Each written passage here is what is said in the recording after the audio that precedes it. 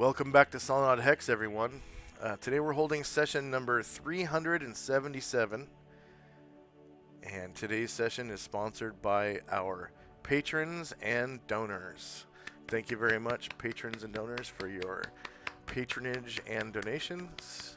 We wouldn't have dynamic lighting without you. Players at this time, if you haven't already done so, go ahead and add 377 points for showing up on time to session number 377, and we will go right back into our dungeon. Is the turn order tracker blank for you guys right now? Yes. Yes. Okay, so they're they are kind of tweaking the turn order tracker right now down at roll 20. I have noticed there is a fix to this bug. If you hit either ascending or descending, it will usually there it goes. Okay, so that's descending, that's ascending. I don't know why that's happening right now. I haven't bothered writing a bug report about it because I'm sure someone else has already caught that. Maybe I'll check the forums later today. Okay, when last we left the Order of the Superior Star, they were in Tentabula, deep Tentabula, genociding the rest of the man scorpions, just to make sure that their infestation is completely wiped out. Uh-oh, where's my map? Don't do this to me, roll 20. There it goes. Okay, whew. It just wasn't loading for a second.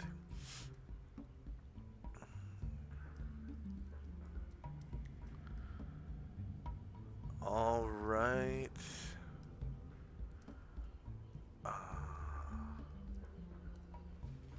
So I just need...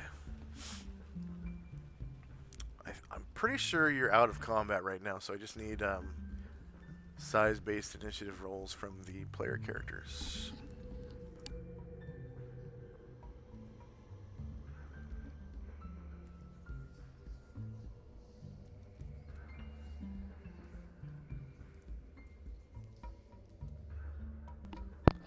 I mean, base size, yeah. Not size-based. So for our viewers and for our newer players not familiar with second edition, originally AD&D was, played with minis, and depending on your character size, you had a different base size for the character. Medium and large creatures had like a 1-inch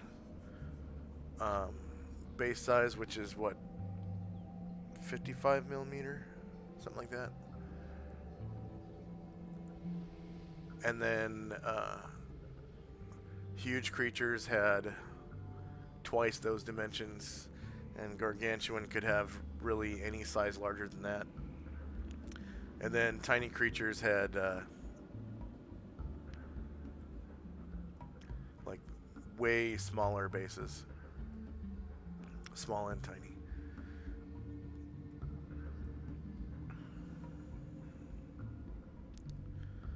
And I'm not sure where Tenzi is at, so...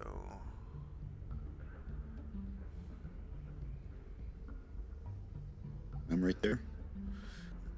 Okay. I'm right outside the man scorpion place by the hinges. And did you roll base size initiative? Yes. Did it come through yet? Just now. Oh, yeah.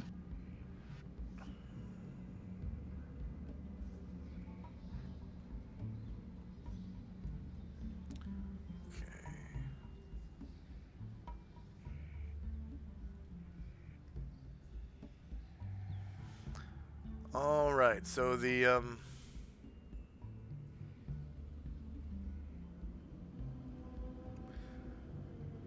ceiling has completely crumbled, and Tintabula is now open to daylight. So I'm just going to straight up turn on daylight mode. So that there. Oh, it is on daylight mode.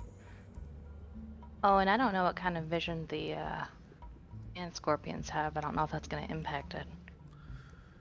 Oh no, they don't have light sensitivity. They actually spend most of their time out in the desert on patrols.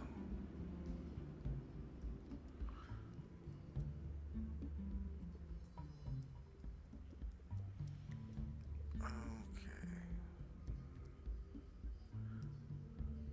I think what I'll do is just I'm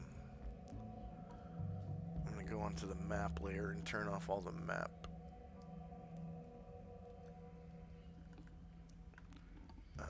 animations.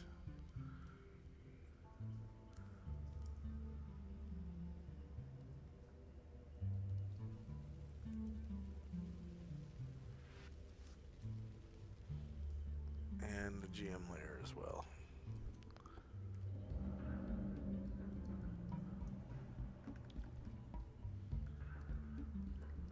That way it's just the PCs.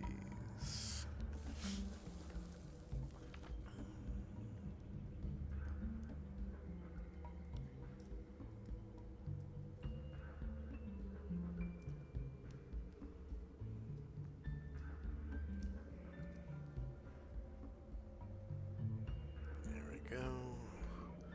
Back to the token layer. And things are still a bit laggy. I'm just gonna go into settings and turn off animation altogether as normal.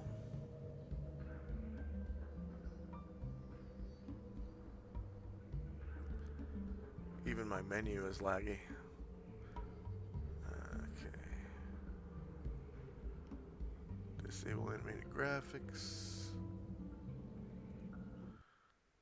And reload.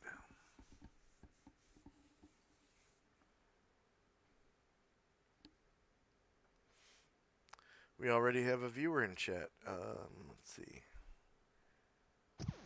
Welcome. Hello.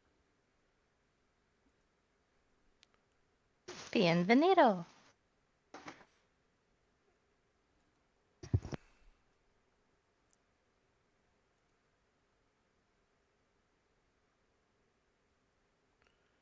Thaco Tuesday, looks like.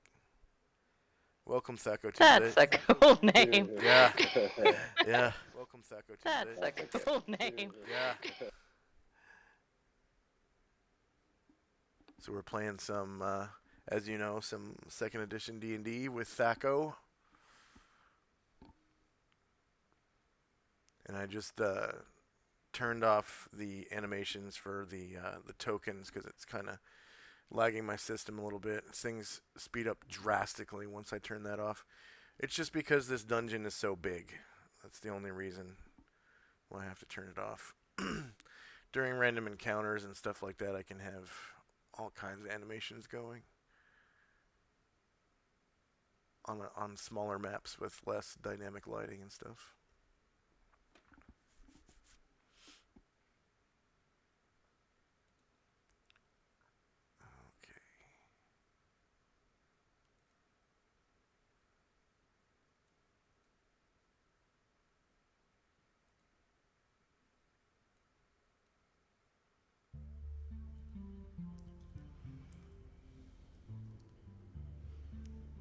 Alright.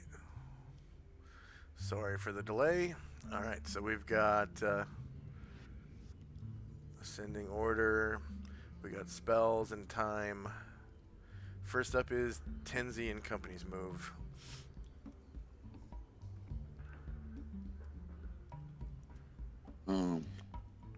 Musashi looks around, seeing no enemies. Looks around, wondering where Tenzi is, and Tenzi being loaded down. We'll walk into the area to see what's going on. sees that his services aren't really required here, but asks Asher if there's more for them to explore. Asher says, well, this was more of a target of opportunity that went a little wrong. But we haven't really explored this far south. We can keep on looking. If we want to swipe it out like Shandrak suggested before. But if we wanted to leave, I think our job is mainly done here. We can put it to a vote, I guess. Okay, He says, Shandrak, what do you think?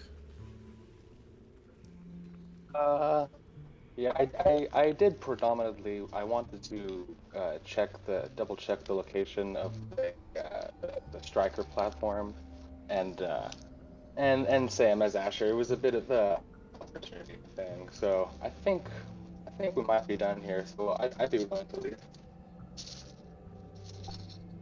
Okay, then let's head out towards the tower, I guess. Asher gives a thumbs up. What's the intention once you guys reach the tower? I think we have the items outside the tower. Yeah, our camels and our loot and stuff are there. And I think we're going. Go ahead. I think Asher was going to have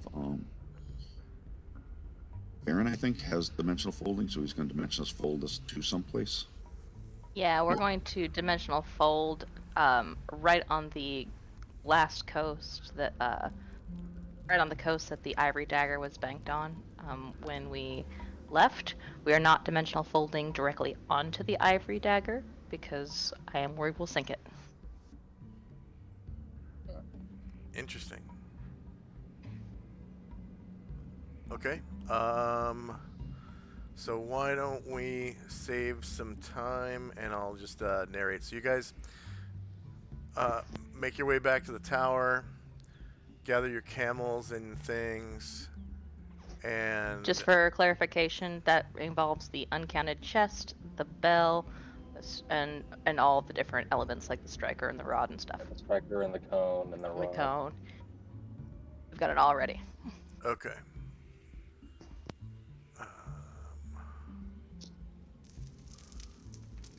And we have all the camels accounted for, right?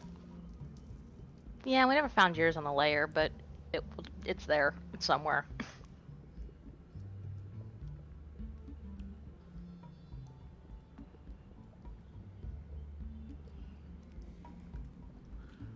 Alright, so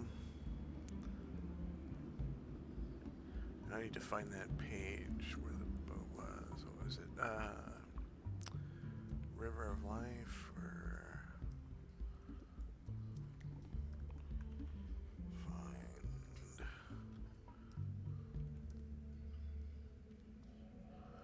Tropical Hills River Bridge.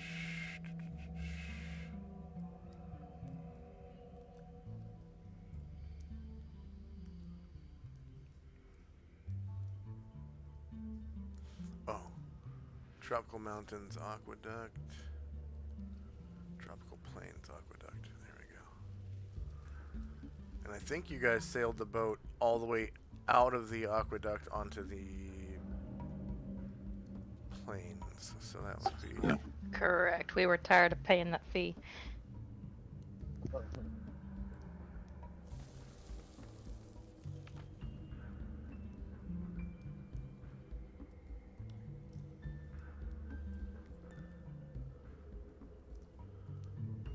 Mountains Aqueduct.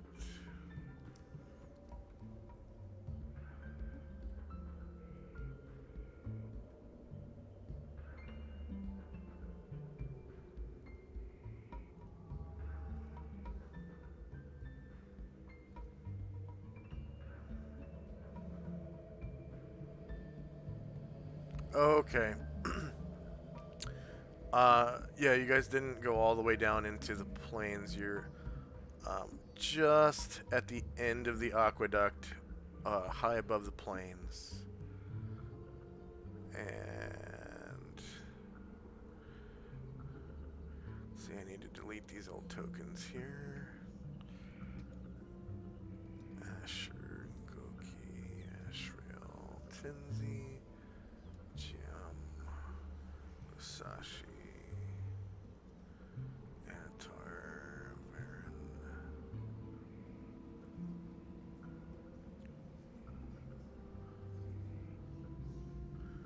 All right.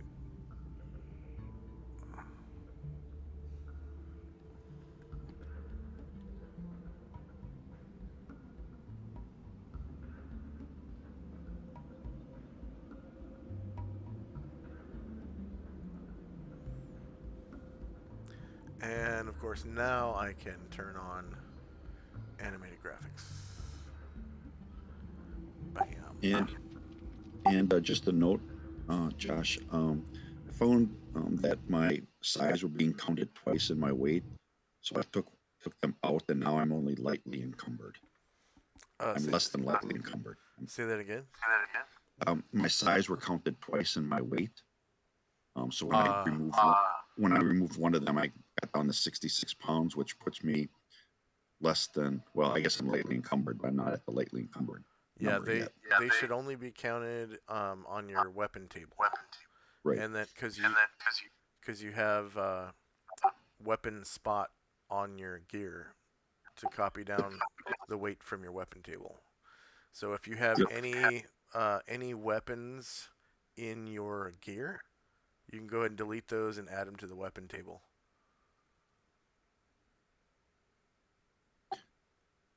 Yeah, I just have a slot in my equipment for the weapon, just saying where I hold them when they're not in my hand. I just have it with no weight there. On gear or the weapon table? Yeah, gear.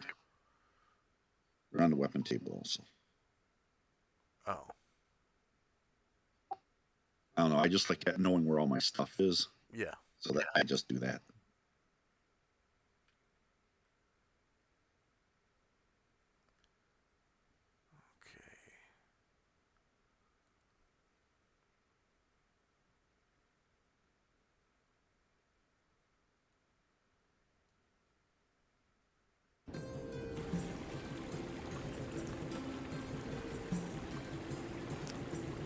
So, the Order of the Superior Star makes it back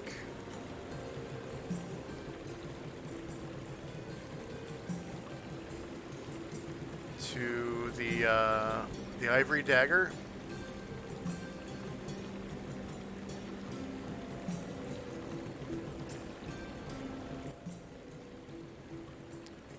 On the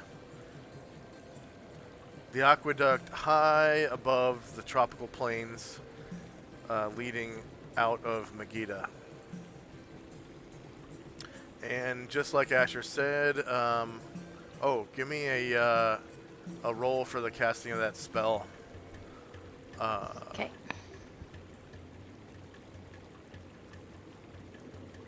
Let me find Varen real quick.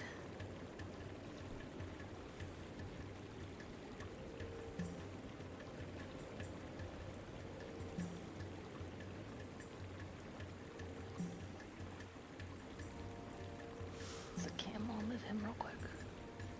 Alright.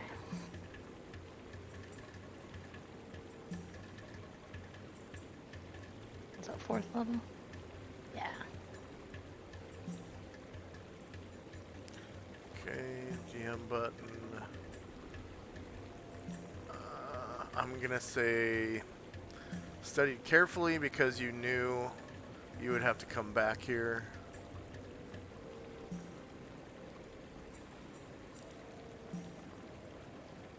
Okay, no one ages.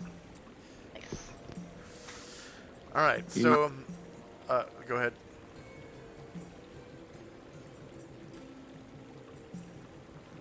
Tenzi, were you gonna say something? No.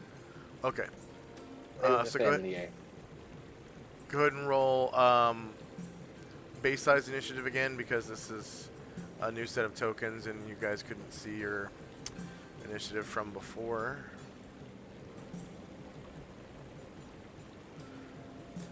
So you guys come out of the dimensional folding and you're standing on the edge of the stone aqueduct, high above the plains. And you guys on the edge, Shandrak there, Sandy and Sunny, kind of like you regain your balance after coming out of the the dimensional folding, and kind of move your foot over and kind of feel a rock that pops out from underneath your foot, and you look over and you see it go pew off the edge, kind of chip off the edge and start falling towards the ground, and it takes quite a long time. Like it disappears before you see it hit the ground. You're that high above the ground. You're actually above the clouds. So real high up. You're essentially on the bank of a man-made river in the sky. That's badass. One hell of a place to go to port. And there's just enough space on this river for ships to get by each other without tangling their rigging and stuff. Just enough. Well, this size ship. Galleons would have a rough time. 2 galleons. Alright, so we've got spells and time. Okay, first up is Asher and Company. Does the Ivory Dagger have a gangplank? Yeah, and actually, Chomdatuetu comes over real fast and slides the gangplank out from behind one of the sides. There's actually 3 of them. Let's see.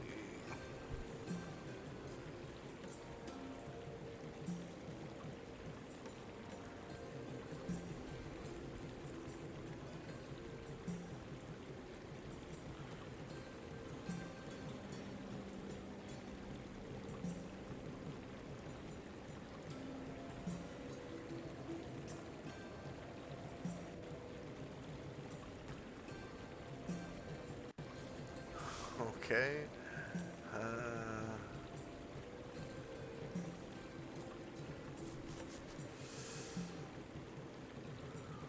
Walk the plank. There we go. Okay. So Asher says, let's start moving ourselves and our things onto the boat slowly and see how it bears the weight. So Brian Druid, you first. You've got the bell. So Brian Druid, with all of his normal weight and the 300 pounds of the bell, is going to cross onto the Ivory Dagger. How's it doing? Pretty good. I come over and wait here, and she says, Anatar, you take the cone. So let me actually move them. All right. Anatar is going to take his weight plus the cone. He's going to come onto the ship. How's it doing? Pretty good. Yeah. And she says, set the cone down and come back for the chest, please. Tinneroth pipes up and he's like, he goes, oh yeah, I'm gonna turn this on.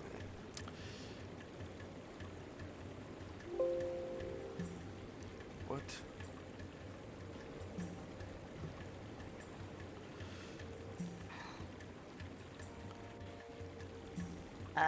My lady, what are you doing? Asher waves a hand and says, we got all of this cool stuff, but some of it's pretty heavy, and I noticed that the last time, after we put all the library books in the ship, I do remember this, that it started to go a little bit low in the water, and I wanted to make sure we weren't putting it in ship in danger. No, of course not. Excellent. All aboard.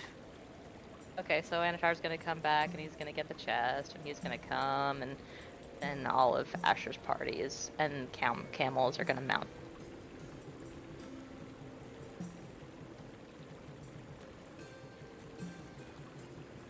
Okay. Camels we stored somewhere in the bottom, right?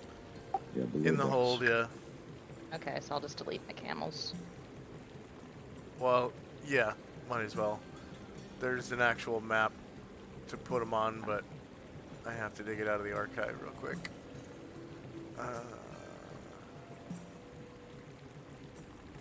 And Asher's gonna take up residence where, actually she's gonna talk to Tenoroth first. It's Tenoroth. Oh, there he is. Yeah, he comes over and Oh, okay. Yeah, he goes back over to the helm. Okay. She'll turn and I'll move characters while she's talking. She says, we had a very successful mission. Oh.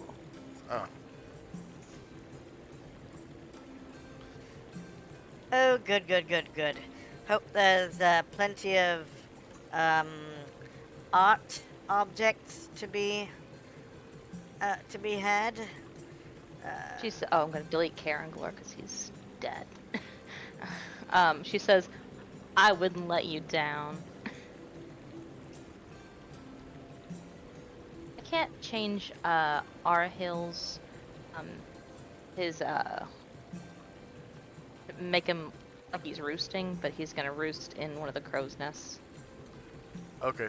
I basically just turn off his animation and then scrunch him down to probably about that big. Thank you. Oh, you just make it size different. I get it. Okay, cool. Yeah, because they have like a 20-foot wingspan or something. Cool. Alright.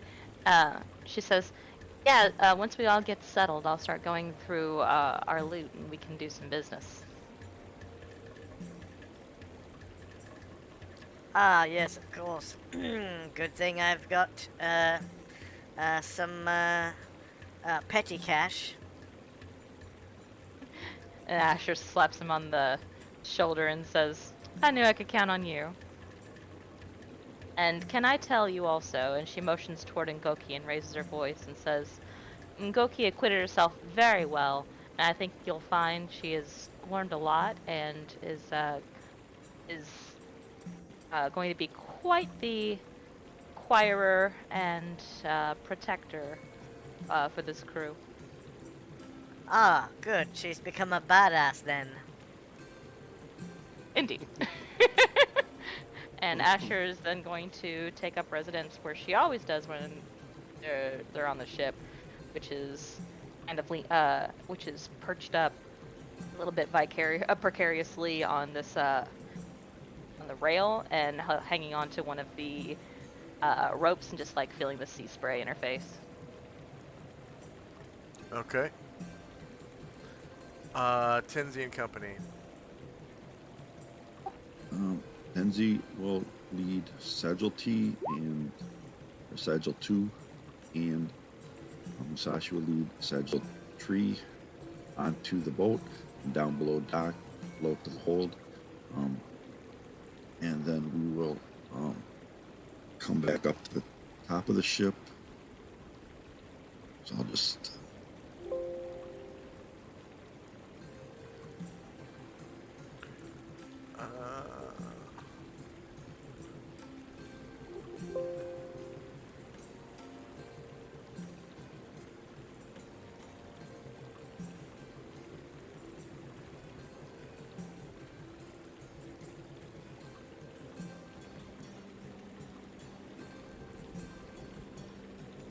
see, Hopefully this is the one.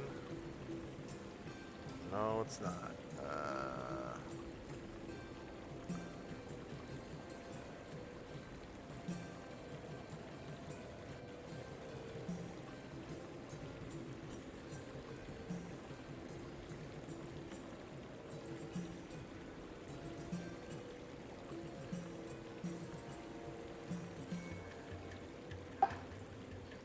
And then Tenzi will come up to Asher and ask if anyone has dibs on the bathtub yet, because I would certainly enjoy a nice bath. Oh, good point. Yeah, you first, and then I'll take turns. It'll be mandatory. And she kind of holds her nose, even though she can't smell anything, 'cause she smells it just as bad.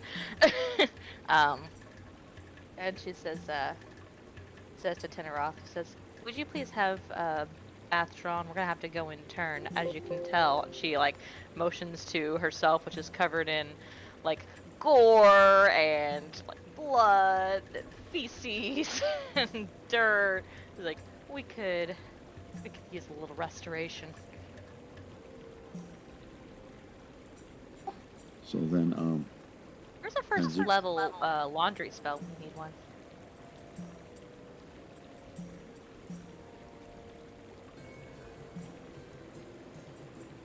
Sorry, go on, Tenzi. Oh, then Tenzi will just go down to the bathtub, prepare to clean himself. There we go. Ships. Alright.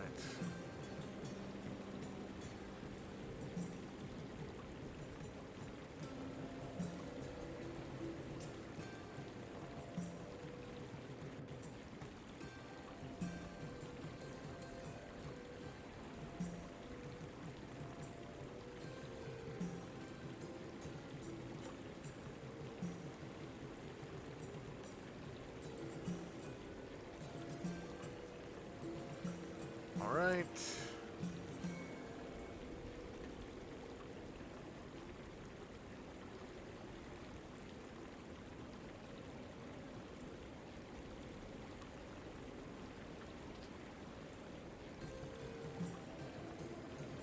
So you make it below decks, right here.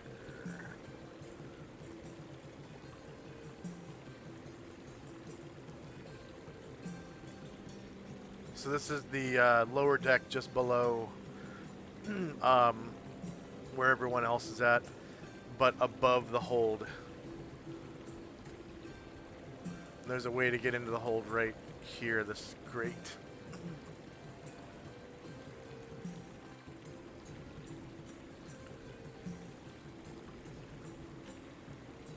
And you make your way into the library slash bathtub room, and there is a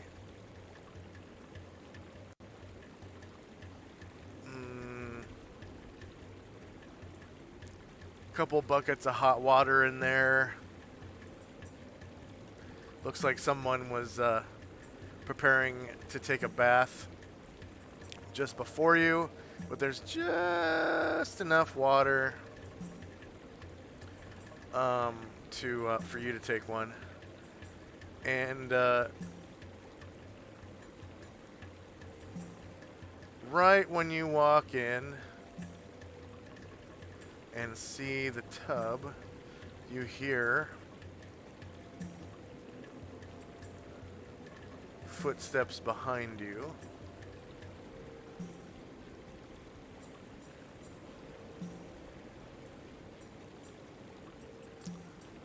And a halfling walks in. A little bitty halfling. Quiet as a mouse, with 2 buckets of piping hot water. This halfling here. And actually, I found out if you, so the image that pops up on your screen, if you click on the 3 buttons, that's like settings or further details or whatever, you can actually full screen the token. if you want, so you can get a really big image of him, and it'll take up most of the screen. He's actually a really, really cute little halfling.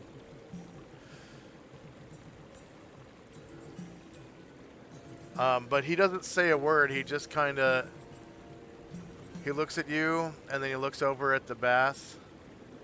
He looks at you, nods his head, and he sets down the two, like 5-gallon buckets of boiling hot water, and walks out of the room.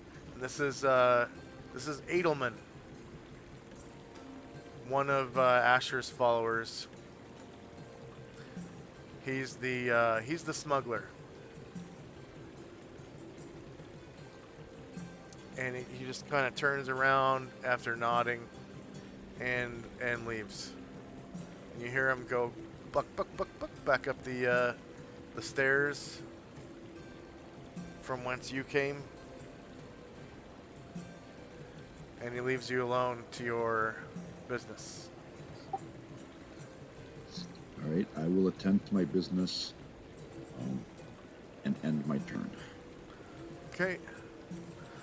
So you slip into the water, and it's nice and hot. There are towels and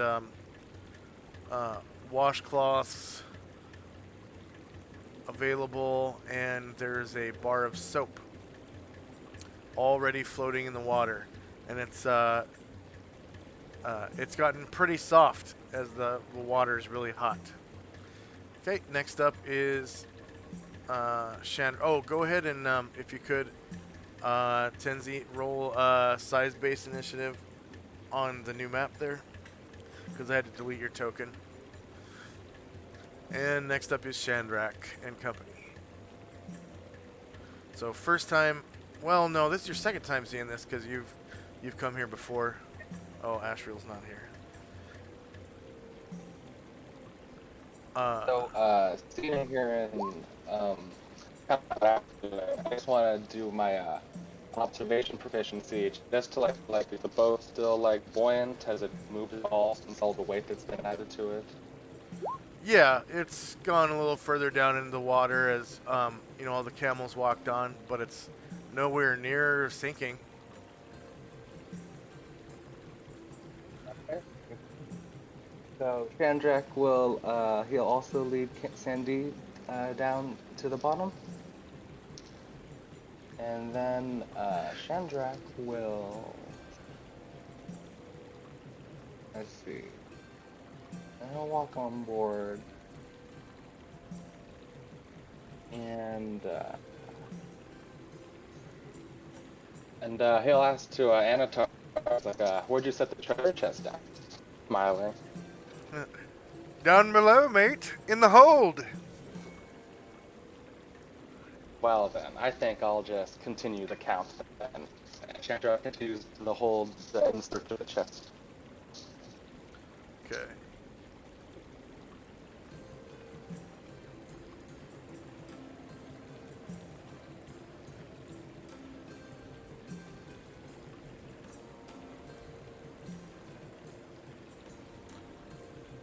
And you go down a couple flights of stairs and make your way into the hold here. All the camels are there. Actually, this pile of books is gone, so I'm going to delete that. And you find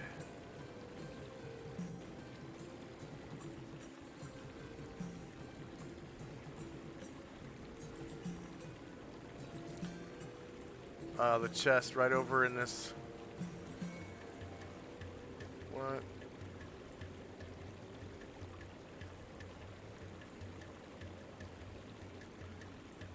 Right over in this corner. No, and I can't. Okay. Right over in this corner here.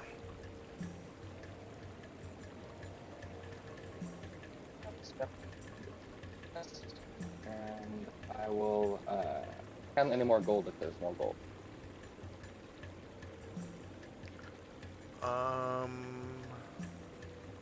Was that 500 before, I think? That's my count.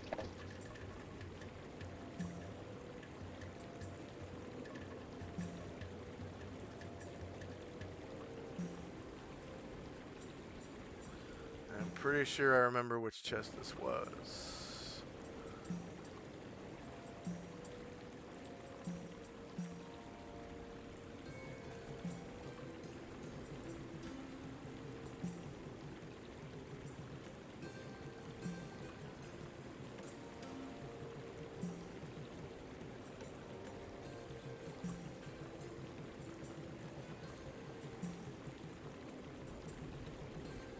There it is.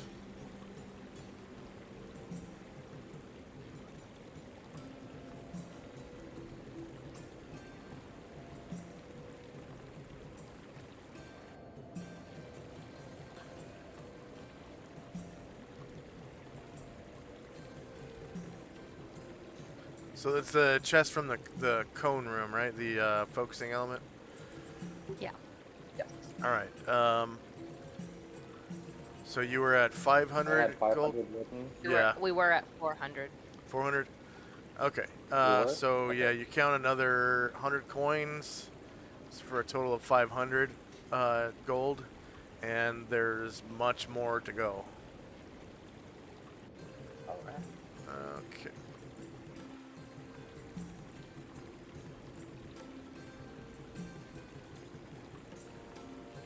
So spells, time.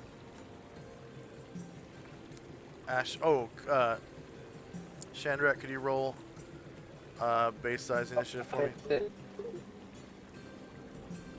You did on the first map, but I deleted your token and then put you on the second map, and now you have to roll again. Right. Okay, 8.51. Okay, so you are up first this round. Are you continuing to count? Yeah. Okay, so you're Yes, I at am. 600. Anything else for you and your company? Nope. All right, Asher and company. Alright, so Asher is going to talk to Teneroth and kind of give him a rundown of their plans. She says, so tonight we plan to rest, bathe, prepare ourselves. I'll sell some art objects to you, and then tonight, and then tomorrow, we head off to, God, what's the name of that city again? Gronar? Mingdao? Mingdao. And tomorrow we head off to Mingdao. Tenzi knows where that is, and then we get to ask in the adoration of all the people who are so glad that we got that temple thing back. And Tinneroth nods and he says, Ah, Mingdao. Yes. So that's in the mountains of Adria. Rather close to Gronar. Shall I set sail for Gronar and meet you there in a few weeks? That sounds like a great idea. We can portal back there when we're done, and you can do whatever business you need to do there. Yes. So I'll have to sail around the southern coast of Adria, obviously, and then sail north through the Gaul Channel and around to the north side of central Panoplia, past Aquabelia, and up the Spoot River all the way to Grona. Should take perhaps a few weeks. That's fine. After our long journey, I'm sure we could all do with a few weeks and staying at a Gronar Inn, eating our fill.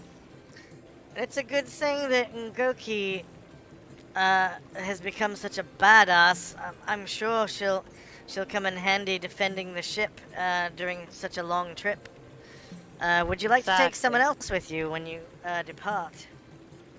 So out of character, Josh, I am not entirely clear that I understand the effect of guns on just regular party activities. So if someone like shoots a gun, does that mean that we could provoke any kind of random encounter, or just like if there's a monster close by, they might be like, "Oh, that's a gun, I'm coming." So any kind of loud noise provokes a dungeon check. Usually dungeon checks are a 10% chance. Sometimes I will increase the chances to 20 or 30% depending on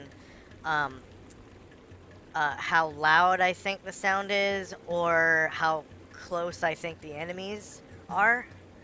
But usually it's just a 10% check. So, Okay, and I'm it's trying to get a any, sense of like the cost reward. it's any loud noise. So a lightning bolt spell, a fireball spell, slamming a door,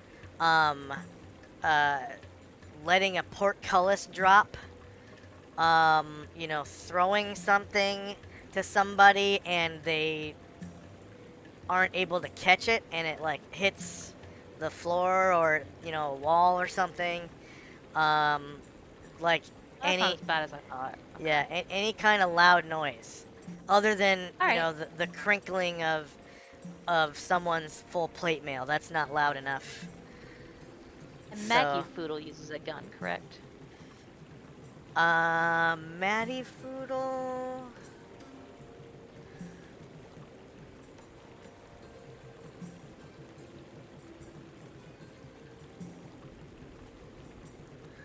She is a mouse burglar. She uses a short bow and a sling. Oh, my bad. I'm looking. Hold on, let me look at my followers. One of them uses a gun. It seems pretty cool. Cotterbill does. This guy. Alright. So she says, I think I'll take Cotterbill this time. And, Tinneroth whistles the Cotterbill. And he comes down, out of the, rigging on the foremast. And he just kind of scoodles along at his movement rate 6, because he's a little halfling. And he comes over.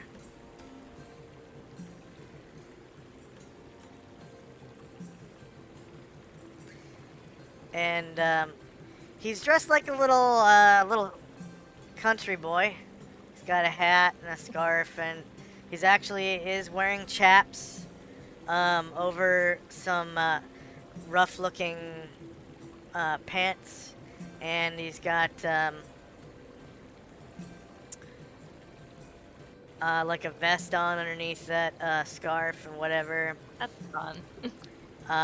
He's got brown hair, and it says this little rube is one tough-looking hombre and toting 2 belt pistols to boot. Cotterbill wears a drover's hat with a band full of crocodile teeth and a handkerchief and poncho which usually obscure his face and a small backpack. And you can see underneath his poncho, not scarf, that he actually has a Bowie knife. So 2 belt pistols and cool. a Bowie knife. So he's kind of like a little cowboy, Crocodile Dundee. And he goes, what's up, boss? And Asher tries to mimic, and she says, I'm thinking you and I should take this act on the road. Oh, yeah. I like to get down the road sometimes. Oh, Just sorry. slaps him on My the voice back. changer was on the whole time, wasn't it? It was, but I thought you were going to turn back to Tenoroth any minute, so I didn't worry about it. Yeah, he does have a high-pitched voice like Tinneroth, though. And he says, Oh, yeah. Sometimes I like to get on down the road. Would be nice to get off this boat a little bit. Asher says, I've got just the job for you. We're heading to a city I've never even seen before, and there's no telling what kind of dangers we might encounter. Well, shine my buckle. I'm all about danger, ma'am. And she gives him an approving smile. And he looks up at you and gives you a thumbs up. And you now have control of Cotterbill. Let's see. All players' journals. Editing controlled by Asher. Save changes. And show to players. Oh, he's cute. Yeah, his charisma is above average. He is a very likable person, as you can tell just by the little bit of interaction you've had with him. He's real dexterous. He actually, he's got these 2 loaded belt pistols that he's constantly doing gunplay with. He pulls them out, he draws his right pistol and points it at something, and then kind of tips it back, and then spins it around forward, and then backward, and then back into the holster, and he does the same thing with the other one, and he just goes back and forth with them as he's kind of idle. Sometimes he pulls out that little Bowie knife and sharpens it with a whetstone. And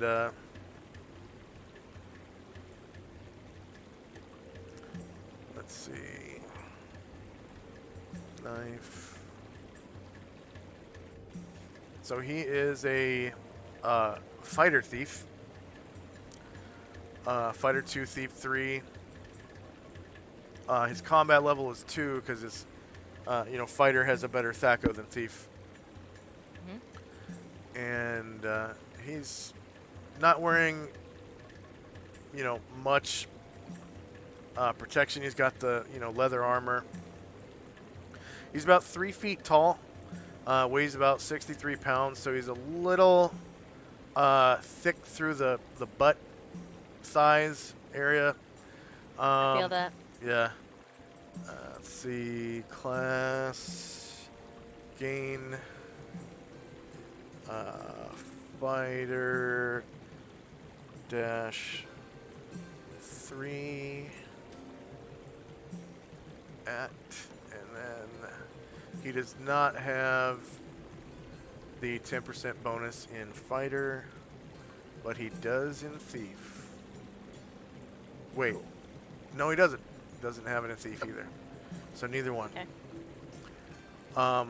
He's more of a generally good stats character than a super good stats and super low stats. Copy. Paste. Gain.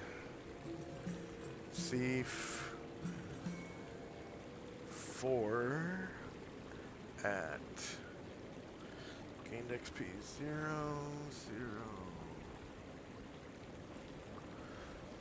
0. And he's currently at exactly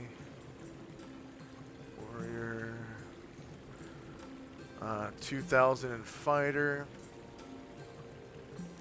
and 2,500. Or no, I'm sorry, 2,500 in both.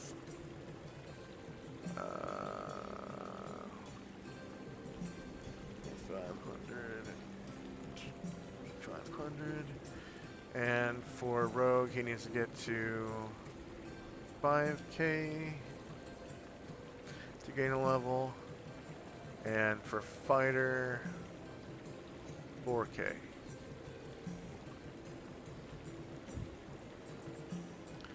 And then you can fill in his proficiencies. Okay. As well as his thief skills. Including race. Because I did not do his halfling race stuff. He is a tall fellow, so he is more like an elf than normal halflings from from Tolkien.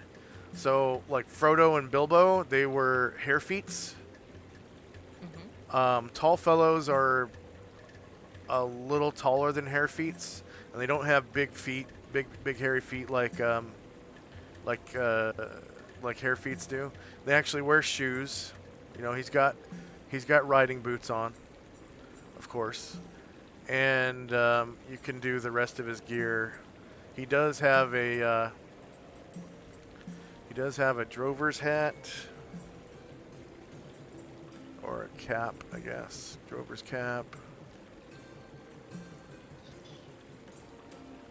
Riding boots. That's funny. We were writing the same thing at the same time.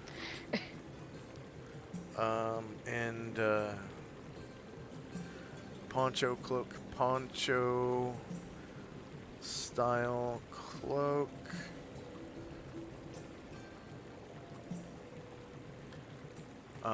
He wears a tunic and a vest and denim breeches.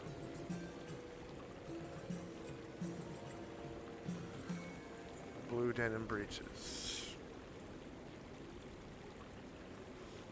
And then the rest of his gear, you can take care of. He has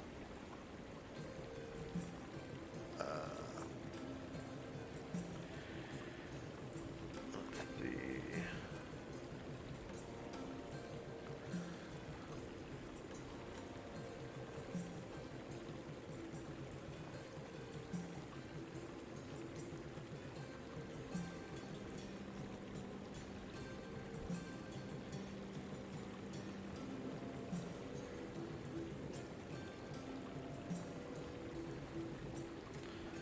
Love the idea that sometime, like years from now, the whole boat's gonna be populated by like moderately powerful NPCs yeah. or hench people. The safest place to be. He has 10d4 times 10 GP. So go ahead and roll 10d4. And that's how much he has to spend on his gear, other than his 2 belt pistols, Bowie knife, and the clothes that I mentioned earlier.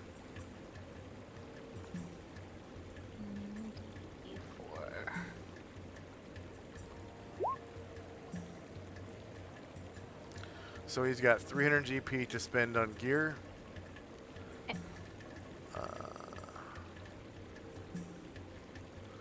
So I'll just put that in his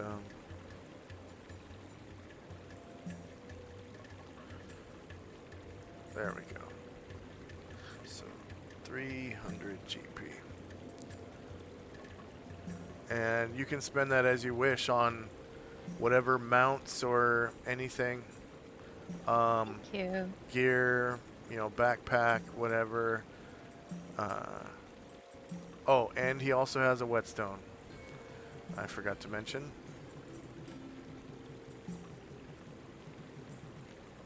And I think a whetstone is like 1 pound or something.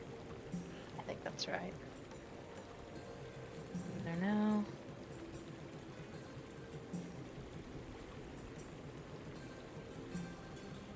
And you can also fill out his non-weapon proficiencies. Oh, and the rest of his weapon proficiencies as well. He is proficient with flintlocks and the knife so far.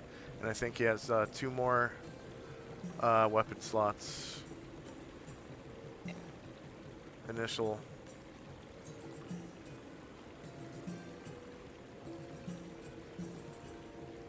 How many non-weapon proficiencies? He has 3 plus his number of languages. What's his native language? Which is 2. Halfling is his native language. I use one on common. Yeah. And his native language is not free either, because we use the optional rule for intelligence slots. So both of those would pretty much be taken up. And he's got 3 more from fighter. And every 3rd level he gets 1 of each, just like a fighter. Every 3rd fighter level, that is. Okay, any questions about him? So it sounds like he's ambidextrous. Is that going to be a non-weapon proficiency? Oh, that actually is a weapon proficiency. So Weapon proficiency. ambidexterity. And I'm pretty sure that costs 1, but I will check. Combat and tactics. Weapon specialization, special talents, and ambidexterity. It is 1 slot, fortunately. Yep. And then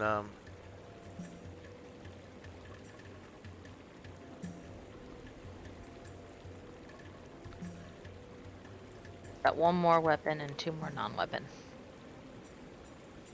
yeah. I'll think on it while somebody else takes their turn. Probably gonna want 2-weapon fighting style if he has 2 pistols. Yeah.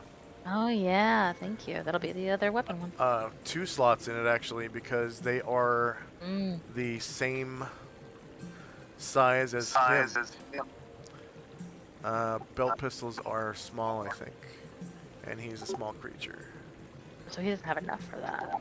Well, do you allow He gets fighters a to use weapons Crossover as a fighter. Yeah. you let fighters use non-weapon proficiencies for weapons? They get a crossover, yeah. Okay, so I can drop a non-weapon and take that. You can actually use a non-weapon slot as a weapon slot because he's part fighter. Okay, so 2-handed proficiency. 2-handed weapon style with 2 slots. Weapon Yeah. style. Yeah. Or no, not 2-handed, but 2 weapon style. Weapon style. Yeah. Just pretend I know how to play D&D. I'm glad I have you guys. As I'll put 1 on weapon and 1 on non-weapon.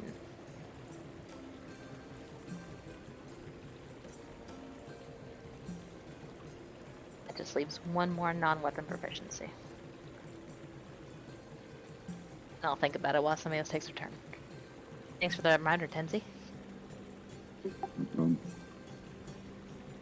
He would probably be really good at doing dexterity proficiencies or constitution proficiencies or charisma proficiencies, but that's all up to I'll you. look those up. Yeah. Yeah, no, good reminder. And he gets I always to forget sometimes. He gets to choose from general, warrior, or thief. And the ones from the fighter's handbook are valid, as well as the ranger's handbook, paladin's handbook, and the thief's handbook, and also technically the bard's handbook. So you have a lot You can do to like choose bard from. stuff? Well, bards are rogues, so all of their Oh. proficiencies are rogue proficiencies. Oh my god, what if he sang like campfire songs? Singing is general, and it is based on charisma.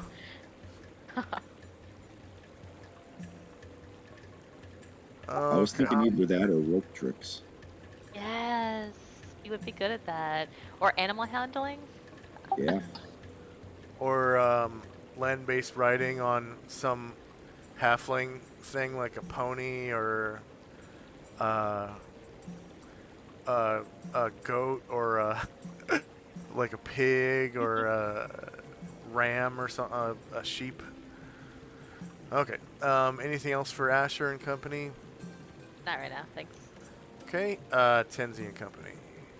Tenzi will continue to lounge in the hot water as long as it's hot and bathe himself. Musashi will go to Penroth and ask Sir, do you know if there's any uncured leather on board that I could possibly use to make a backpack?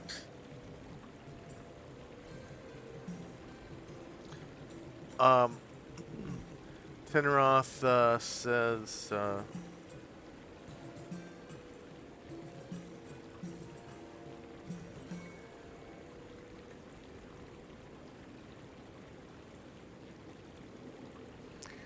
Uncured leather. I don't know of any, but your friend Asher here has informed me that soon you'll be in a city where you could possibly just buy a backpack. Yes, but I wanted to practice my skills at leatherworking, and while we Oh. while we were idle here.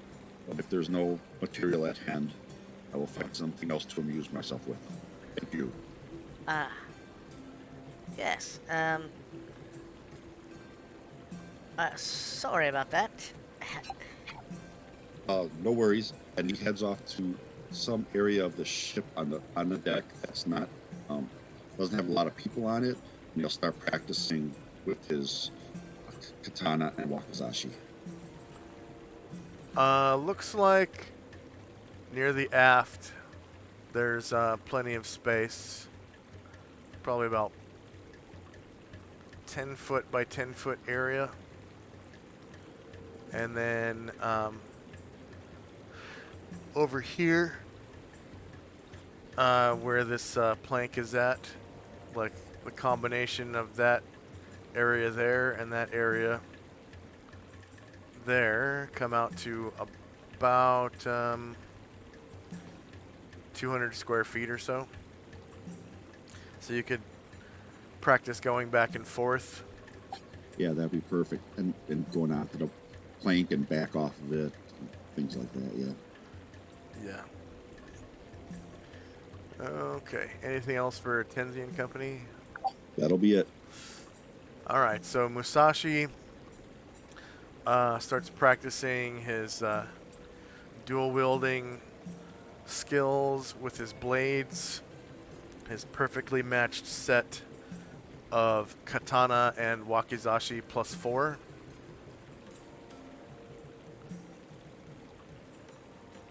All right. End of round. And Shandrak and Company's move. Still counting? Yep. Keep up the count. What were we at before? 600? Yes. All right, so 700 and lots more to go. Looks like a little bit of help would be nice, or a little bit of time skip and narration. Sure. Was there anything that anyone else wanted to do right now? Asher, after this, is going to go and send her people and herself to help count the loot. I did decide that the last non-weapon proficiency that for Bill is going to be musical instrument guitar. Nice. Okay. And I think musical instrument is listed on equipment as Rogue. well. Okay, so I'll buy him one of those. And other than that, they're just going to use the time skip to bathe and turn and wash their clothes in the sea. Okay, so you'll have to do your own homework on purchasing his equipment. But yeah, that's pretty do cool that he can play guitar. All right. Yeah, like Ryer played guitar, didn't he? That's something, some string thing. I think it might have been a guitar. Yeah. Okay. So, did you guys want to kind of fast forward to where you were going to open your dimensional folding tomorrow? Yeah, that's good with me. Okay. Yeah. Okay. I just gotta refresh my spells and I'll be good to go. And I think My mages are going to each memorize and identify, so let me arrange that too. Okay. And as soon as you leave, Tinneroth. Well, actually, today Tinneroth sets sail for Gronar. Oh, and I need to do a little business with Tenoroth real quick. Yeah, selling the art items. Yep, so let me settle down and look at what I got on each of the camels.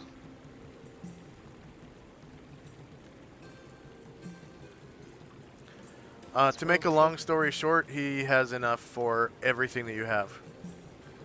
Cool. He has enough gold for everything you have. And So I'm just going through each of the camels and telling them what we bought. anyone with a rogue class, do remember to add 2 experience points for every GP value of treasure obtained. So this these art objects haven't been counted yet towards your experience bonus because they had to be like appraised and sold first. But as soon as you get that GP value, record your gold, obviously, and then take that number, multiply it by 2, and you get that much experience points as a bonus. So you might gain another level from today. Asher and Cotterbill probably will if once his share of yours is divvied up. Yep. So she is going. Where's my phone? I use it for a calculator.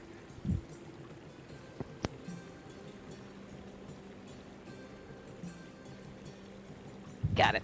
Alright, we'll start with a small chainmail, regular chainmail that came out of the, from Southern Tintabula, from the Southern Platform treasure in Tintabula, so that came off of that platform treasure. Small sized? Yep. And you're just selling it rather than give it to Cotterbill or somebody? Well, he's a thief, so he doesn't do really good in chainmail, does he? I mean, he can wear it. It would encumber him, not encumber him, but inhibit his thief skills. But Okay. you can go over 100% on thief skills. Okay, never mind. We'll hang on to that if you guys don't care. Yeah, go ahead. Alright. And you have You have other halflings too that you could give it to. There's Maddie Foodle, Lilybill, Edelman. I think that's it for the halflings. And Okay. Maddie Foodle's a gnome, but she's still small sized. She is a mouse burglar. Lilybill is a trader. So that's a fighter thief. Edelman is a smuggler, and so that's just straight thief. And then Cotterbill is the fighter thief. I think he's also a trader. Yeah, he's a trader. Fighter thief. So all of them can use it. It'll just, inhibit their Okay. thief skills. But if Cotterbill, if you just wanted to use him for, just 2 skills, you could pump those up over 100%.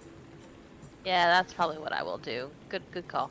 Alright, we also have a large plate mail faint enchantment from the platform treasure in Tintabula. I don't have any large characters, so unless somebody disagrees, I say we just sell it. Yeah. Yeah.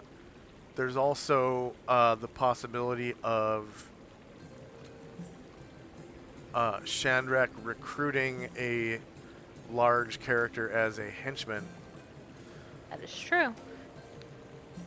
We wouldn't be sorry to have it done. I don't know his plans. So Asher asked Shandrak, she's like, eh?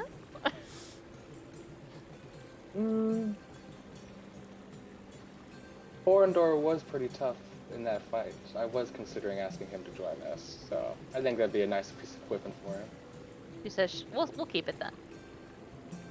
Have medium field plate dim magic from the platform treasure in Tentabula. Do we know of anyone who might want that? Can Say that again? Jim? What was that? Can Jim wear? He can wear. Does he wear? Let's see.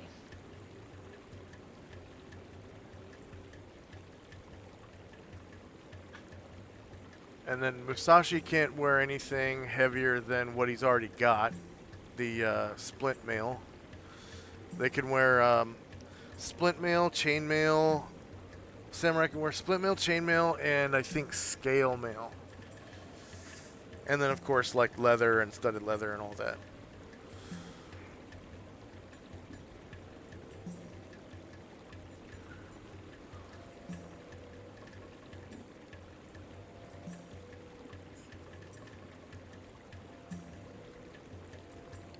He's currently wearing chainmail +2. So you would get a big old AC boost, but your saving throws would be down by 1, so you'd have +3 instead of +4. Oh Okay, wow, that's his not bad. saving throws have been adjusted. And it would take your AC to like negative more. Never mind, we'll keep that then. Field plate is AC 1 on its own, and it's field plate +1, so that's AC 0. I'm thinking we'll want to keep that helmet with strong divination magic. We have a katana +2. I think I'm gonna want to keep that. Yeah, Musashi will take it as a spare just in case something happens to his other one. That's So I okay. am getting it off of Frumpy's inventory then, if you'll put it on Musashi's inventory. Yep. From the platform treasure in Tentabula. Southern platform. Okay, so priests of Hera can wear any armor, That is pretty cool. but their weapons, they're limited to club, cudgel, and staff, which cudgel is a club. Yeah. Right. Halberd of overwhelming. I'm thinking we'll keep that. Small figurine of Serpentine Owl. I think actually Calamar had that. The what? Deleting that. A figurine of a Serpentine Owl. Yeah, Calamar had that. Deleting that.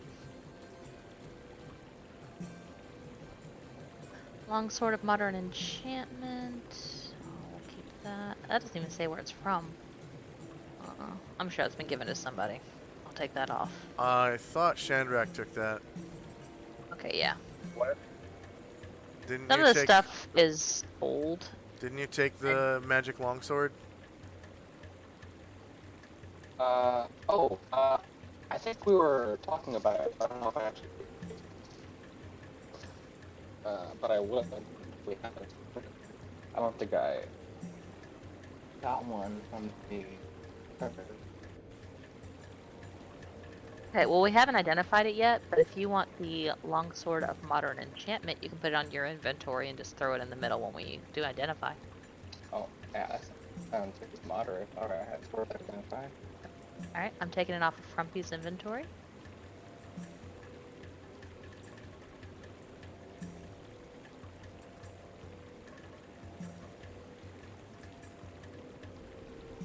Dagger of exquisite quality, I'm definitely gonna want to give that to one of my people or Shandrak. Medium shield of exceptional, I say we keep that. There's a belt pouch with 2 potions, keep that. Longsword of exquisite quality, dim enchantment, keep that. 2 javelins of exquisite quality, keep that.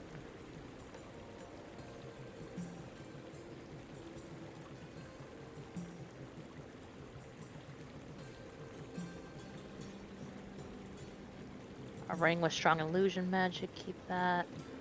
Long spear, exquisite. Doesn't say it's. Well, maybe we just didn't do magic on it. Keep that, keep that. Alright. There is a crystal bowl, a backpack with a crystal bowl in it. So I want to sell him a crystal bowl.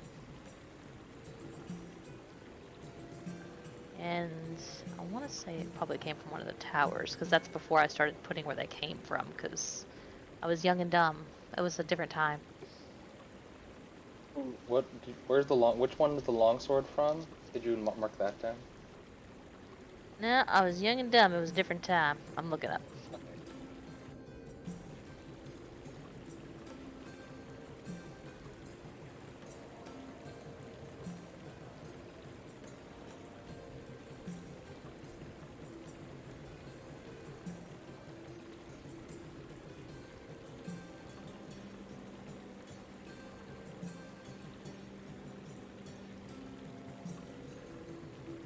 What kind of magic did I tell you it had? Moderate. Okay.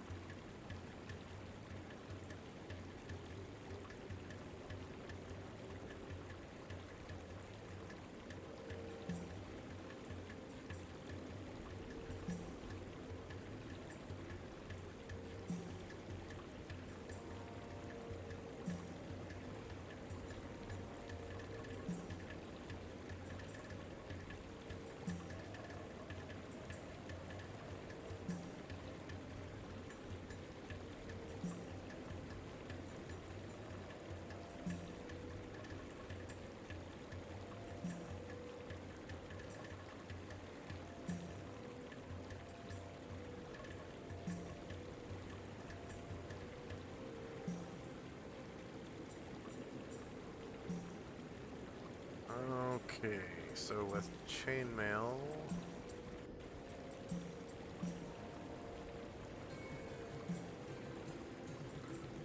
minus 25 to pickpockets, minus 10 to open locks,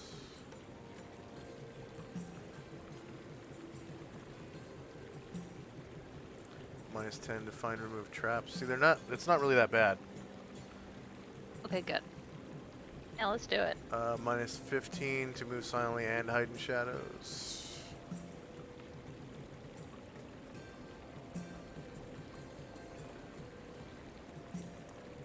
And then minus 5 to detect noise, which was his racial bonus, was plus 5.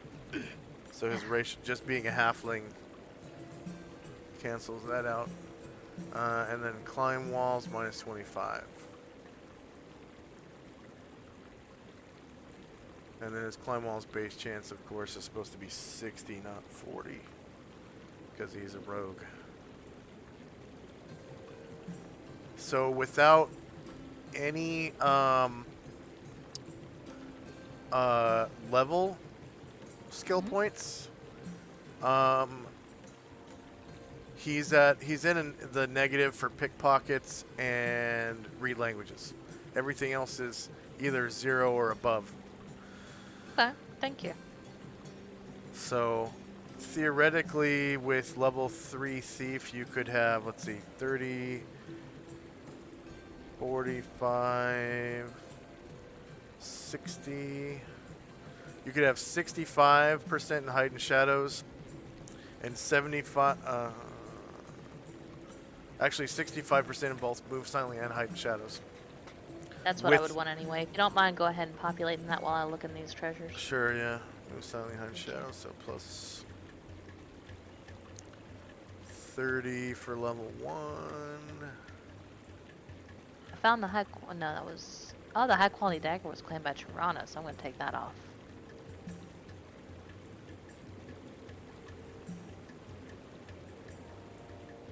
That was high quality, not exquisite. And then don't forget to record his chainmail. What was it? +2 or Email. the small chainmail?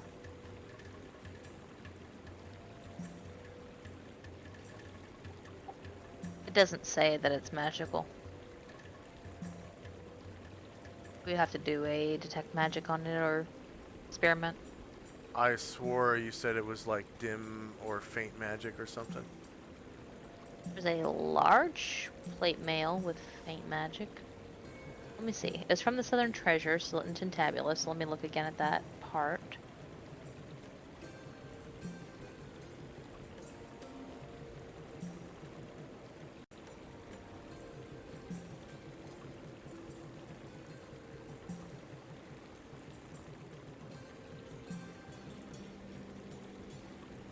You're right, it is faint. Enchantment. So faint is +2.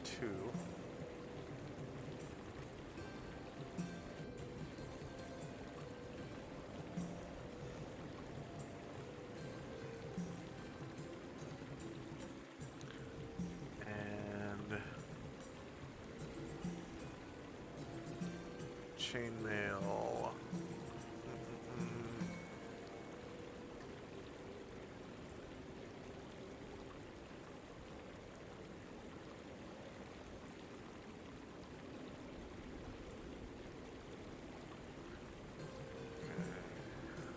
Chainmail.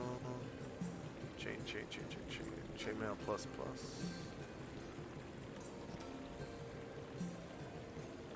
Depending on the period, these armor types may only be available as pieces. Okay. So chainmail, the whole suit gives you 5 AC points. So that brings AC down to 5, and then if it's +2, they give you AC 3. Oh, I think I found your sword, Shandrak. I told you it was faint enchantment magic or moderate. Is it moderate? Ah, damn it. Never mind. Still looking.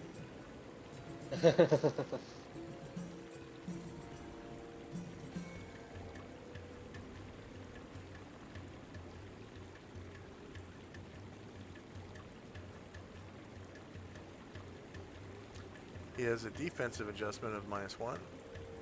So that brings his armor class down to 2. Surprised would be 3. And shieldless is 2 because he's always shieldless. Yeah. And then it's chainmail +2, so he gets +2 to his saves.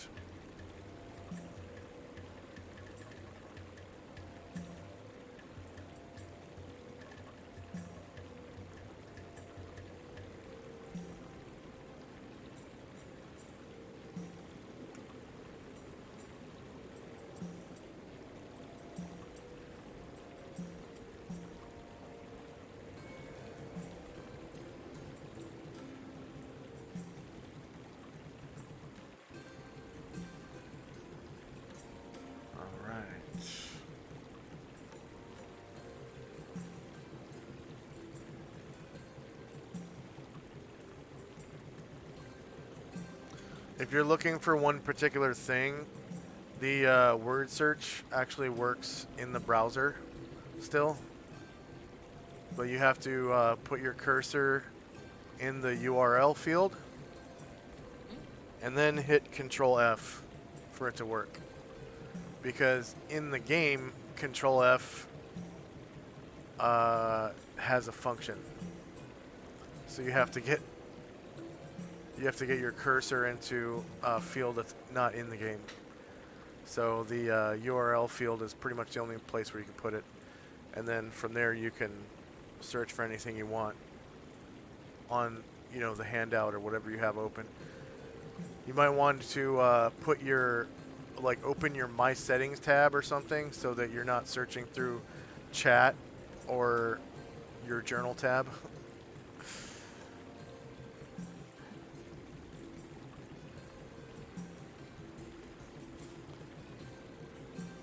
Okay. So while you're doing that upkeep, I will take you to you. Adria is where you were going, right? Yeah. Yes. Mingdao. Yeah. Yep. Mingdao.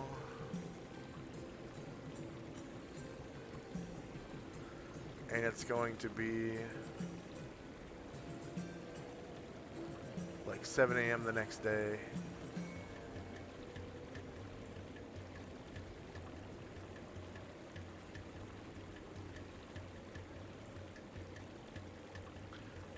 So I'll set up that scene.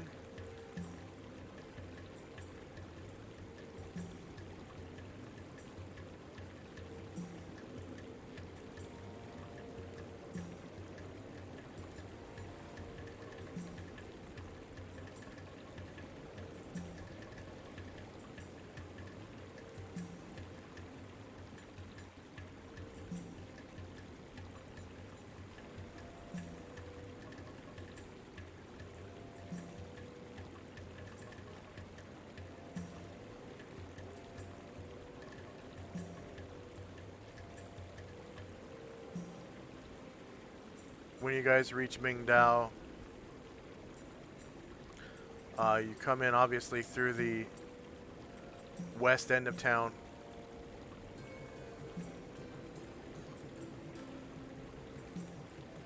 And make your way to the Wonder.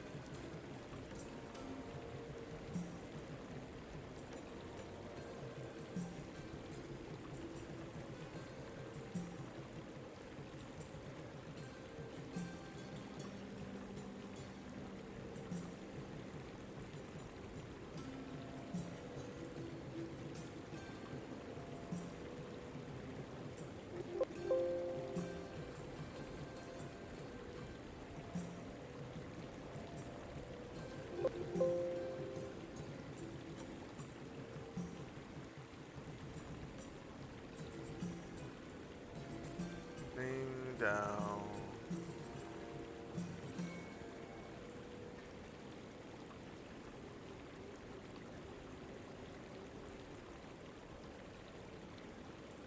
There we go.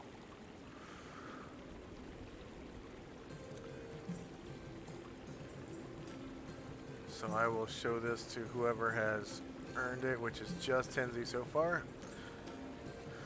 So you make your way to Mingdao, which is a mountainous Adrian town, nestled high up in the Barricade Mountains. Mingdao is the most important religious center for Tao, the way of Lao Tzu, in all the Empire of Adria. Its buildings are built mostly of stone, as it rests high above the timberline within the mountain range. Mingdao is also a border town and tourist attraction. People come to Mingdao from all over Adria to see not only the wonder of the dawn, but also the artifacts imported here from the continent of Panoplia in the west. The people of Panoplia are said to be very barbaric and strange, and that most of them are not able to read. People also come to Mingdao from Panoplia to trade.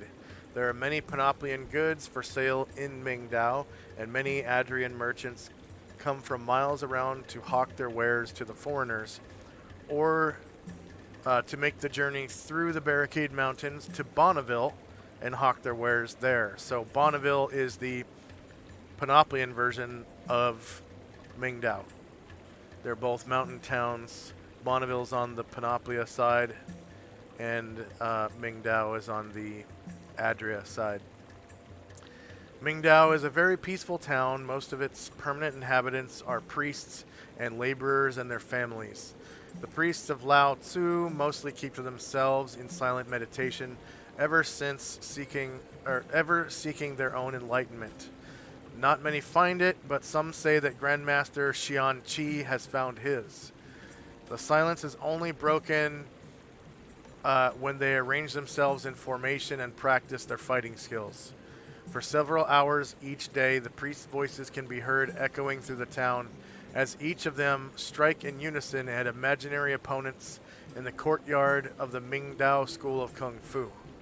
They believe that their own greatest enemy is, of course, themselves.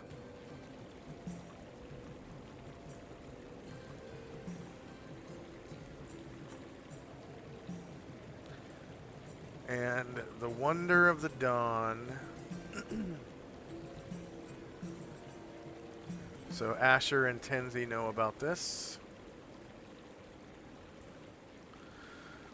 The Wonder of the Dawn is the fabled birthplace of the Empress Ushas in Mingdao. It is said that the Wonder of the Dawn connects Ushas to this world, and if she were to die, she will be reborn anew from the Wonder for as long as it remains in touch with the rising sun. The Wonder of the Dawn was once stolen from the city of Mingdao through the use of the artifact known as the Bell of Ultimate Balance. It is said the bell lay lost in the sunken city of Tenabula, hidden deep within the Red Desert south of the land of Nod. The Wonder of the Dawn, being an artifact itself, contains the power to locate any creature hidden from scrying anywhere in the prime material plane through the use of psionic energy to power its sun crystals and operate the apparatus located in its west wing. So Amber has been through that adventure and probably remembers well. Hmm? Okay. So, time now is going to be 7 a.m. June the 24th, and Asriel will return in 23 minutes.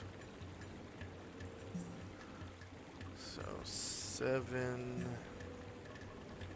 a.m. June the 25th. 11 AE 5. For our viewers and newest player, 11 AE 5 is a reference to the 5th eon and the 11th year of it. The 5th eon is the eon of adventure, so that's the eon during which player characters have begun adventuring in the Solynod Hex. So this is the 11th year of actual gameplay.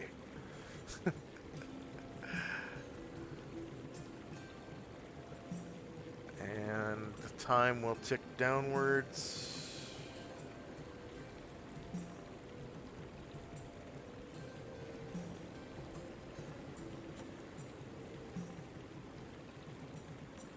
Okay, I apologize, Shandrak, but I've looked through every treasure for the last year and a half, and I'm not seeing that longsword, so I'm assuming it didn't get recorded or somebody claimed it. So I apologize. I have to remove Didn't you that. say that there was another one though? Like, I don't know, faint one or something that you found? Or That was one, that there was one that went to Caranglor. If you had Okay. tried to take it off of Caranglor's body, I guess Asher wouldn't have stopped you. She's a practical woman. A longsword that went to Caranglor?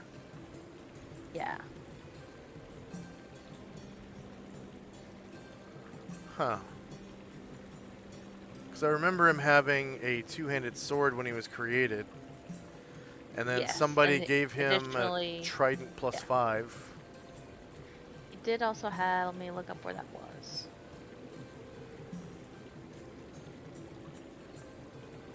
Well, it'd be pretty gauche to take it since, I don't know, things might change. I can't remember why he had it, but it was on And- the thing. Shandrak, you didn't write any notes on where you got it from. Oh no, this is the longsword.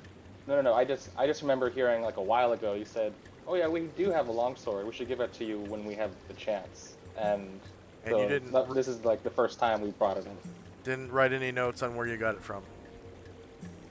Well, no, they didn't give it to me at the time. This is when we're actually bringing it up now. don't. So It's mentioned that they had it. no but, character gave like, it to there was no you. discussion on Nothing. getting it to me.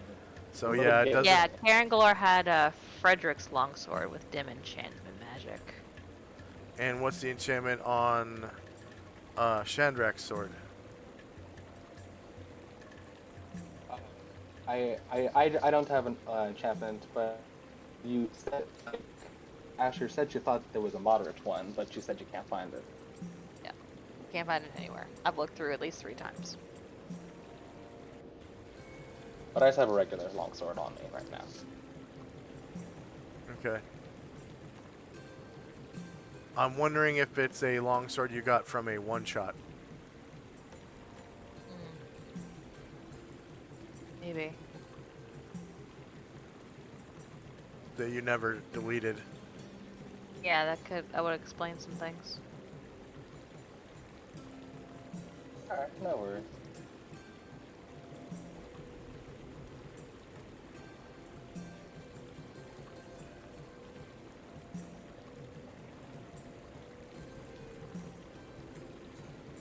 Yeah, even your weapon table just says longsword, not anything about a magic sword. Well, he's saying he never had the sword. He just heard us talk. Yeah, I was never actually Sword. given it. We talked about it, but the characters were like, you know, our player characters were far away from where the equipment was, and like Yeah. out of character, we like said, oh yeah, we actually do have a sword. We should get on that when we get to the equipment next. And after looking through the several most recent treasure hoards, I'm not seeing anything that aligns with that.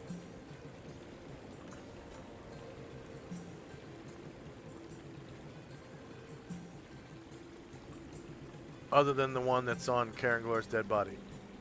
Correct.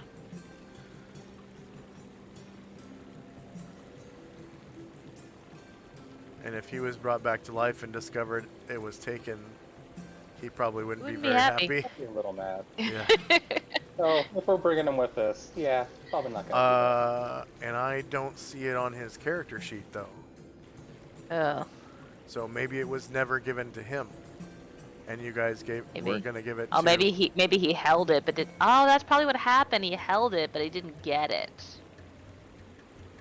Okay, and then I put it on the Well, it's not even on his Camel. sheet. Yeah, I think he was holding it, and then I moved it to the camel on the sheet. I moved it to the camel's inventory, from Caranglor's inventory, but I never moved it on the treasure hoard. That would explain a lot, because why would he even need that longsword when he had the two-handed? He would never use it.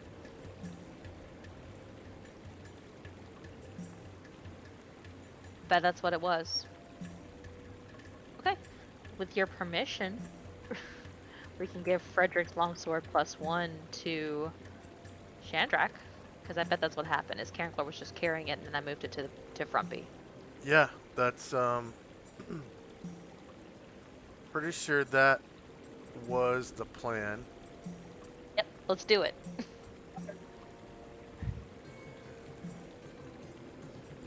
I just could have sworn I heard something a little bit more powerful than +1.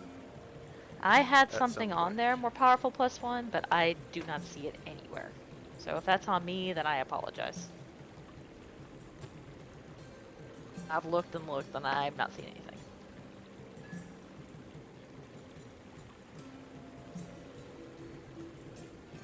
And it would have been something that the group got before coming to Aperciba, because I don't recall rolling long swords in Aperciba. They would have been Yeah. Like a halberd or something. long swords would have been a Tulwar. Yeah, I've looked everything from Ilsensi on.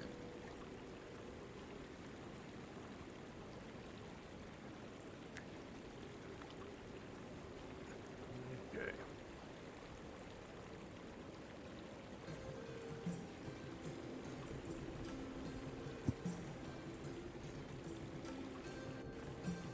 All right. When I add the longsword +1, do I put the +1 on damage adjustment, or what do I put? Both damage adjustment and to Okay. hit.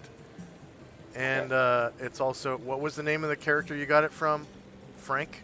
Frederick. Frederick. So put Frederick's longsword +1.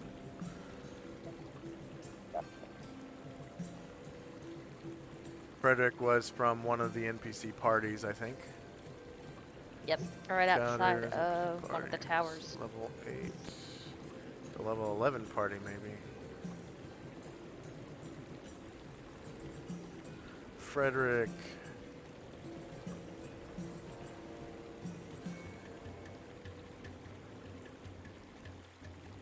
Yeah, right outside the Tower of Serpents. That's what it was. Yep, he had a longsword +1, and he also had a long spear. And I don't remember what you guys did with the long spear. We didn't do anything with it. Oh, maybe it got destroyed. I don't remember exactly, but it could have gotten destroyed. It was held by Varen and company, and then I don't think we did anything with it after that.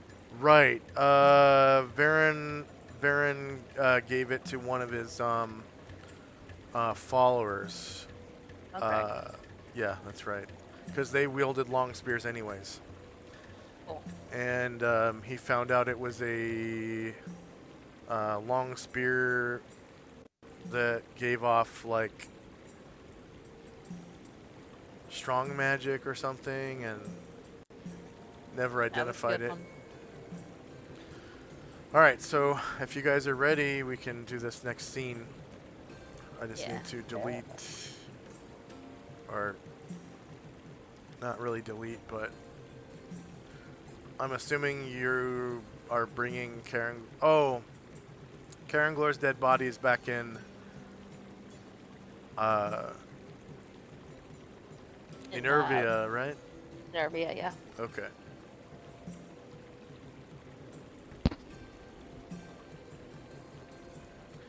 And of course, Ashriel is not here either.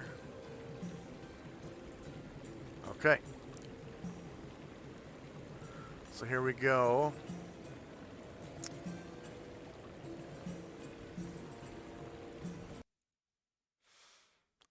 It's first thing in the morning the next day, and Tenzi has cast Dimensional Folding and brought all of you to Mingdao. At the foot of the stairs leading up to the Wonder of the Dawn, which is a place he has visited many times and no one ages. He wasn't born here, but he spent a lot of time in Mingdao. Particularly the foot of these stairs, because they led up to nothing, which was kind of interesting to him. And you guys make your way to the foot of these stairs, and ahead of you is a large group of people. You see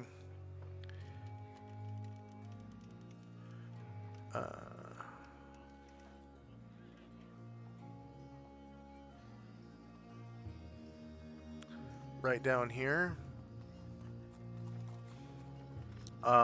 is a group of Adrian barbarians, of the plains people. They live on the plains just below Mingdao, traditionally. Here are the mountain people of Mingdao. Many children and women have gathered. Some samurai and Ronin, some of the old men.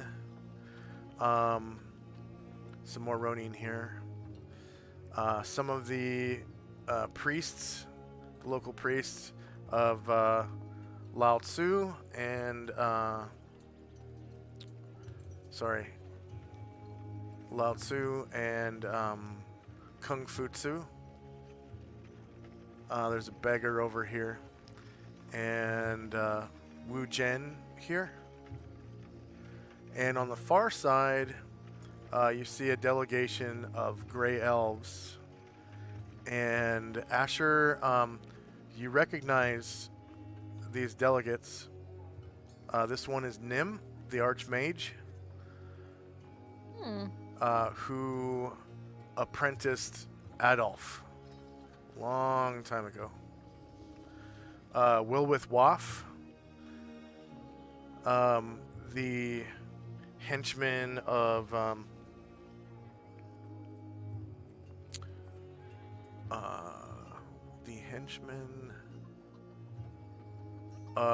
the famous dwarf who started the circus. Thrashim May I, who is from Lacilia City, as well as Nim. They're both from Lacilia City. And one of the young blade singers that studied under your ex-fiancée, Ileana. Your ex-fiancee's name is... Might still be my fiance. We don't know this for sure. yeah. I waited around for 2 years after I bolted. Adamar. His name is Adamar Oren. Let's see. Put it in players' journals. I'll put it in your journal, actually. No one else's. So I'll save that. I'm still in the hole.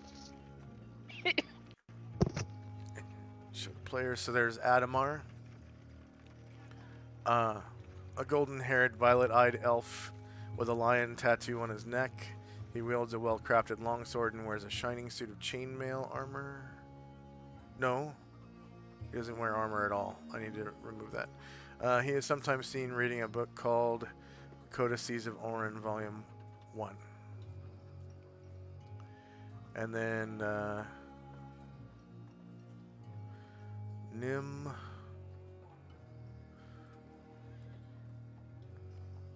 Nim is not famous, so only you would know about him.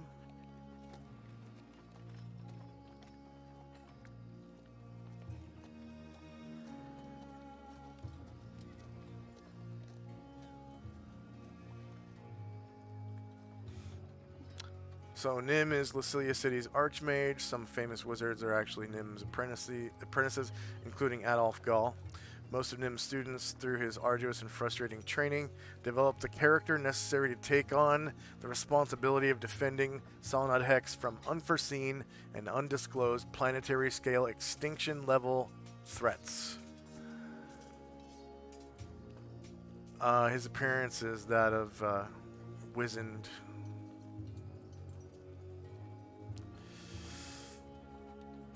a wizened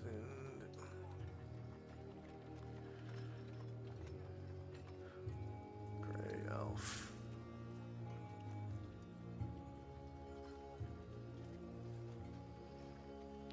Wearing mage's robes. Mage's garb. And carrying a bulky backpack.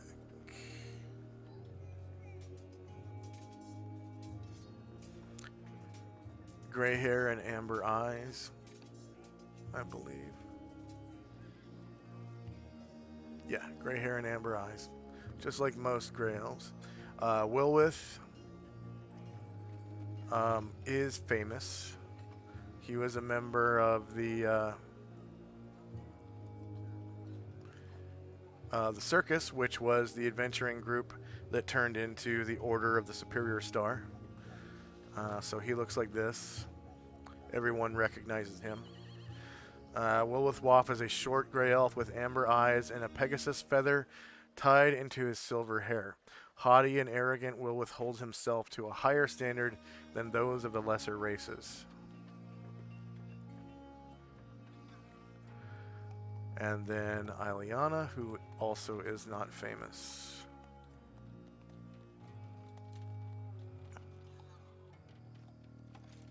But you know who she is, Asher. This is very exciting.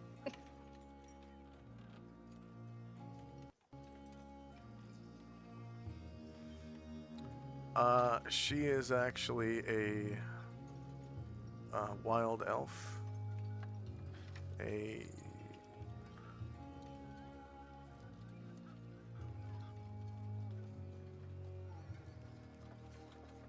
wild elf.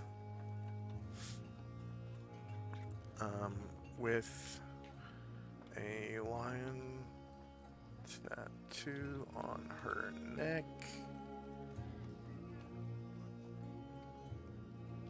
A long sword on her hip. And a lumpy backpack.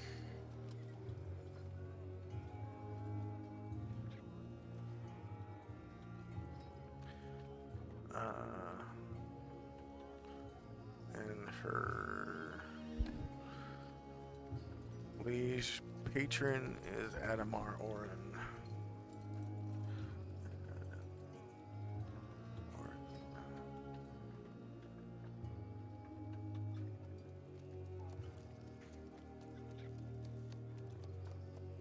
Oh, and real quick, I'm gonna move Asher.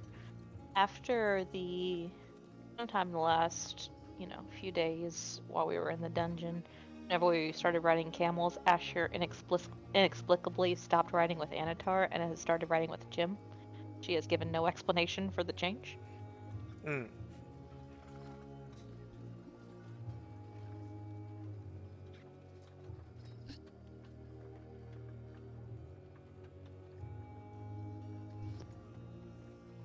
And then go ahead and roll base size initiative, everyone.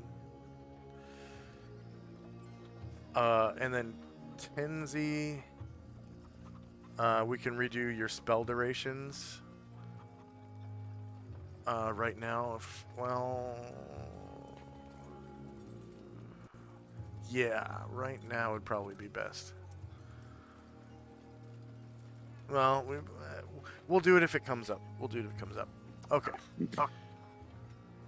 So Shandrak. So on the Roll20 tabletop, I'm still taking a bath. Yeah, and I'm filling the hole.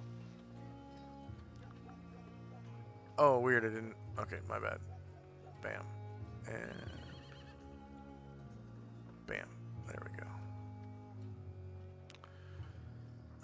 So Shandrak, I'm deleting yours. You'll have to re-roll it. Oh, yeah, no problem. And then, yeah, I could have sworn I put you guys back on the player ribbon, but apparently I did not.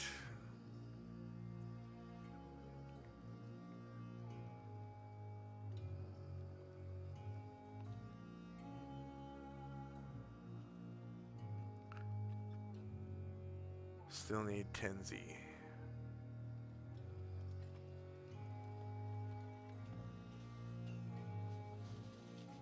Yeah, I'm trying to find myself on here. Just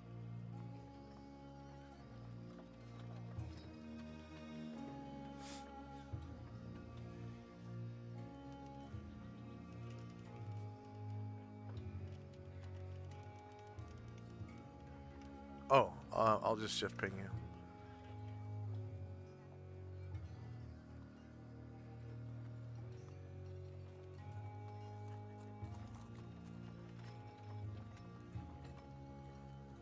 there we go. Sorry about that. For some reason, it wasn't letting me hatch myself. So we're good. Okay. So Asher is riding in the back of the group rather than the front? Yeah, Okay.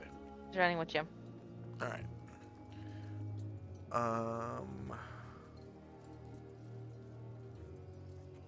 She's got eagle eyes, so she can see very well. Yeah.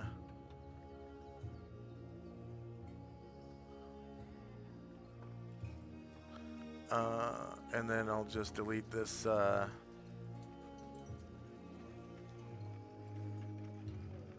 actually, it hasn't been quite 18 hours yet, so I'll keep the nap thing up. I'll keep the Ashrail thing up. I'll keep them all up for now. Alright.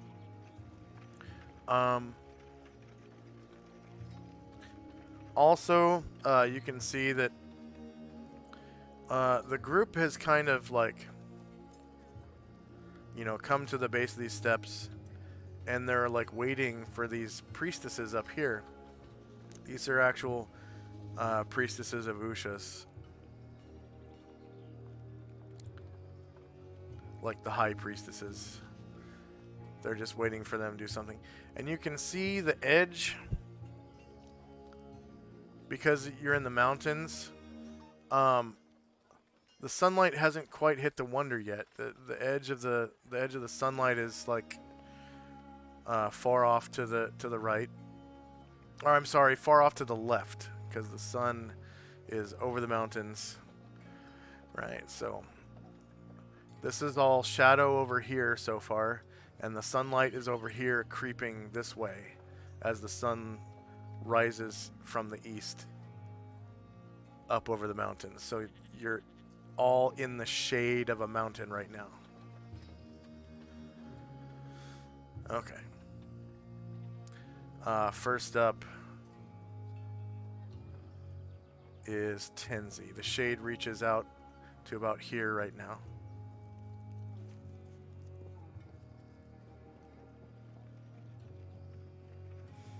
And ahead of you, you can see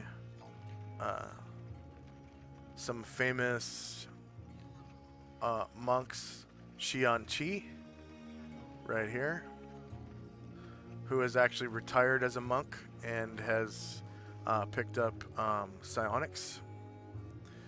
Lei Fan Shou, who's a practitioner of karate, and he's a monk of Kung Fu Tzu, which is represented in town here. But his school was destroyed by the samurai forces of the shogun.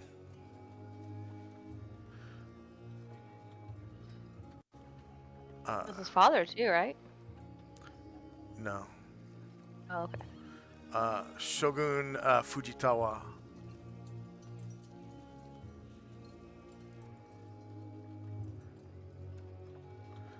So I'm gonna see.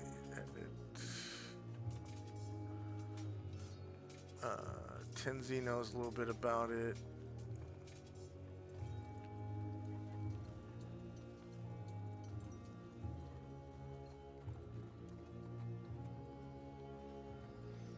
So I made a name generator that's based on real world Japanese surnames.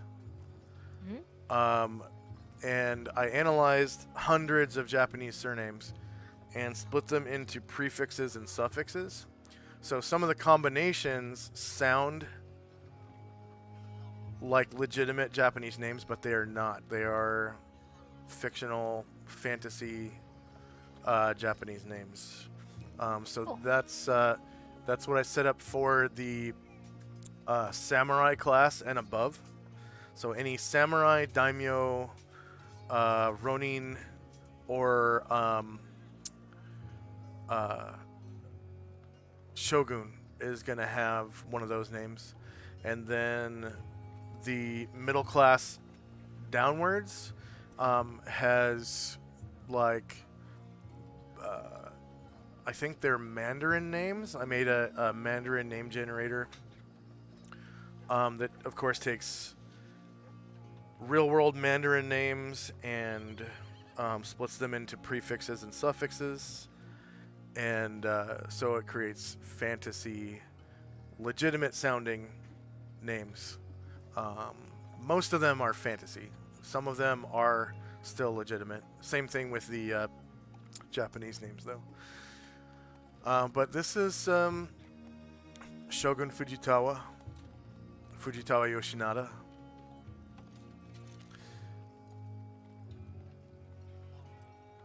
As soon as Asher's eagle eyes clap on Lei Fan Shou, she lets out a cry and then slaps a hand over her mouth. Yeah.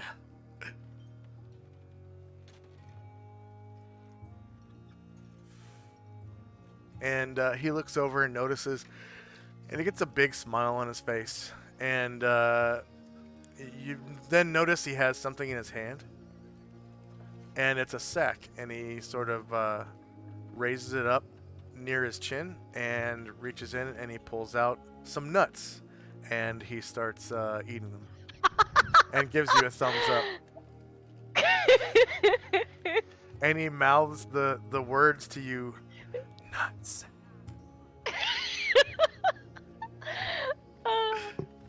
Leifon Show ate from a bag of nuts for like months before we finally decided they must have run out.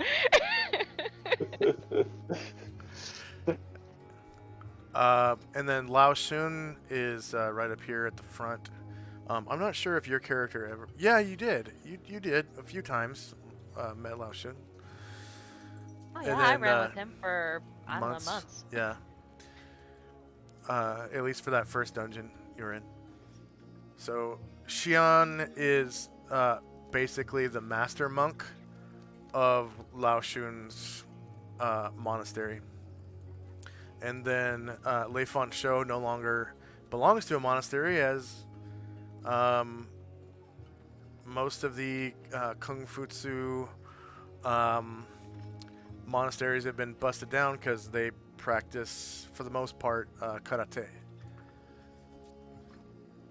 by the shogun. So, not very nice. And then Mizuko you've never met, but she was one of the original 8 characters in the circus, or 8 player characters, that is.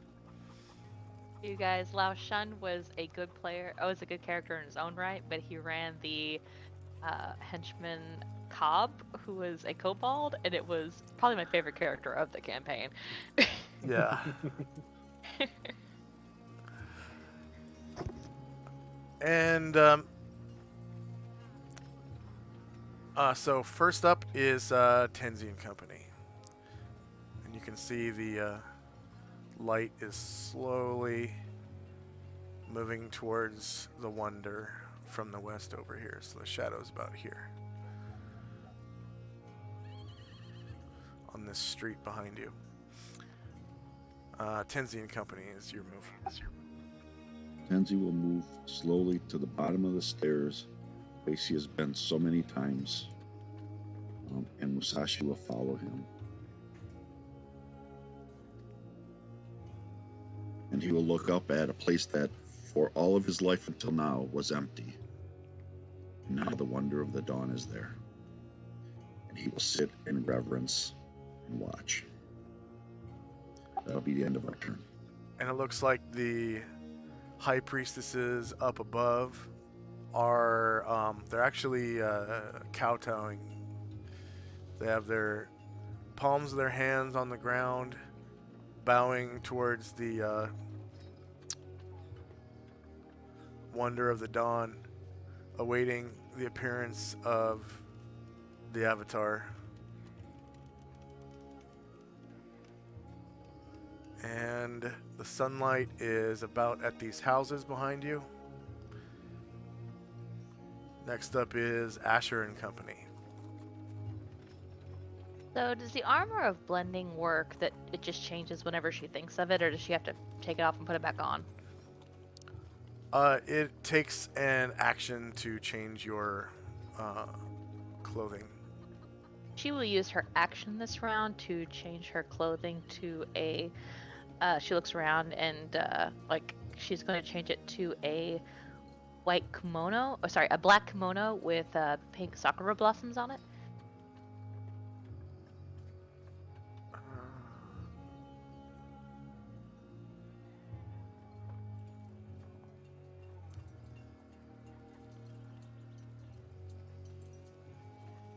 Let's see.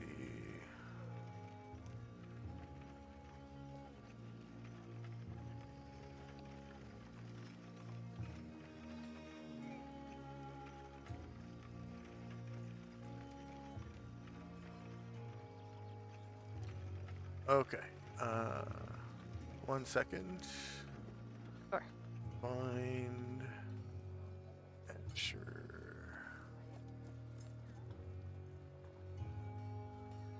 Add item.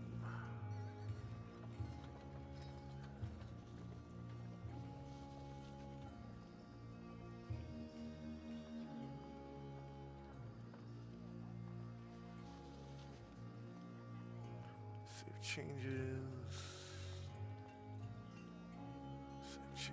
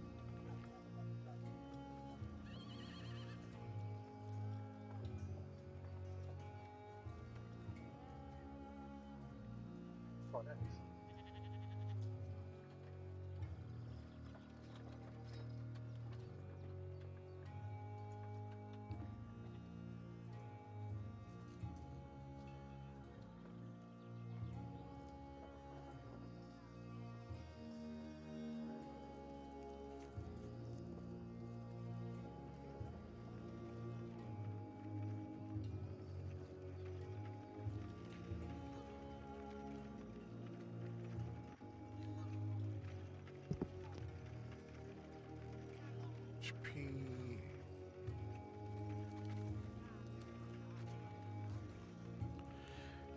Bases. See.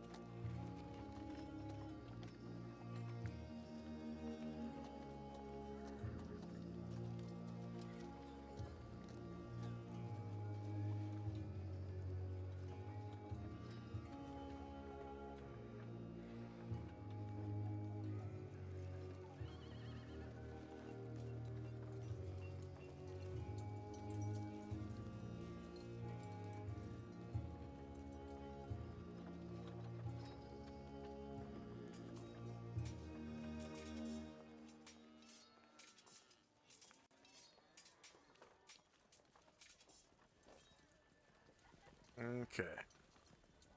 So here is your white kimono. And go ahead and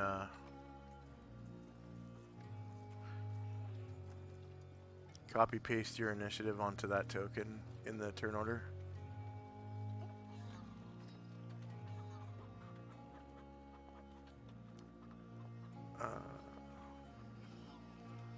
And I forgot your 1 foot radius blue circle. There we go. Oh, I guess it's 0 foot radius.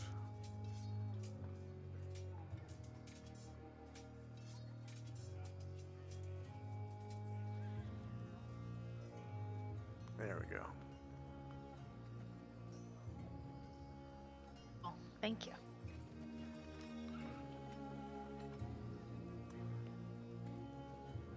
You can barely see the little pink flowers on it, but they're there. Oh yeah, no, I didn't really expect you were gonna do all that right now. Hardest working DM in Roll20, just like James always used to say. Alright, so she and Jim going to ride up here to where the action is.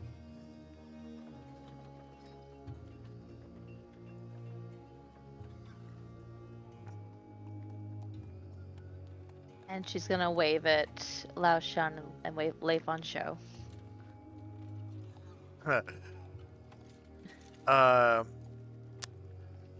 Leif on show goes, it is about time you come here. I've almost finished my nutsack. And Lao Shun looks over at you and waves and he goes, "Oh my god, it's amazing!" Asher puts a hand on her hip and says, "Have you already had your birthday without me?" To Leif on show? Yeah, Leif on show. I have to look at his birthday. He goes, no. Fortunately, I was born in August. Sorry, I meant Lao. I meant Lao Shun. I'm sorry. Lao Oh, Shun. Lao Shun. Okay. I don't know He's his the one birthday. who can do stuff on his birthday. Oh, he goes, no, I was born in August too. It's like, and Asher says, "It's almost August. We should have a giant party." Hell yeah! And Lei Funsho goes, of course. And I think I have to wait for next turn to dismount, so we'll just end it there. Okay.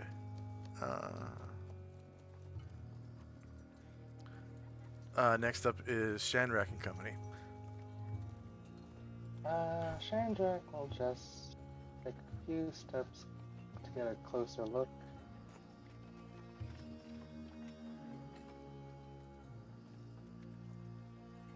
And yeah, Shandrak's just staring intently, interested at the priestesses and waiting to see what happens. Okay.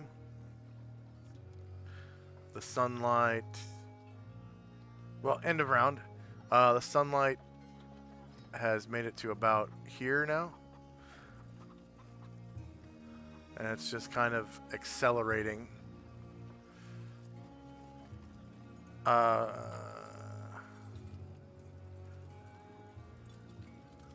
Tenzi and Company. You notice that one of the priestesses kind of looks over here and starts bowing even lower.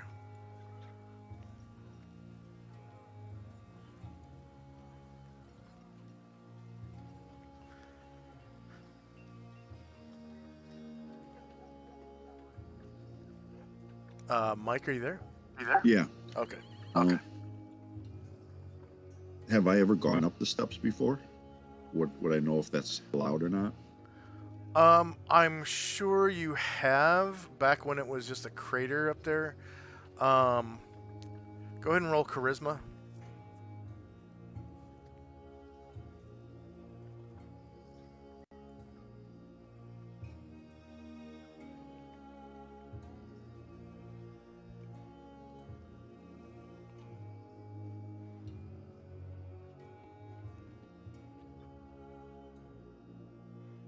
Did you get that? Yeah.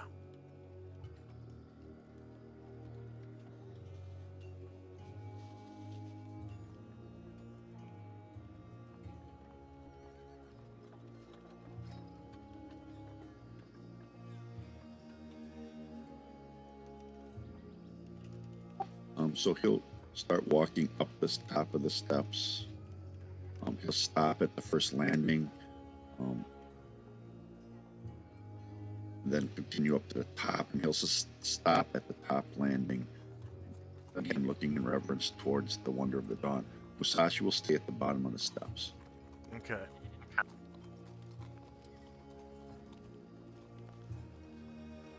That'll be our turn. All right.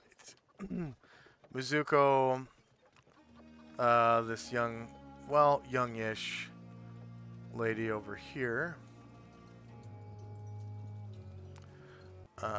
Actually, I mispronounced that. It's Mizuko, not Mizuko. Mizuko, or Mizuko. She kind of watches you, walk up the steps and looks around at everybody else, and then kind of makes her way up the steps too.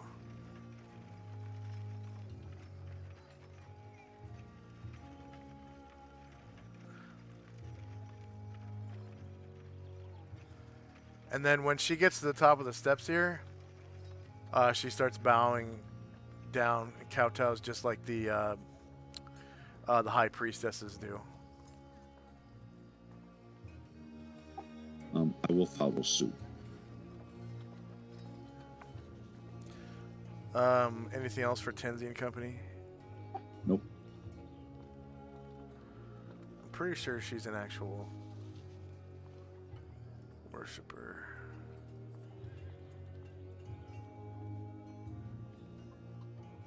Yeah, she is. Okay. And you recognize her. She's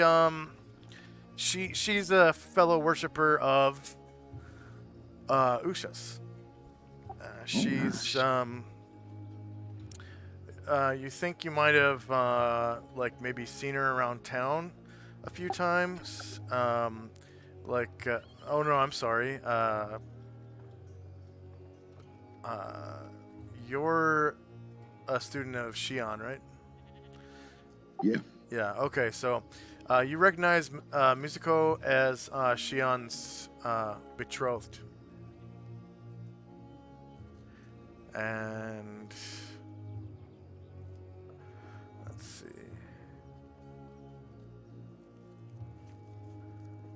Yeah, you can see a big old engagement ring on her finger.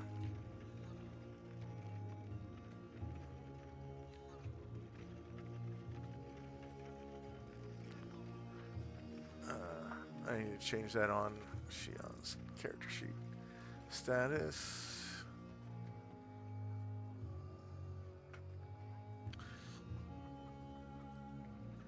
Aged to Mizuko roaming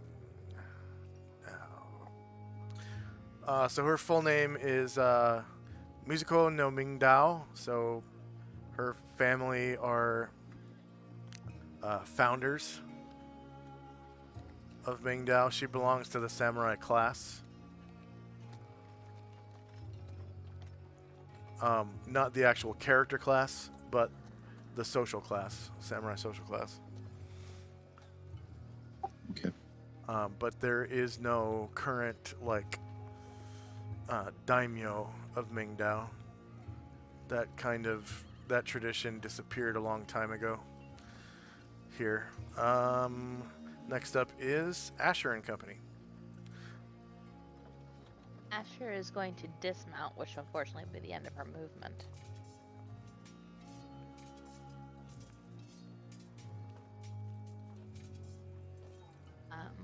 But she's going to look intently at what the priestesses are doing and just, and everybody else is gonna. She motions for them to stay mounted. She wants to get a little bit closer. That'll be it. Okay.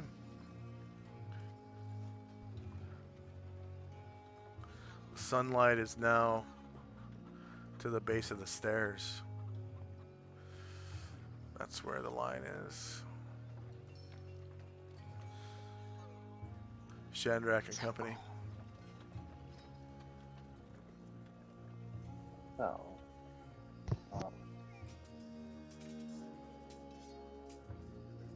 Shandrak is going to take a few more steps to the base of the stairs,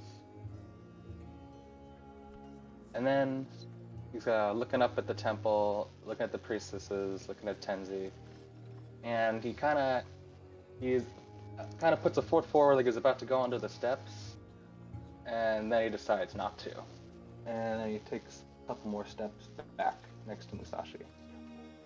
Okay.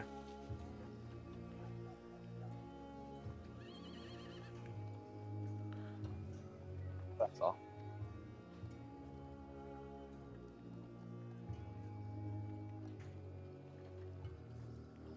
End of round.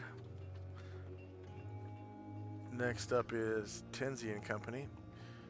The sunlight is right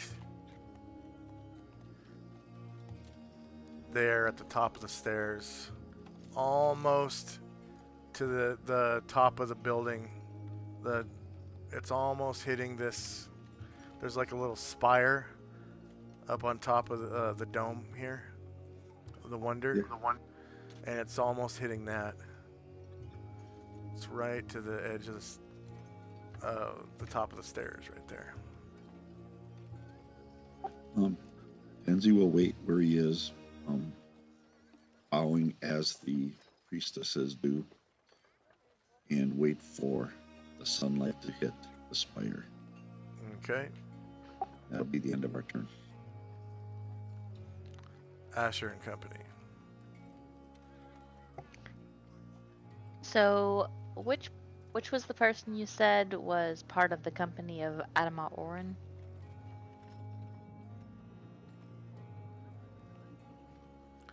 Ileana is the student of Adamar. I see, okay. So she is going to kind of meander her way through the group.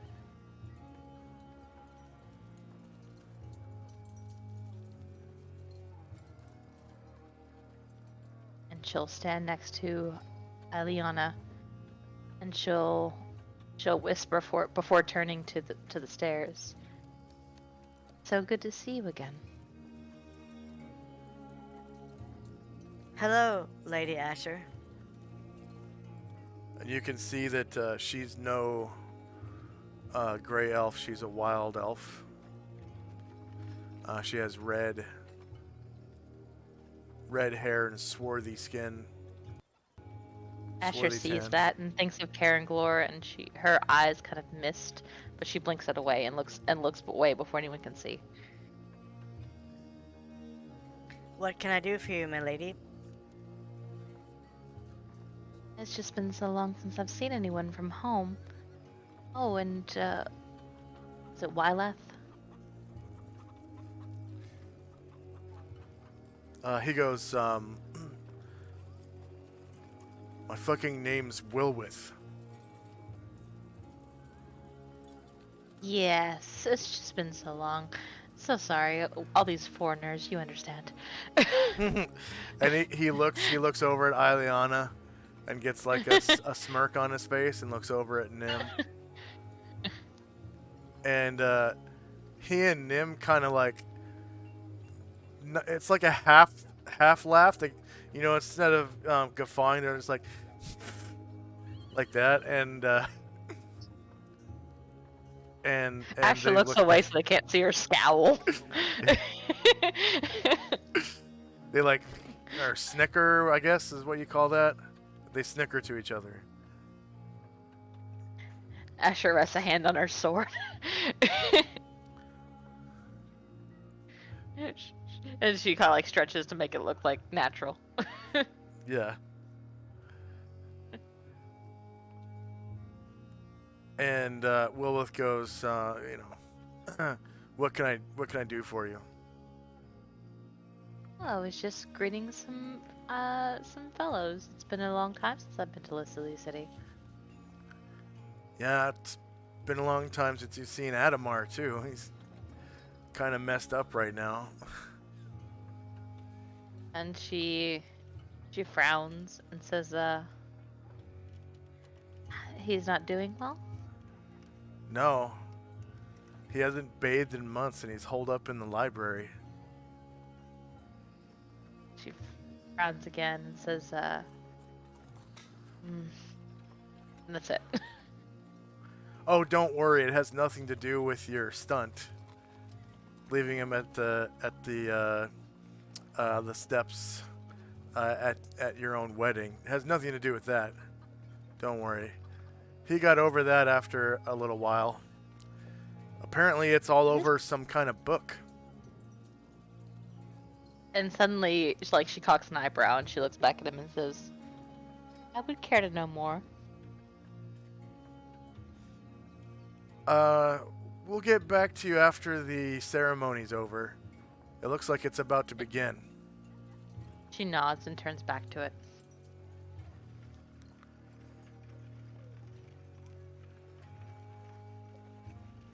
Anything else from Asher and Company?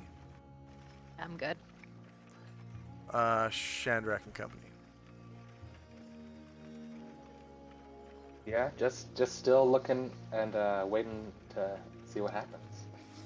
Okay, so the sunlight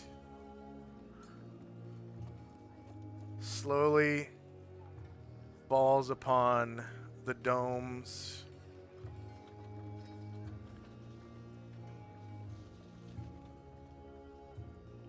As the shadow recedes back to the mountain. and the sunlight makes its way down the walls and all the way down to the ground. And it starts, the sunlight sort of begins to reflect off of the wonder, and it gives the wonder this kind of golden appearance. And suddenly, there's not a cloud in the sky. Suddenly, there's a lightning strike of sheet lightning across the sky. And you can see the sun has risen up over the mountain just east of you. And a voice from the sky says,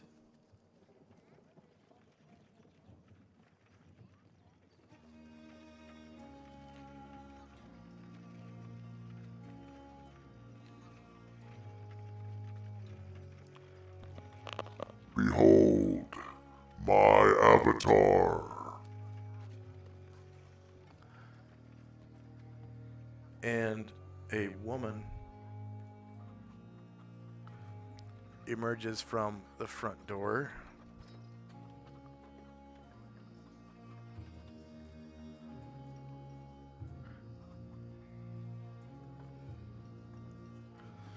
Of the wonder. She looks like this. So you can full screen that by, if you highlight the image, there's the little three little green dots. If you click on that, you can then click on full screen, and it will show you a full screen image of what she looks like. She's wearing a beautiful headdress reminiscent of sun rays, and golden and white robes reminiscent of dawn's light.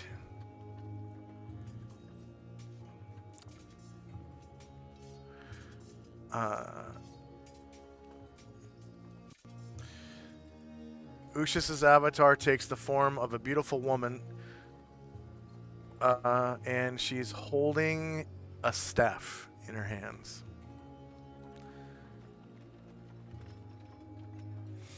And she gives off a golden aura of light around her, within 10 feet. And can you guys see the aura? No. Okay, let me turn it on real quick. So before the next round, may I please request a bathroom break?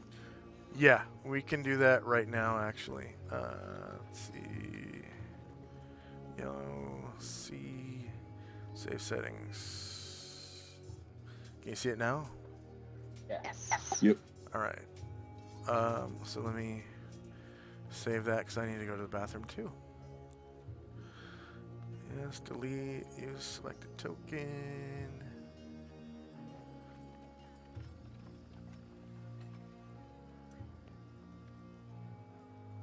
And save changes. Edit. Cancel.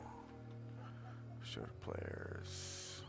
Show to everyone. So that's what she looks like. She's not wearing, a bikini top. She's wearing robes. So I'm putting this in. See, Tenzi is a worshiper. Asher has seen her now, and Shandrak has seen her. Save changes. All right. Okay. So for our viewers, I've got a 3-minute ad break. We're just going to take a 5-minute break. So for 3 of those 5 minutes, you're going to see some ads. And then 2 minutes after that, we're going to come back from our break. So let's get a drink, get a smoke, get a poop, get a snack. We'll be right back in 5 minutes.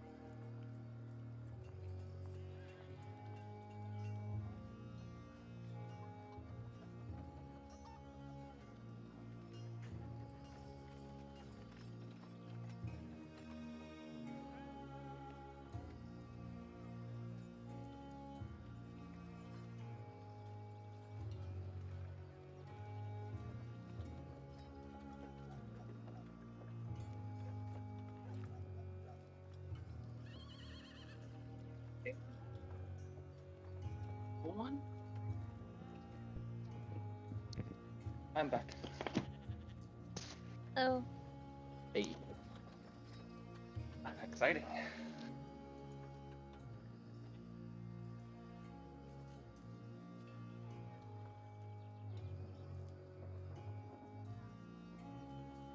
It's nice to see the avatar of deity that we don't have to kill right away. Yeah. This one should be cool. Sunlight, right? Yep.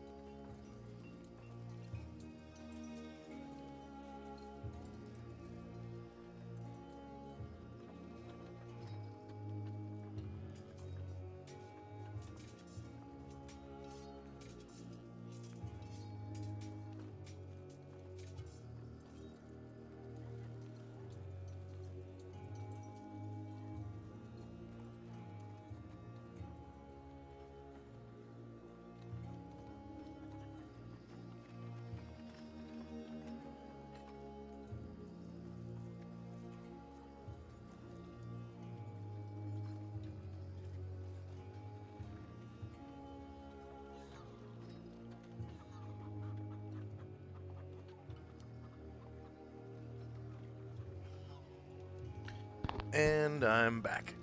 All right. So, yeah, a voice from this guy says,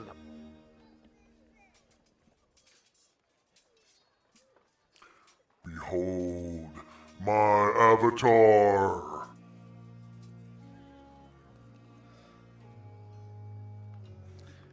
and the avatar of Ushas appears from the front door of the temple, and she walks out, and you can see this golden aura about her, this golden light. And she's dressed in that headdress I described earlier, with white and gold robes, almost like what a high priestess would be wearing, maybe.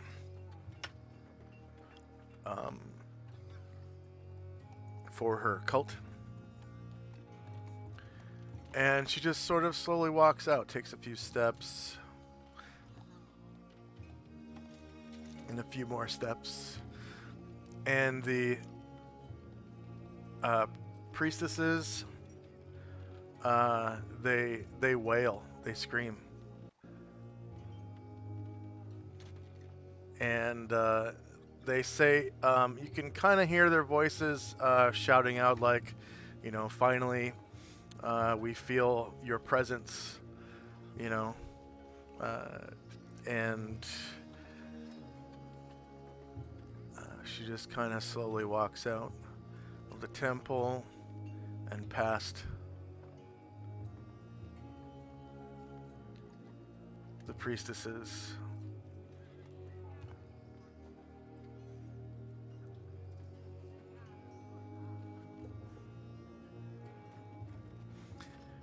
And the voice from the sky, thunderously again, lightning strikes, and you know, sheet lightning goes across the sky, and a voice again says,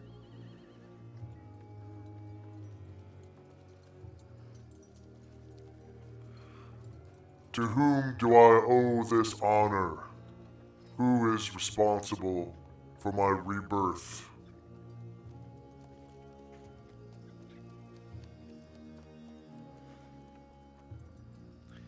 And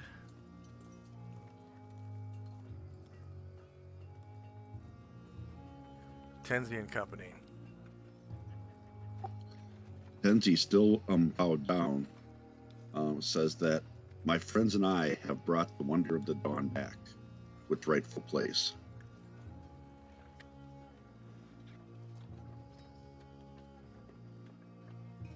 And the Avatar opens her mouth and says, My faithful servant, thank you, for I am reborn.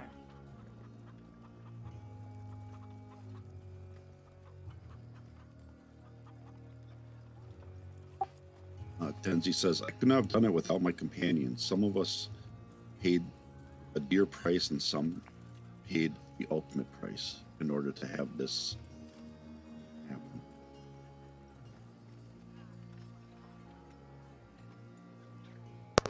May your companions step forth.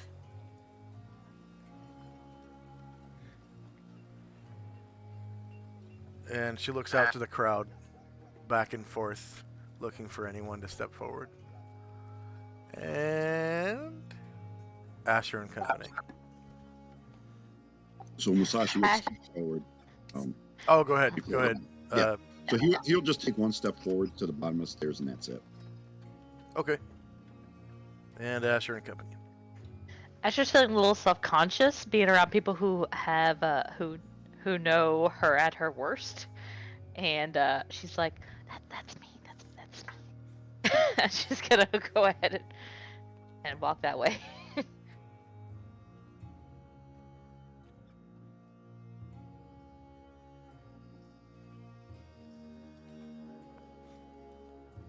And she makes eye contact with you and watches you as you approach.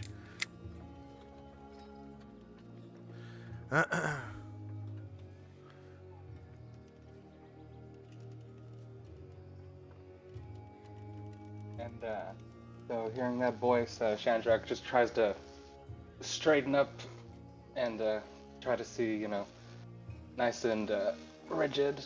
And he walks up the stairs. Okay. Go next to Tenzi. And she says, she looks at Musashi and says, I sense a lesser presence.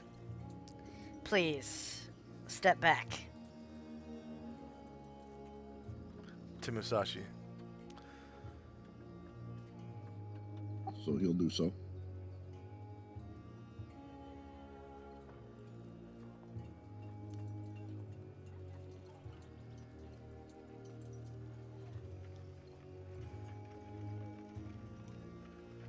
And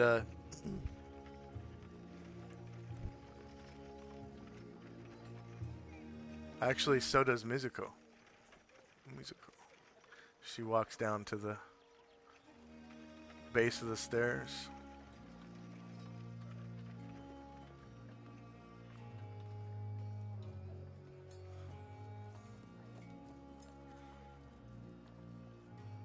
And she looks at you three and says,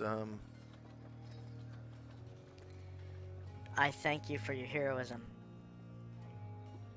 I am in your debt.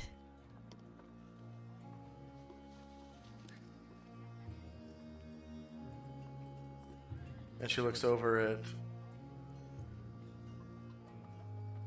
Asher. Or sorry, she looks at Tenzi. And in turn to Asher and Shandrak and says to Tenzi, What is your greatest desire?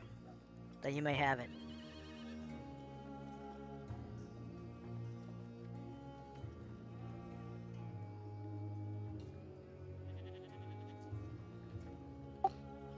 until today, my greatest desire was to see the wonder of the dawn restored.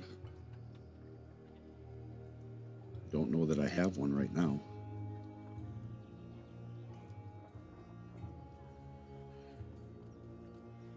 She waits.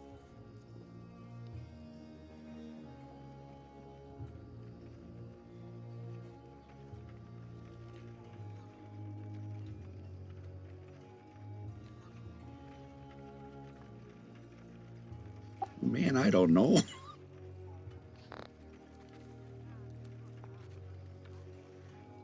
Some of the most common things to wish for are increases to stats or something like that. Yeah, You were talking about a stronghold before. You were talking about, let's see.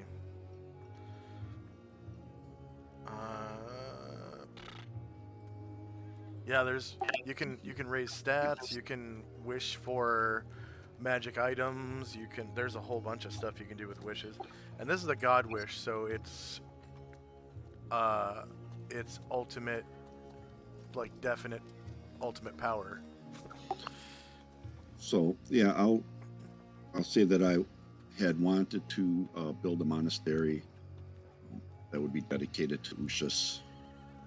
That would be my next greatest desire. She nods to you and says, I'm sorry, the avatar nods to you.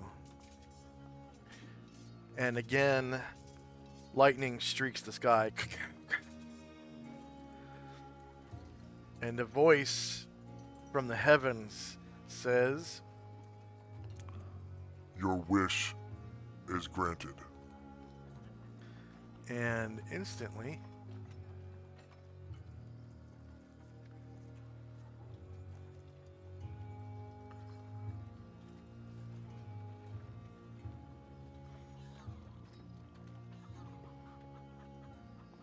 you blink your eyes and open them once again.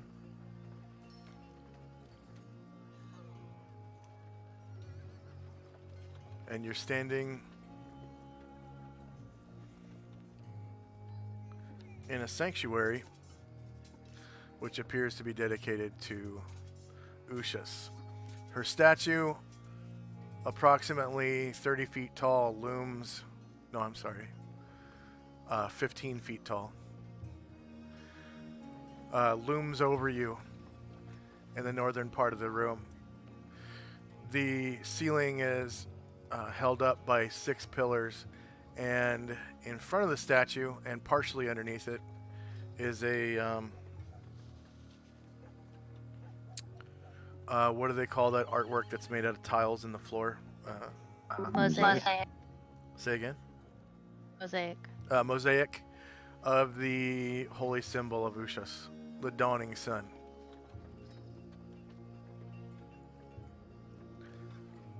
In the back of the room are several potted plants and writing utensils on a table, and some cushioned chairs to the sides, and mats for people to kneel upon. What does Tenzi do? When you said that you blinked your eyes, I actually blinked my eyes.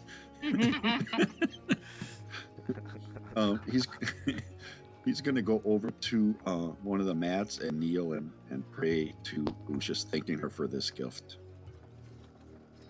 And you hear a thunderclap outside, and a voice, presumably from the heavens. You can't see the sky right now, but a loud voice, thunderous voice says, You are welcome, my faithful servant.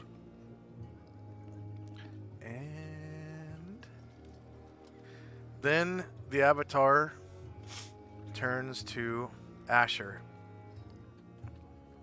And again,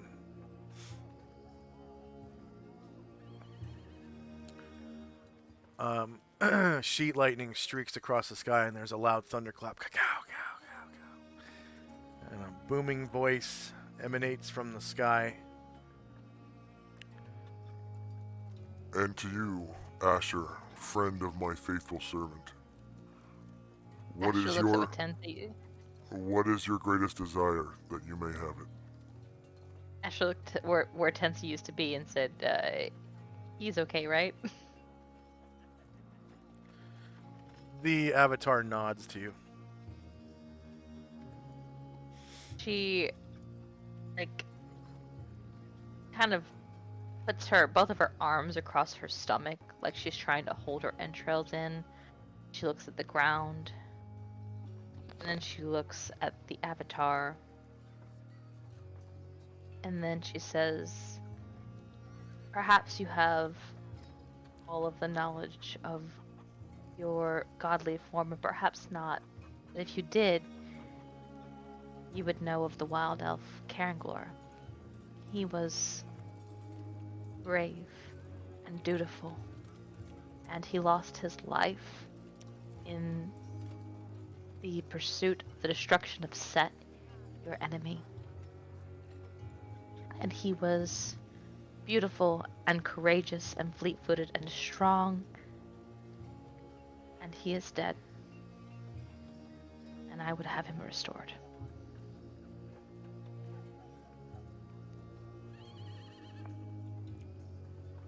And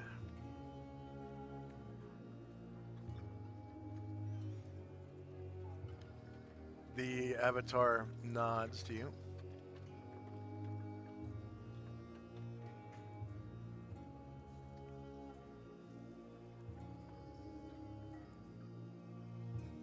There we go.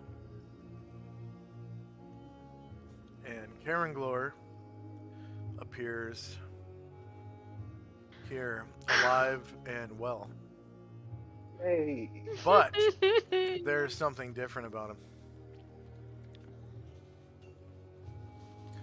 He now has a lion tattoo on his neck.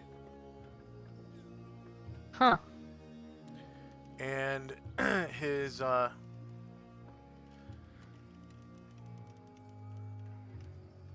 great sword and trident are gone. Hmm. And have become a longsword +5. Oh. Damn, okay.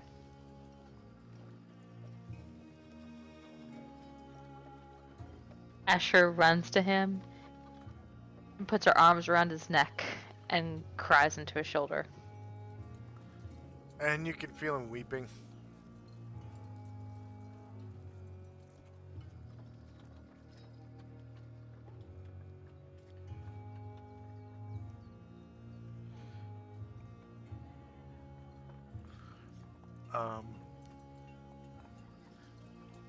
He is now a Fighter 7, Mage 7, Blade Singer. Oh shit. Okay. And his stats actually have changed because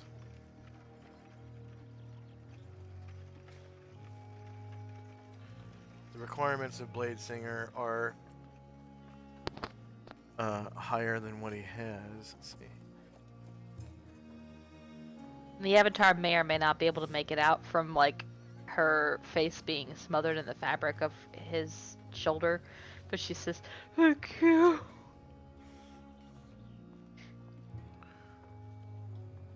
You can see her nod to you. She nods. Okay. Enter. Paste. Okay, so Blade Singers have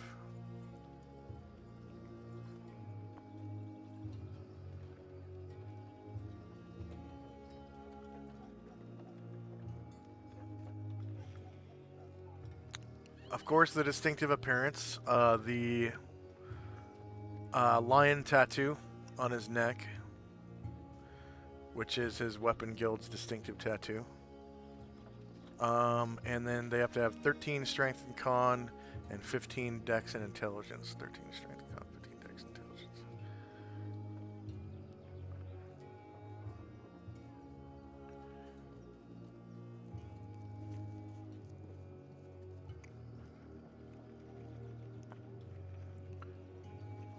So 13 dex and con, 15 strength and intelligence.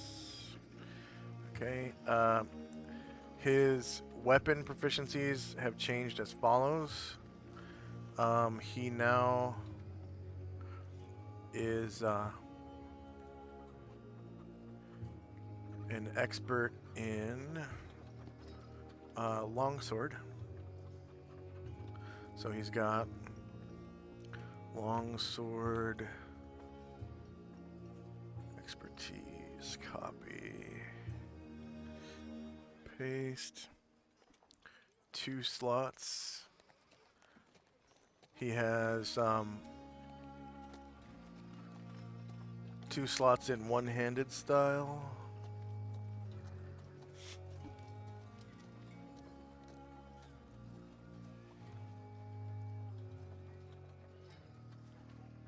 Whoops.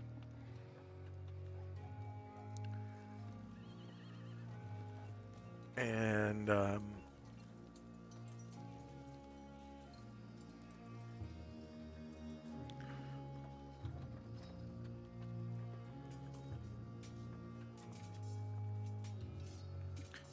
he has blade song proficiency for free. 0 kit. And then 2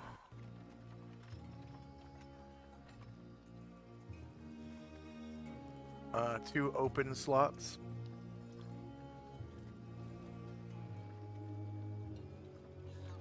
For weapon slots, that is.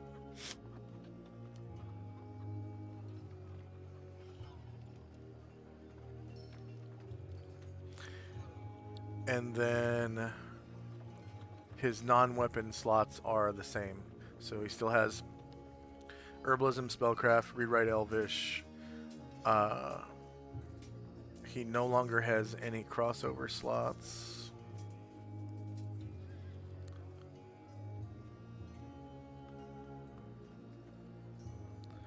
And I think he has 4... Right. 2, 3, 4, 5, 6, 7. I think he has 1 open non-weapon proficiency slot. And he still speaks Elvish, Dryad, Trent, and Common. Cool. That's the difference between a god wish and a demon wish. The god gives you your wish better than you asked for.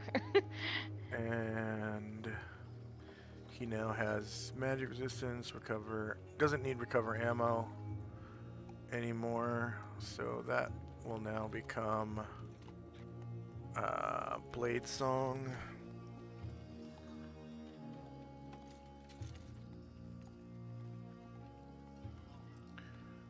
And hashtag Blade Song. What does that do? It is 3 different attack modes. There's a attack. There's like a offensive one, a defensive one, and a like support one. And you can cast spells while you're still holding your sword. Yeah. Oh shit, You yeah. can cast spells one-handed, and your armor class actually goes up while you're casting spells. Oh, nice. So it kind of made him an interesting character. Yeah, it's good for a mage fighter for sure. Yeah. And eventually he will have like maxed out armor class pretty much. While casting spells. Okay. And then the avatar turns to you, Shandrak. And again, lightning streaks the sky, and there's a loud thunderclap. And a voice emanates from the sky. And you, tiefling friend of my faithful servant, what is your greatest desire?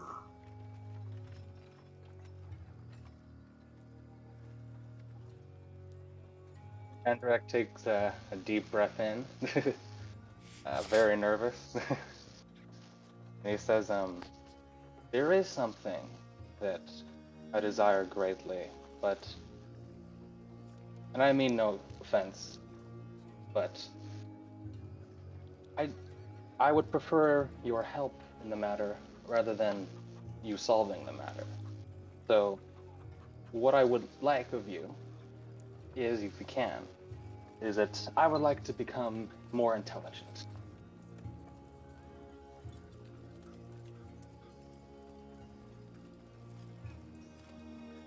And the avatar of Ushas nods to you.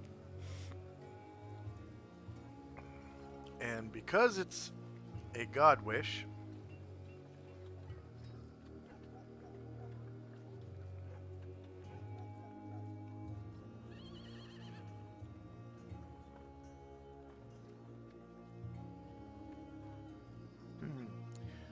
instead of your intelligence going from 19 to like 19.1 or whatever,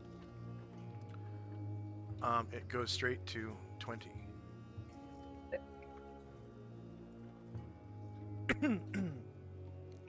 And now you are immune to first and second level illusions.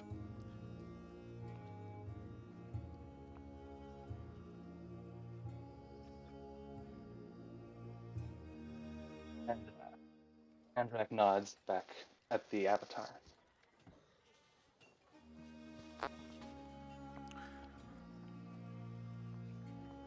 And the avatar nods and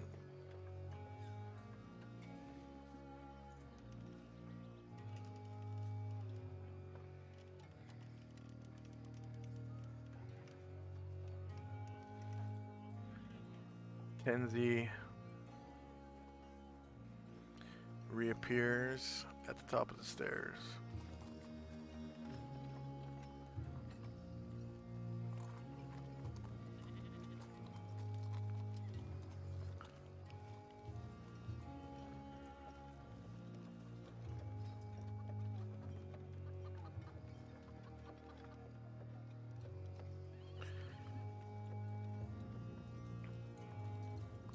And the avatar of Ushas says, now, oh, sorry.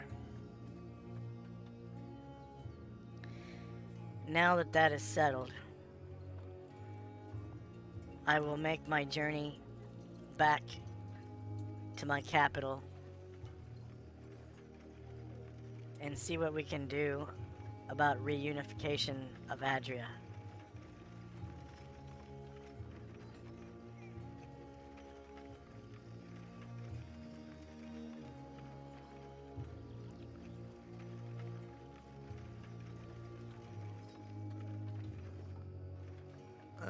Okay. And she sort of steps by everyone.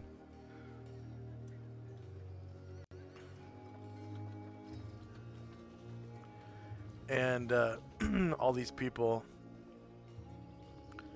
they kind of gather at the bottom of the stairs. One by one, all these little women and children, samurai and the old men, even the beggar gets up.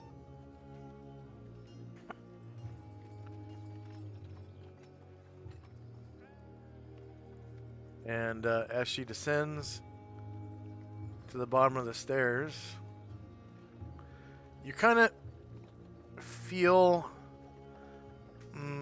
Asher, as she walks by you, this sort of like draw to her as the golden aura sort of passes over you. And for a second, you can kind of feel this power sort of grip onto your mind. Go ahead and make a saving throw versus actually magic resistance because it's charm. So you get magic resistance.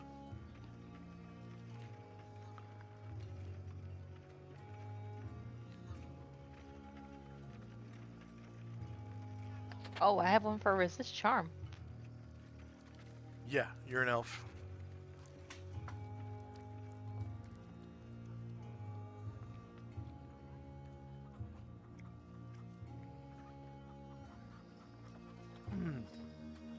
You can feel that aura sort of gripping onto your mind, but you're able to block it. And she just descends the staircase. And all these people pick her up. And then carry her over their heads. Feet first. First sort of crowd surfing to the back. And then the people in the back pick her up, and the entire crowd, other than the elves,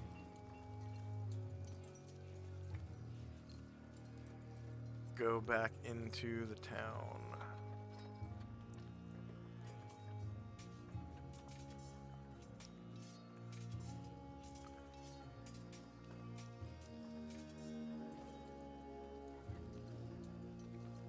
Oh, come on.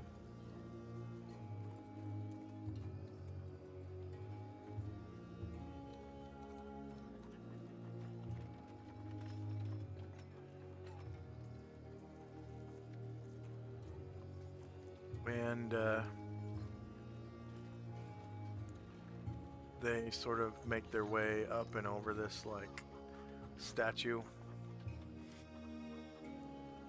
and fountain behind them, and head over towards the inn.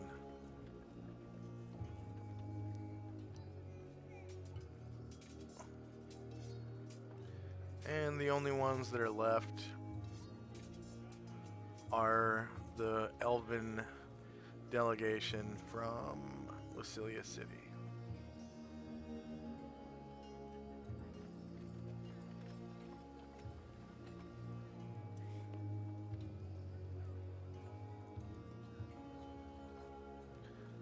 Alright, end of round.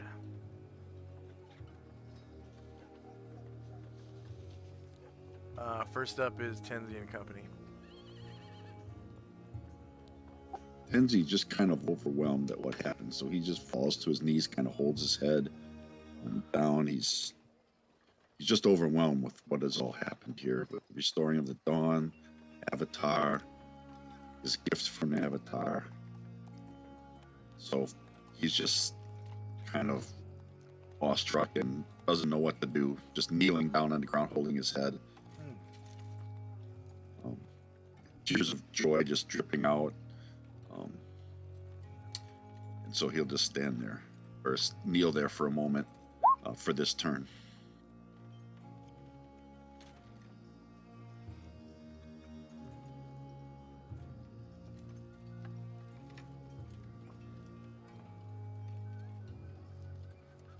Okay, Asher and Company.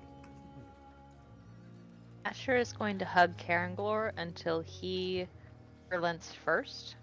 Does he do that this turn? Till he what? Until he, like, loosens his grip.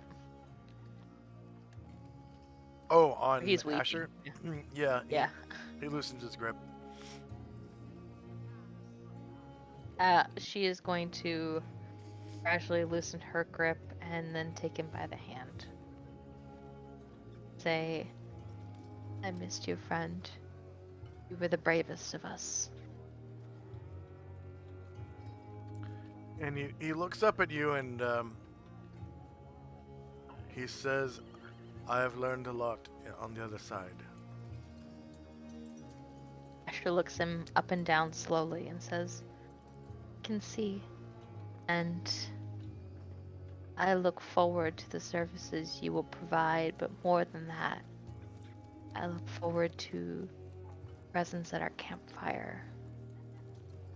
I look forward to your additions to our conversation. I look forward to you being among our number. You are an outstanding, servant, as you always have been, but please know that more than that, you are a friend, and I have missed you.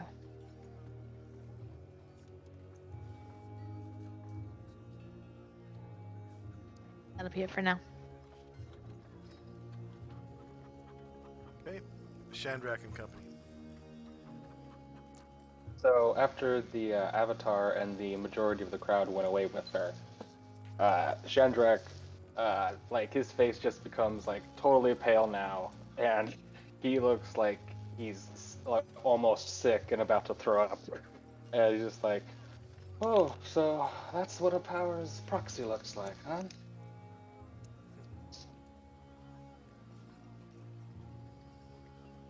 I say to the group. Asher, for the first time, feels like she almost understands what Shandrak is talking about, but it's a little bit above her head.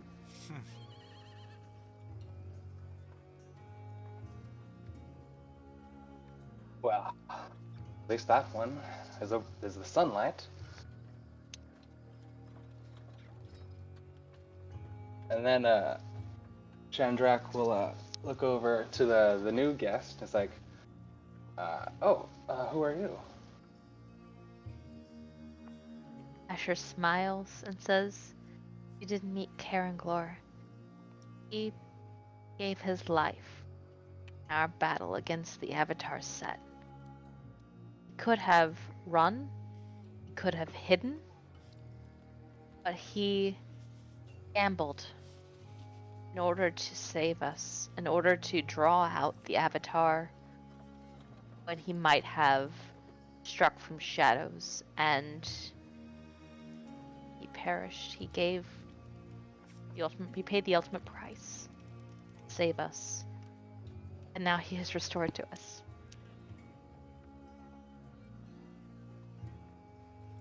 Takes a step forward, closer to Caranglor. Says, "Glad to have you back. You look much different and much better than last time I saw you. My name's Shandrak. I've been the one that recently joined the group, helping them restore the Wonder of the Dawn." I am pleased to meet you, Shandrak. I look forward to having some interesting adventures and battles with you, I'm sure.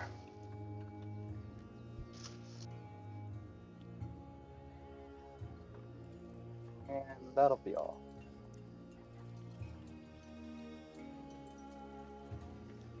End of round. Tenzi and company. Tenzi regains his composure, gets to his feet, and walks down to Masashi. Puts his hand on Musashi's shoulder and says, "We've done it, my friend. We have restored the Avatar." And Musashi Masashi just- says, "Hi!"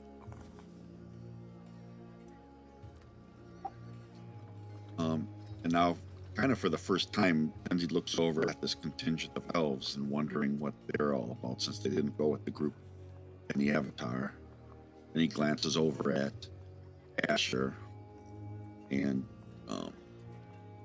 he'll just stand there and kind of take stock of these elves.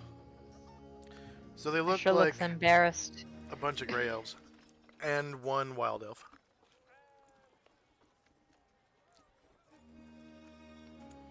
Okay, that'll be the end of our turn. Okay.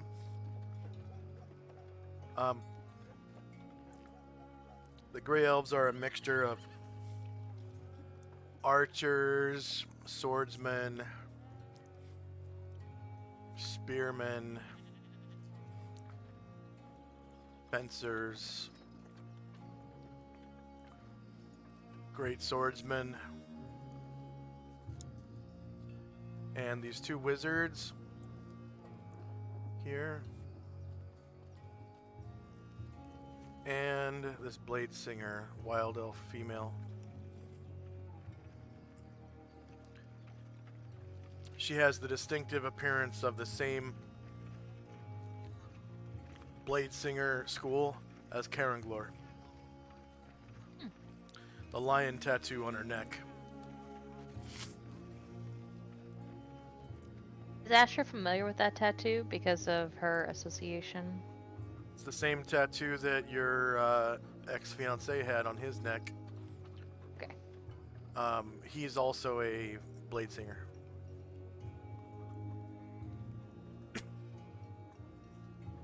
Okay, anything else from Tenzi and Company? Nope. All right, Asher and Company. Asher notices the tattoo. Like, she kind of saw it at first, but she takes it in for the first time on Caranglor's neck. And she looks back. And she turns around.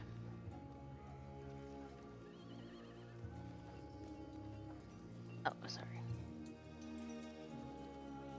This one's having allergies.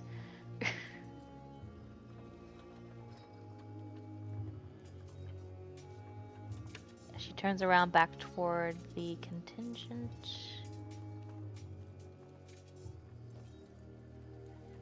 And behind her, she grabs Caranglor's hand, and she is not going to let it go unless he pulls away. And so they're going to walk down the stairs together.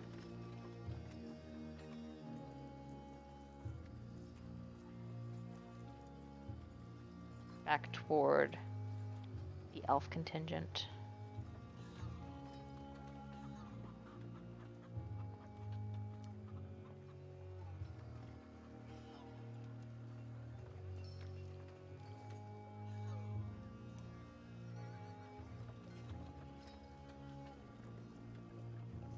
Nim and Wellwith watch as you approach. Ileana's kind of got her eyes set on Caranglor. She looks at Ileana. She says,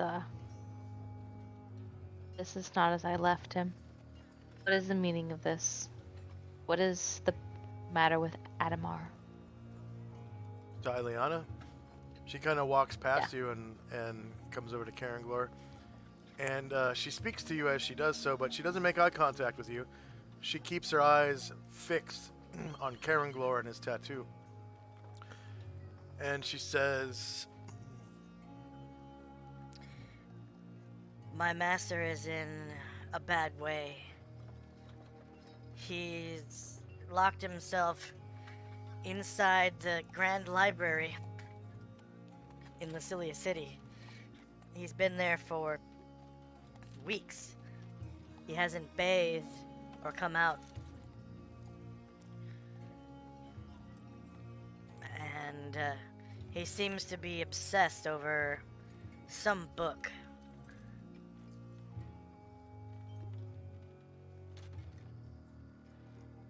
Asher looks toward Tenzi and Shandrak and says, I don't believe I have told you. It has become my shame. I left Lucilia City while I was engaged to Adamar, a dear friend of mine for many decades. I could not see myself there at the last moments, settling down when there were so many adventures to be had, so many years to be lived, and staying there forever, it was suffocating.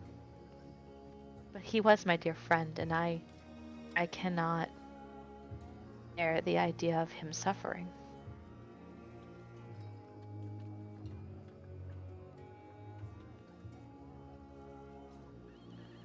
Ileana looks over at you and says,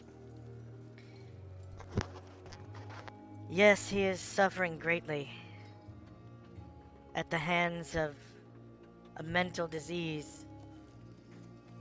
He speaks to himself constantly and speaks in strange tongues. Vomits all over his clothes and the floor and writhes in it. He does the most disgusting things. I've never seen a gray elf do any of these things. And all the while he obsesses over that book. He keeps it at the foot of a statue at the front of the library, or at the very back of the library. He seems to almost worship it. The knuckles of Asher's hand that are holding Caranglor's have turned white. And she says, I was to marry Adamar. I want you to understand how dear he was to me and how deep the betrayal. I would not change my actions. I am a different person than when I left, and I am a better person than when I left. Please help me. Nim speaks up and says, Ileana, it's time to go. And Ileana sort of nods to you. She walks back over to her place. And the elves join hands in a circle.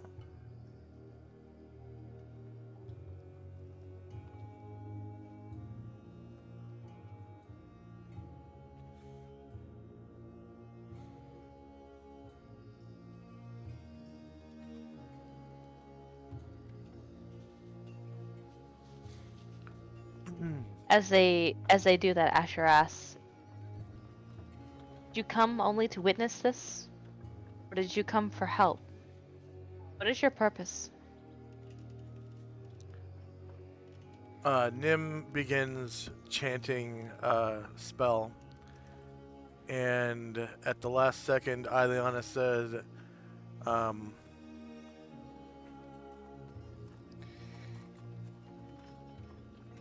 We were sent by the king as a delegation to witness the coming of the goddess and the restoration of Adria.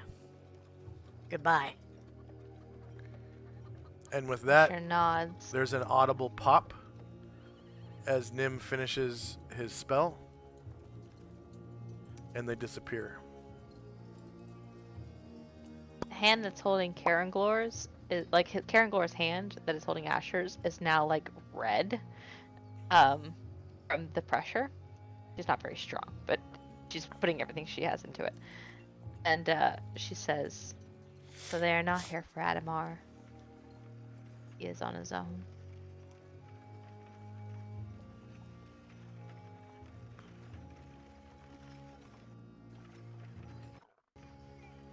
He deserves better than that.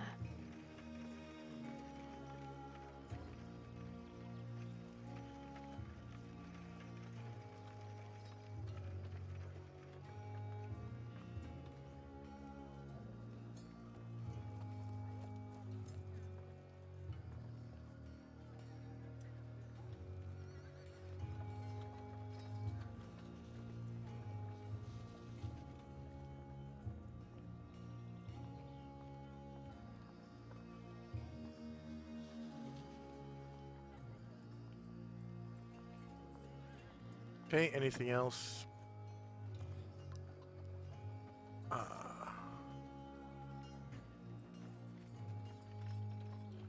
From Asher and Company?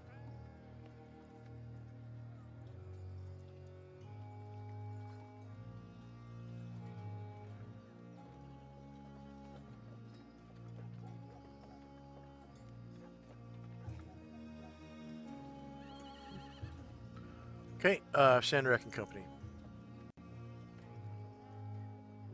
Shandrak will make his way down the stairs.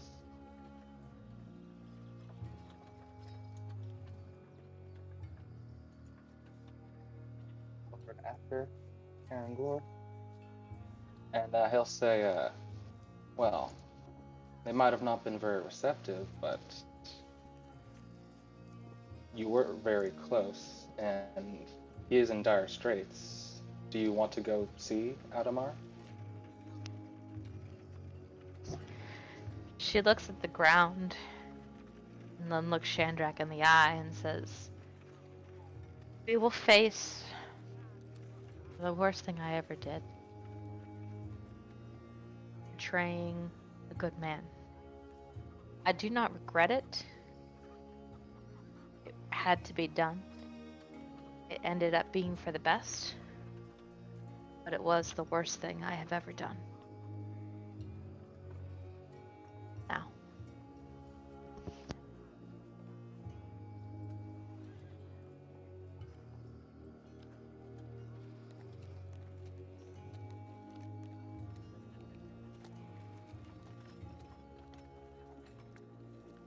We'll just sort of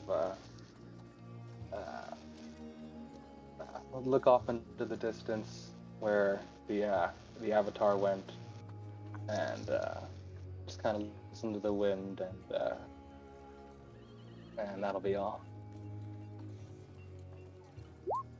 Okay.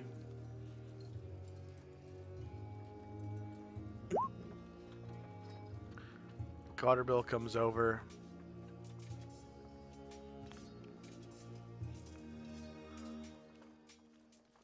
And he says,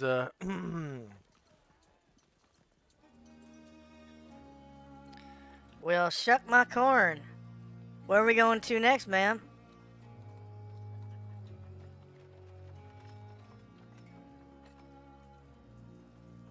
Arm chewing 1 second.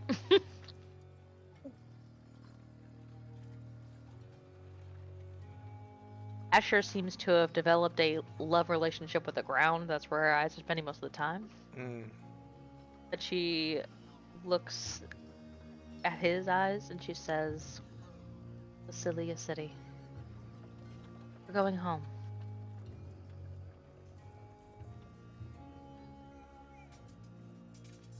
and If you will come. Oh, go ahead. That's it. Tenzi and Company. Tenzi will walk over to Asher. And being at heart a practical person, asks, "So how do we get to this hometown of yours?" Asher says, "We have a couple of options. I can to Varen, and we may be able, or you, I know it well, and maybe would be able to fold there. The safer course would be to go to Gronar and wait for the ship to arrive. We'll be able to shop and recover and dine. I would not want to spend too long, but a few more weeks while we prepare would not be amiss. And then we can take the Ivory Dagger there. It is fast and reliable so long as we treat her well."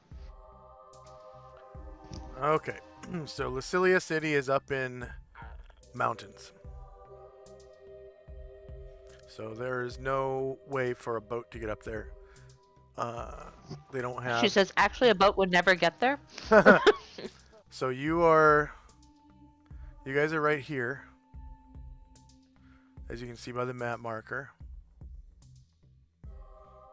Okay, and this...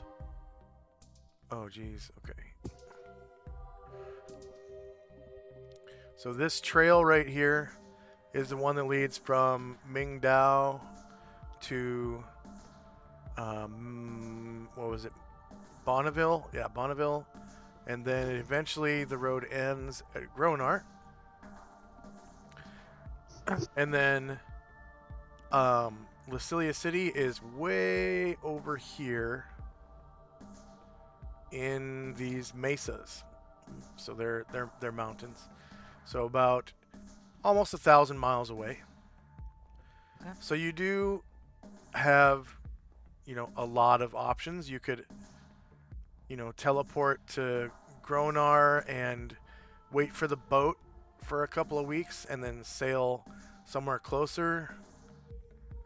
Or you could teleport all the way to Enervia City and then wait for the boat to pass through this channel here, because he said he was going to pass through Gaul Channel and intercept the boat that way.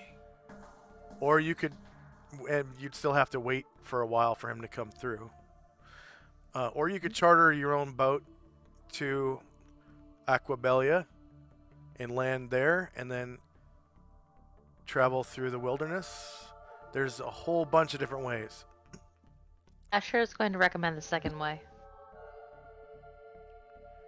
Which To way? intercept the boat at Lasilia City.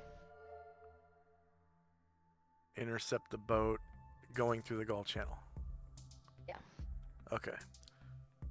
So, both Tenzi and Varen have been to Enervia City, so you could dimensional fold there and then go out to the coastline or get a boat and, wait for them in the channel.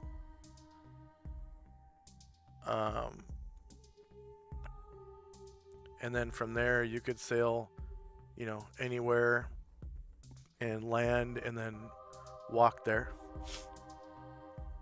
Probably looks like the closest city might actually be Aquabelia here. Aquabelia is a pirate town. The pirate lord originally swore fealty to the king and queen of Bryn, right here, which is now in ruins. Bryn was taken over a few years back, and the player characters liberated the city. All the citizens escaped, and they killed the people who captured it, basically. And supposedly it's supposed to be rebuilt. The current queen of Bryn is located at Thrasham's stronghold, way over here on Enervia Island. She was afflicted with mental disease, and he cured it, and she's been basically raising her newborn baby at his stronghold for the last, I want to say, year or so, year and a half. And she technically is the now queen of Bryn. And her son, the Minotaur child, is her heir. But the capital city hasn't been rebuilt yet. So the pirate lord is kind of on his own. His name is One Eye, Captain One Eye, and the majority of the town is a marina. There are a few buildings in the town, like some warehouses, a couple of inns, some smithies, but most of the town is located on the water. So it's like a bunch of docks, almost like a slum on the sea. Like a bunch of there's like one ship is a hotel, one ship is a brothel, one ship is a smithy and a general store. Like a flotilla. Yeah, like a flotilla. And but they can launch, though. They're actually in a marina with docks and whatnot. And there's constantly ships coming and going. Cool. and the whole fleet is essentially owned by Captain One Eye. So, and then from there, it's just a hop, skip, and a jump over the plains to get to these mesas, and then you could take a short trip through the mesas, or you could take a trip through the forest to get even closer, and then go up into the mesas. If you want, you could just call it by ear, however you want to do it. Okay. But is that the plan, to dimensional fold? Hold on. You said Enervia?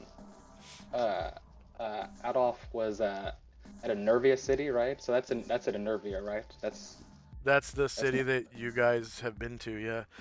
Enervia City. If nobody argues with her, that's what Asher wants to do. And that's what we're saying now, right? Teleport to Enervia and meet the ship there. Mhm. Yep. Okay, yeah. Well, teleport to We're- we Enervia gotta- City and then travel out to the sea and hopefully Right, intercept it as it Pick up passes the through the shell. channel. Yeah. Oh, okay, yeah. Yeah, but we're still gonna be like a little bit of downtime, right? Downtime say, like, in that a week or you're something? waiting there, but it's in the wilderness, so you'll still have random encounters. Mm-hmm. I mean, unless you stay in the city the whole time, but then you Yeah. wouldn't be able to see the ship. Plus, you Mhm. have to cross a mountain range to get to the sea from the city. So there's that. So we It's a could- really small mountain range, though. Go ahead. Yeah, so we could figure out how long it would take us to get there, and then use like some kind of divination spells while we're in Enervia City to figure out how close the ship is, maybe, Ooh, Possibly, good yeah. idea. Yeah, and then plan our travel accordingly. sure. You would know from traveling with Jim that he's pretty good at divination. Okay. So, did you guys want to dimensional fold right now? Is there anybody you wanted to see in Bingdao or anything you wanted to do? You got a new stronghold. Yeah, I guess I'd like to do a little tour of it before I go. Okay.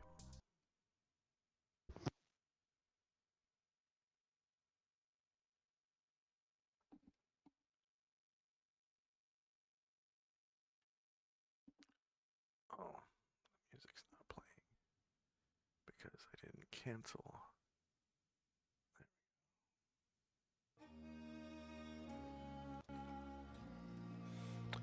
All right.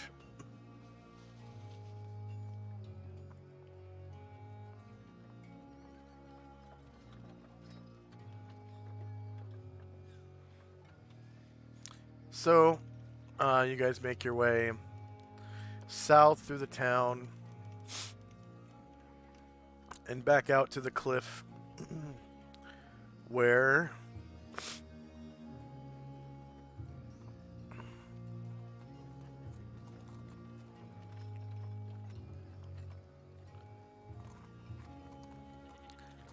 Tenzi's stronghold is built.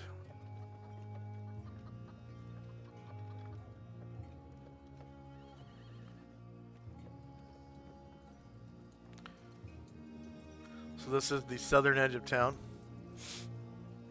and you travel out through this gate, and you come to a cliff's edge. You find that there is a path descending the cliff off to the left.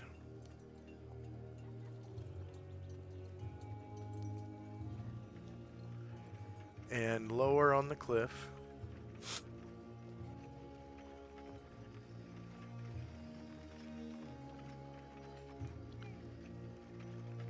you find, whoops,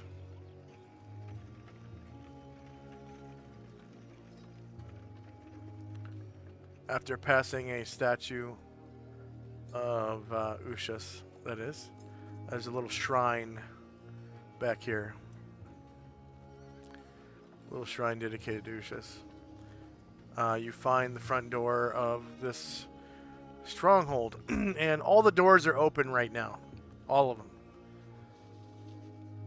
Okay, first up is Tenzi.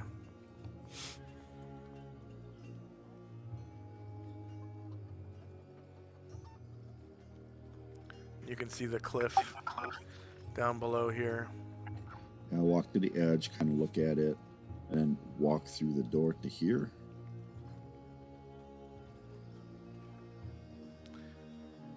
And you enter a room that looks like kind of like a mud room. It's where people leave their shoes. And there is a window over here looking out off the edge of the cliff. There's a place to wash. There's a wash basin. A place to leave your weapons. There's a weapon rack. And I'm not sure what this is. Could be a painting or something. We'll just ignore that for now. I think it is supposed to be a painting. Hear that, or maybe it's like a board where people put their prayers or whatever for Ushas. More than likely, it is a rice paper painting, not of objects, but of writing, like Adrian writing, of the slogan of the temple, or of the religion, or maybe of the martial art. Okay. Then Tenzi will go to the wash basin, see if there's water in it. If there is, then he'll wash his feet. Yeah, definitely. And then, since he doesn't have shoes on, he will proceed to the next. Oh, here, I guess. Okay, you walk out and you're on a balcony overlooking the edge of the cliff. And to your left is the sanctuary that you once discovered.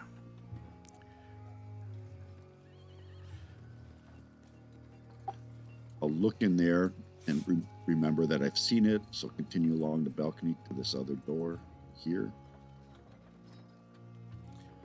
Inside is an office of sorts. The walls are lined with desks built into the wall. And there is a standalone desk right in front of the window that has a ledger for visitors to sign. Behind you is a staircase heading upwards. Out the door to your left as you face southwards, so that would be this door over here, is a natural path and staircase leading upwards slightly.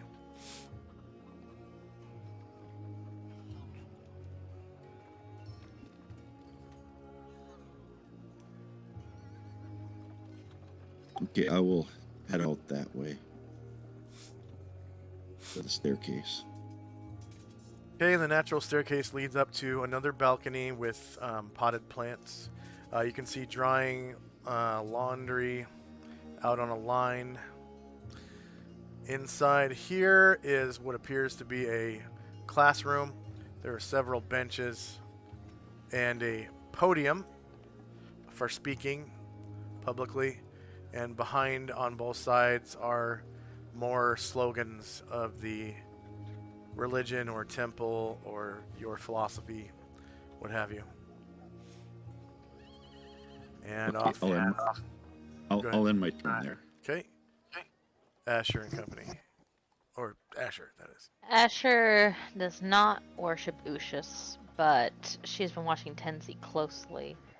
And unlike any other god she's heard of, Ushas has done something for her. So she is going to try to emulate what Tenzi is doing. She'll walk to the wash basin, and she'll take her shoes off, and she'll wash her feet like he did. And she will set her feet next to the basin, or shoes next to the basin, and she will walk after him. Okay, you come out onto a balcony to your left. You sort of pass by a sanctuary, obviously dedicated to Ushas. She hasn't seen that yet, so she's going to step in and look at it a little better. All right, you step in. You can see that the ceiling is supported by 6 pillars. You can see these slogans on the wall written with the Adrian alphabet. There are mats on the floor for bowing, and there is a. I'm sorry, what was that word again? Mosaic. Mosaic. Yeah, mosaic on the floor, right in front of the statue of Ushas, depicting the holy symbol of Ushas. And there are 2 padded benches on either side for contemplation. Some writing utensils in the back and potted plants around the statue. Having seen that, Asher's going to step back onto the balcony and continue the way she saw Tenzi go. You can tell that these potted plants mostly are actually bonsai trees, and they need a lot of care, like clipping and bending and whatnot. You step into sort of like almost like an office, and through the other side there was a ledger on the desk that had some writing on it. You couldn't really tell what was going on with that. And you catch up with... she'll stop it. She'll stop and look at it, but it doesn't seem very clear. Yeah, it looks like a ledger that followers sign. I'm not sure if you read the common tongue, though. She does. Wait, Okay. let me double check. Make sure she doesn't just read Elven. The whole ledger she is empty, but at the top it does say "Visitor's Ledger. Please sign here." And there is a inkwell and a quill next to it. I'm sorry. She writes Elvish. Oh, okay. She reads Elvish, so she just. So reads the that. ledger says some kind of gibberish, and there's an inkwell and a quill next to it on the Alright, desk. she'll move on. There is a staircase behind you, going upwards, and a natural staircase outside. And you can She'll see stop behind Tenzi. laundry line here, and more bonsai trees. And you can see that Tenzi is stopped in front of a classroom. Okay, Shandrak and company. So Shandrak will follow the people inside and seeing everybody's shoes out here. Shandrak will take his shoes off, but he absentmindedly just continues on walking and doesn't wash his feet.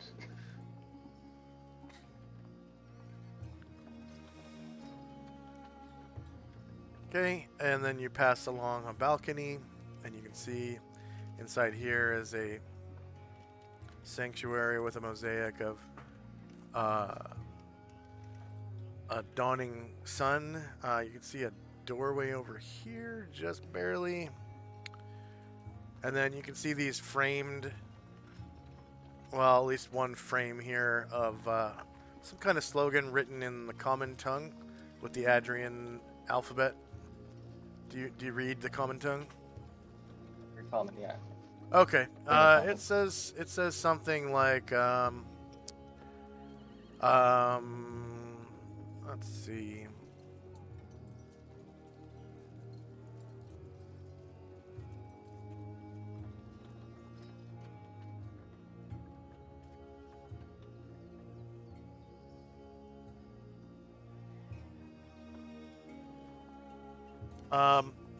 It says, "You are the activator of all the living beings. Everyone is controlled by your great supreme power."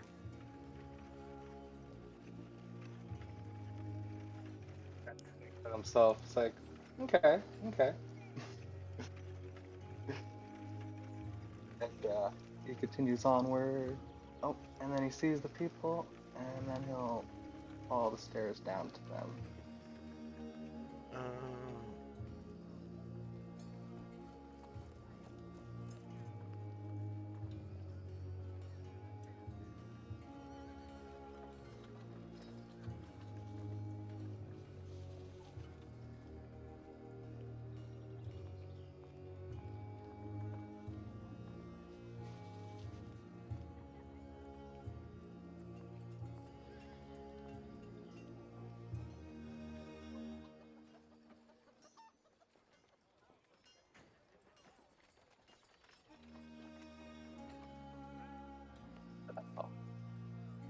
Okay, 1 second.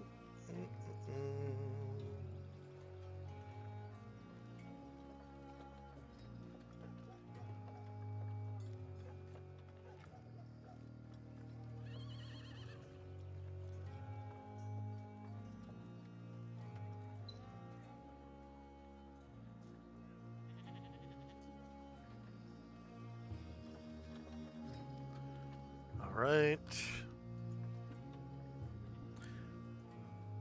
So you catch up with Tenzi, who is kind of gazing into a classroom. All right, end of round. First up is Tenzi.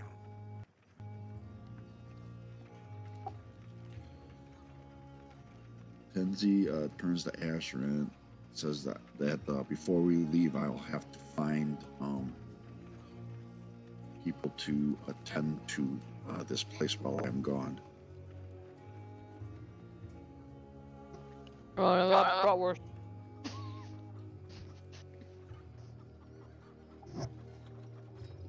So he's going to turn and he's going to go to back down these stairs to this room and then take the stairs up from the office.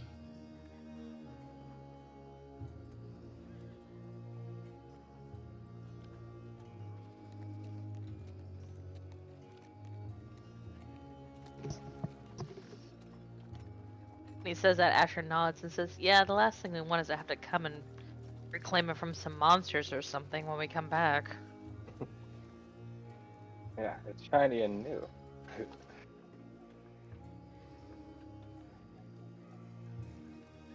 And as Tenzi walks off, she says, "Hey, do you have a cook yet?"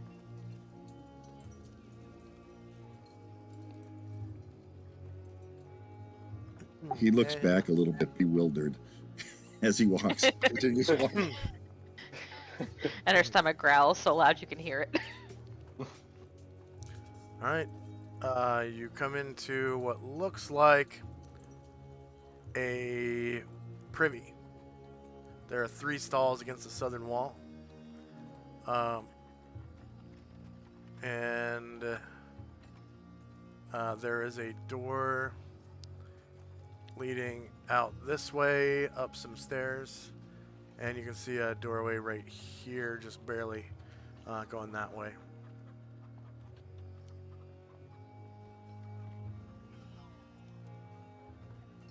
I will head to that doorway, go through, go up the steps. Okay, you find that it is actually inside of a cave. And against the north wall is a pile of stone slabs, atop of which rests a statue of Ushas. It looks like sort of a naturally occurring cave that may be good for contemplation and whatnot. There are several places to sit here and here, made out of stone. There's one pillar that is actually right here that is a stalagmite and stalactite reaching from floor to ceiling. Just one. And you can see out here is another balcony with bonsai trees. And then right here is a staircase leading up, a spiral staircase. And then Okay, a natural staircase heading east. I'll take the spiral staircase up.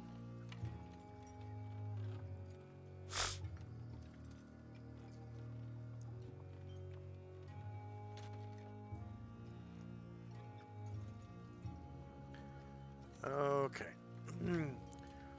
So there is a bit of a winding stair, and it comes out here.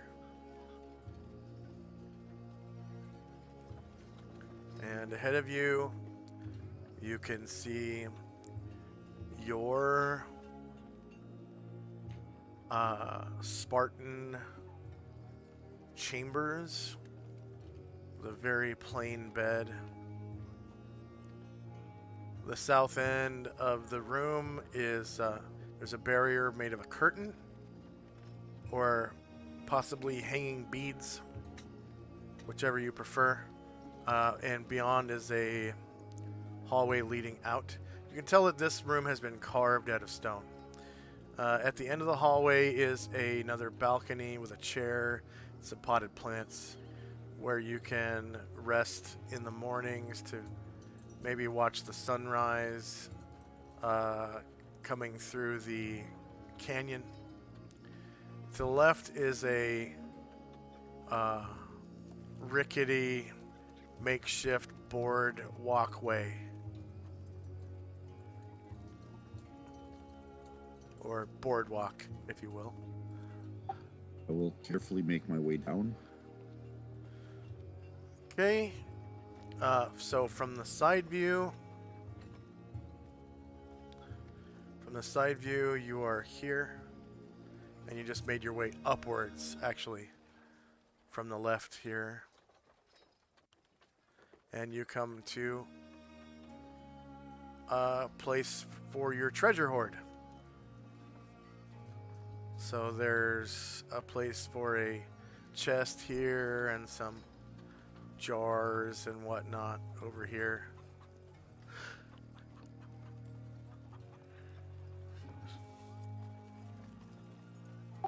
All right.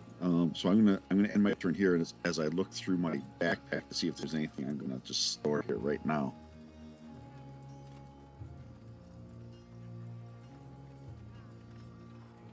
Okay, Asher and Company.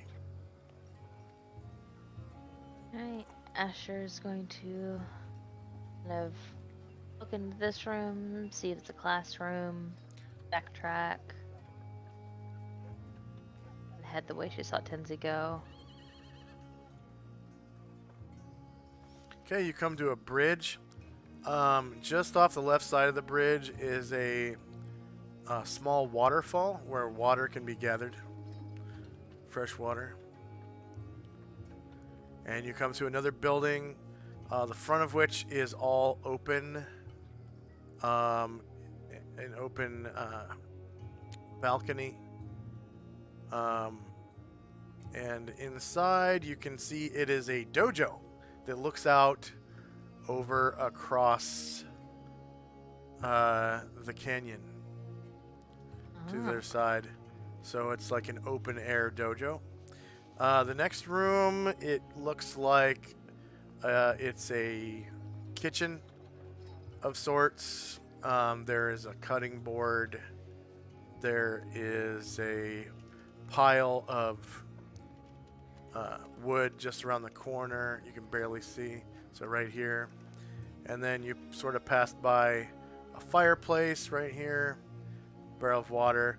And you enter now the pantry, where you can see foodstuffs, rice, oats, barrels of water, and even in the back, those tons set on their side are cider. Asher starts looking to see if there's anything she can do with her rudimentary cooking skills.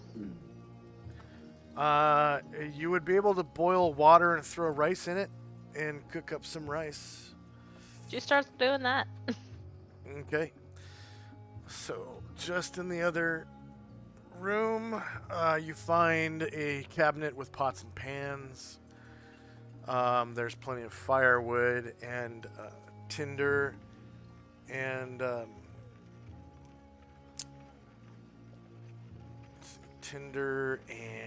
kindling and firewood. You don't find a flint and steel though. And there is a fireplace. She has one. Okay. So you're able to start a fire.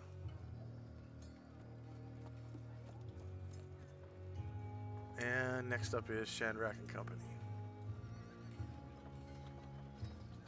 I was saying, Shandrak's gonna take a look to see the room that was next to us. It's a little classroom. Yeah, a little classroom with slogans on the wall in the back. And there's a podium for a public speaker. And then he'll follow where he saw Asher went.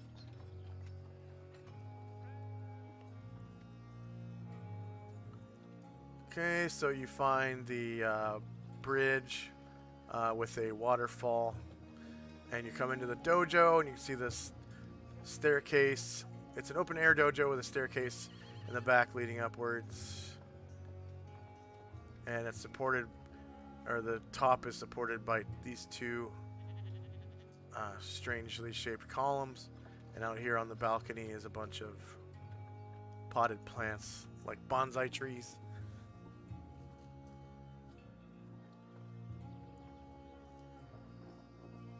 Yeah. Okay, you come to a kitchen where Asher has started a fire and Good thinking. is currently trying to, it looks like, boil some rice. So here's the campfire. Good thinking. And I kind of look around and see if there's anything like a little fresher, like any just like apples or any fruit or anything around. She hands No. you she hands you a dagger, but doesn't tell you what to do with it. You do see bags of rice in the back of the next room, which kind of looks like a pantry because there's also barrels of water.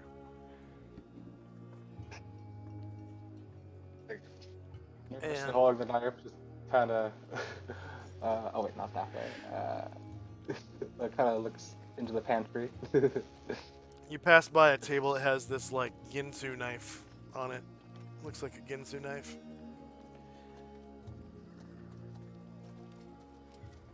And you can see that the bags are filled with rice and like oats. Mostly rice though. The barrels are mostly water, except you find you can see one in the back that looks like a cider barrel. Closer Turns to inspection. Asher and says, "Sorry, I don't think I have anything to work with to be as a sous chef." Asher gives him a disapproving look. Hey man, apples. Yeah, as a sous chef, nothing but there's always apple cider rice. Hey. That'd be nice. Oh. So, I guess Shandrak will go over by the apple cider and just kind of bring it over to the where the table is.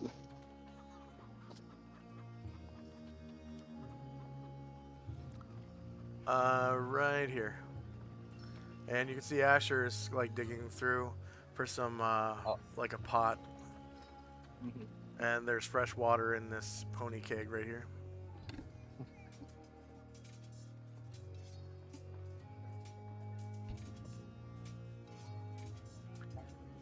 Okay. End of round, and next up is Tenzi. So he's going to take that astrolabe and sextant out and put it in the storage room along with some of his gems he'll store there. And now he's going to stand and just kind of concentrate to try to remember this spot so that someday in the future, if he needs to dimensional fold there, he can do so. And that's what he'll do this turn. Okay, so here's the sextant.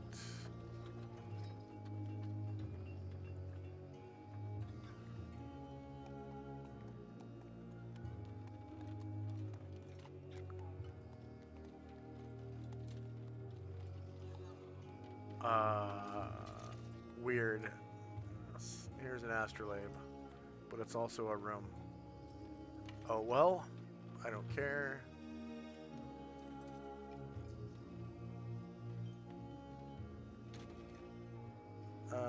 I do need to label this astrolabe though. Astrolabe from Red Desert, from Tintabula.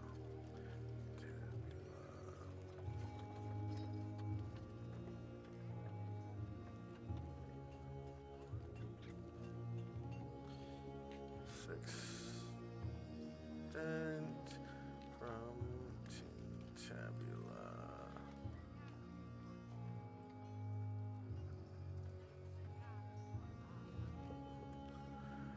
All right.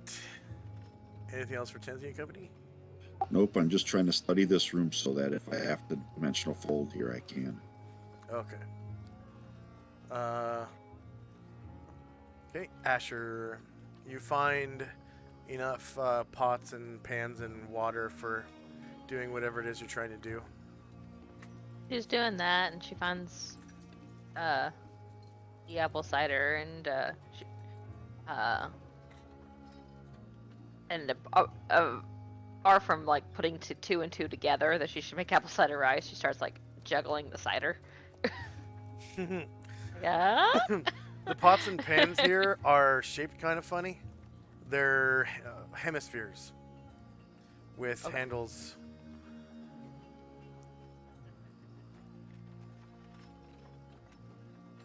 That's it. All right, Shandrak and Company. Shandrak sees that Asher looks like she's got this going on, so we'll go upstairs from the dojo.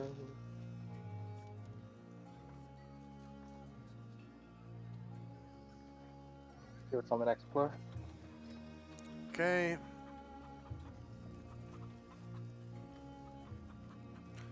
You come out into another dojo that is open air, but this one has a mosaic of the dawning sun.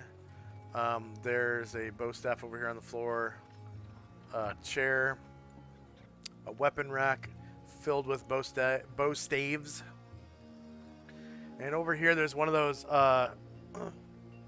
like dummy things with the arms that stick out, so you can practice your like Wing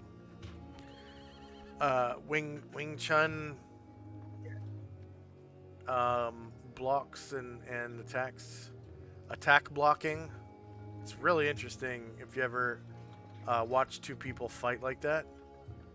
Like it's almost like slap boxing, and you can hear their hands slapping each other's arms out of the way in almost in fast motion, just lightning fast. I actually watch a guy on TikTok that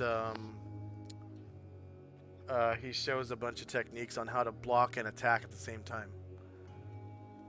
You like block with your elbow and end up striking with your hand or something. It's kind of interesting.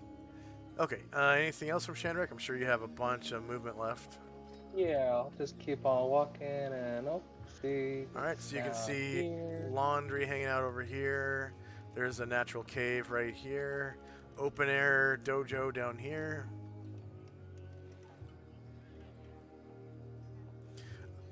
So you make your way past a excuse me, spiral staircase leading upwards into this natural cave that has a statue. Well, it's a shrine of Ushas on top of some stone slabs. And there's actually some places to sit down right here and right here. And you can see outside is another open air balcony with bonsai trees. Shandrak will head out to that balcony for a second, and just spend the rest of the turn looking at the balcony. All right, so from the side view,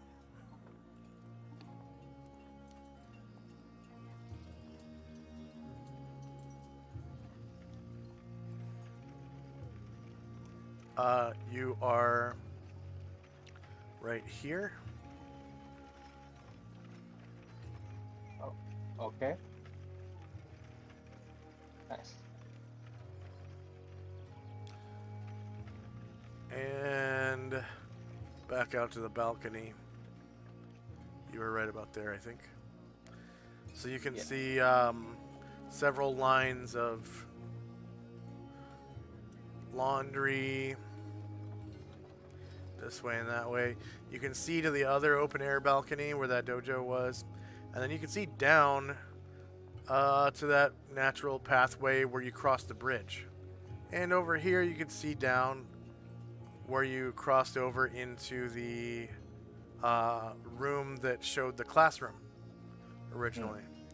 So this building over here is actually the second floor of the first building you were in. Okay. And there are no windows on this side, so you can't see into it, other than through the doorway down here, one level below. And you just see the floor. Alright, I think that's all for me. Okay.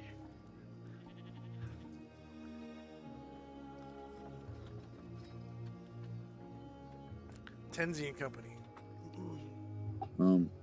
Once I think that I've studied the room enough to be able to get back here, I will head back, retrace my steps back towards the cave with the shrine. Okay.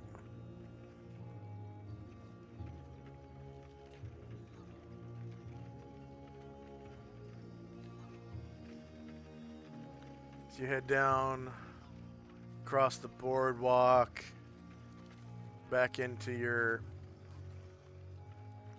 bedroom, and to the spiral staircase.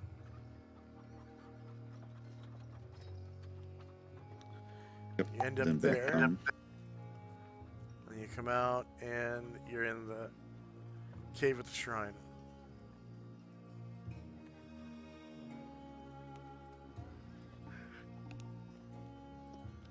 Shandrak sees Tenzi. He says, "Oh, hey Tenzi, there you are. Asher's making rice." Into And my supplies already? Holy moly. Shandrak, you hear footfalls down below, and you see one of the high priestesses come out of this door.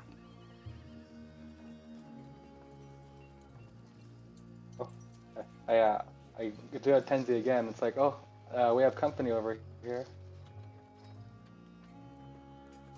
By the back.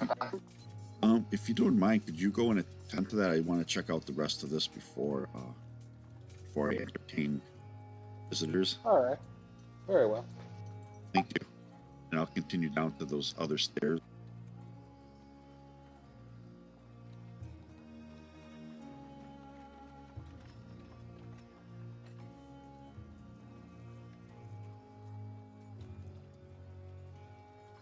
There's some door in this room.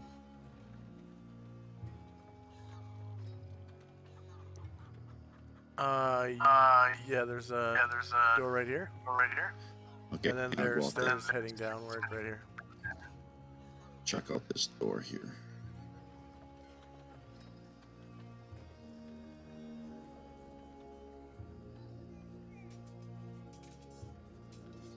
Okay, you can see down below is the first balcony you came to, right outside of the sanctuary. So right down here. This is all the lower deck balcony. Okay. So you'd have to jump down 15 feet to get down there. Inside here, you can see basically bedrooms for what will be the monks who eventually stay here. And you hear footsteps behind you. I'll turn around and see who it is. And it is one of the high priestesses that greeted Ushas' avatar. And she says, Oh, we can take care of this place for you.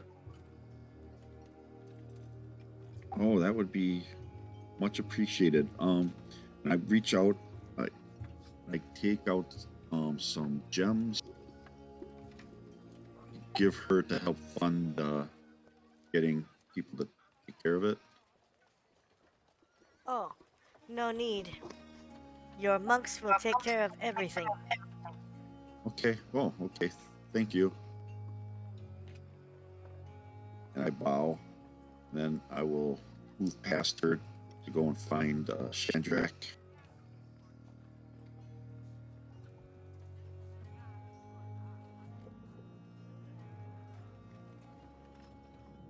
And I probably used up all my movement there. But I'll say let's rejoin Asher and see how good she can make rice. All right. It's Right. just downstairs at the dojo. Next up is Asher. This is similar to the rice I've made in real life. We got about 18 rounds to go. Yeah. So she's making rice. And Shandrak and Company. Turns to Tenzi. It's like, follow me. This was the kitchen. I don't know if you've seen it yet.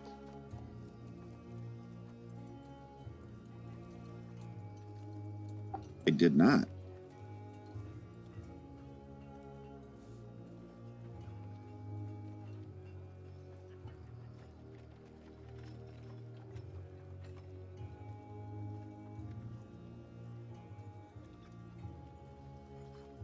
I'll head downstairs.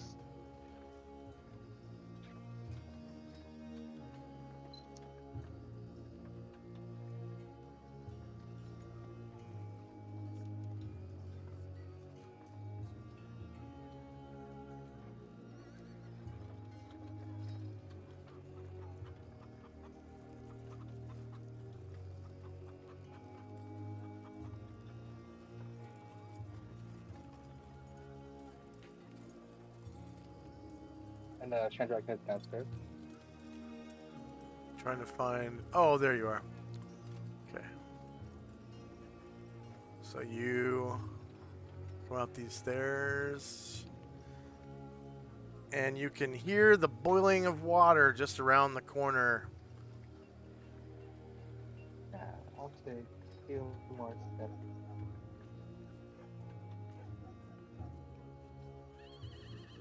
Yeah, I'll stop here.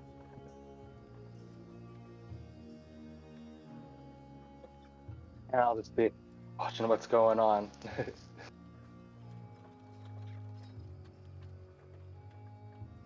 That's all. Okay.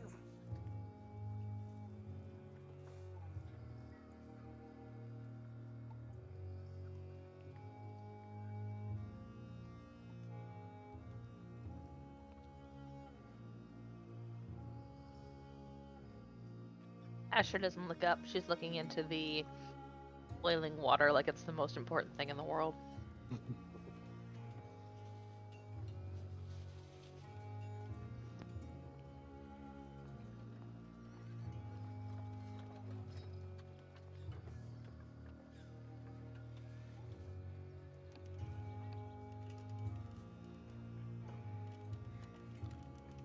Hey. Tenzi and Company.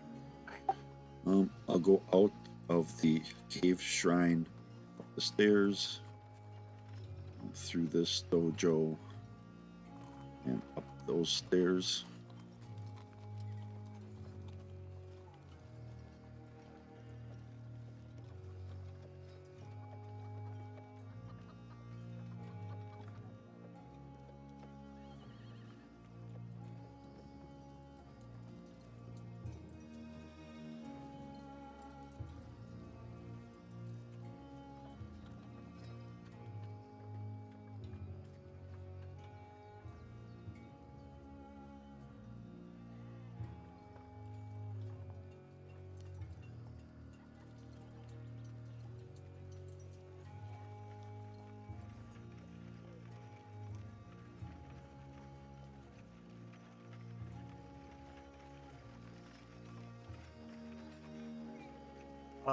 So you went downstairs, right?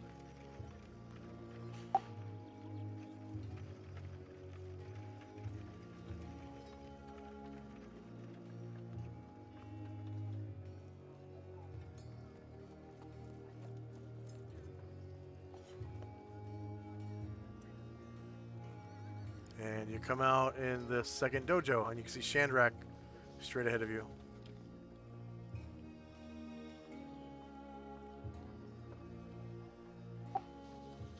I walk into there.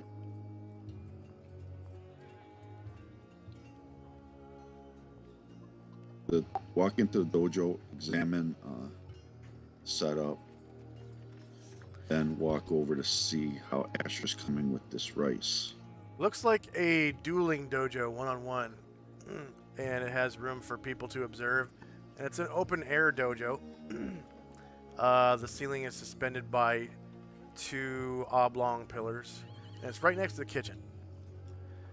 And you can smell apple cider boiling in water, and the starchy smell of rice. Brings back so many memories of my youth.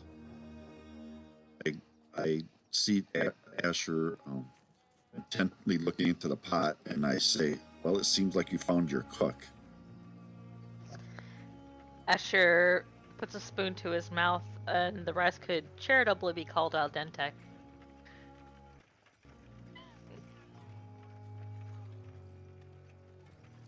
I will try it and see. It tastes faintly of apple cider.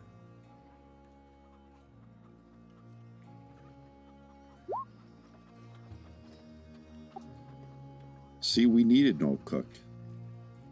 Very good. Asher frowns and says, I use my knife skills for other purposes. Don't get used to this. He nods.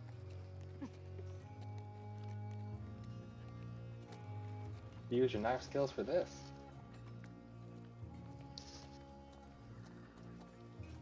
She kind of mutters under her breath, Miss Dion.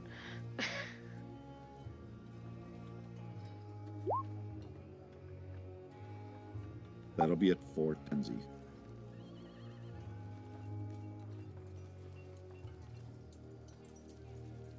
Okay, Asher and Company. Asher's like still staring at the rice and stirring it occasionally, and she has started drinking out of the apple cider bin, like drinking out of a milk jug, just straight from the jug. Yeah. For the most part, it's sweet, but it does have a little bit of alcohol in it, like as much as beer does. Kind of winces, but keeps going.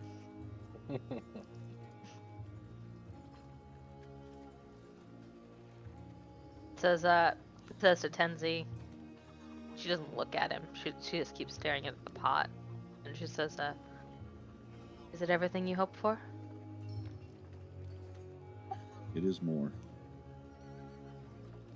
She nods and she looks at him, and she pulls one of those smiles that, like, you look at and it's more sad than if they didn't try to smile. Says, I'm so glad. She looks back at the pot.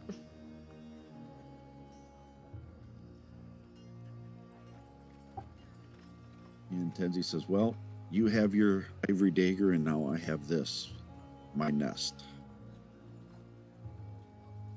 She looks at him again and seems a little bit more genuinely happy and says, "That's true. Our ivory dagger is becoming something like a family, and I can't wait till you have your own."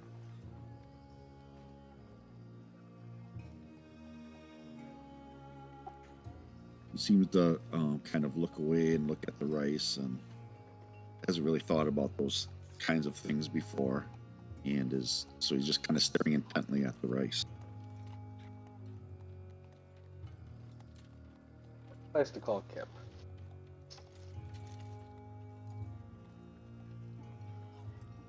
That's it for Asher.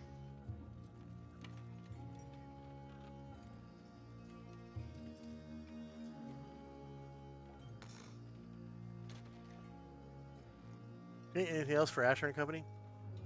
Nope. All right, Shandrak and Company.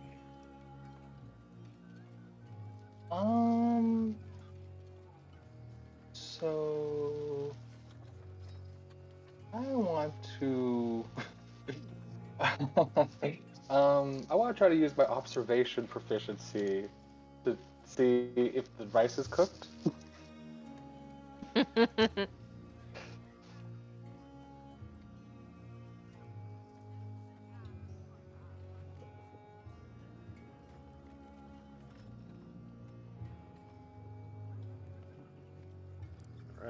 anything? Oh, end of round. First up is Tenzi and Company.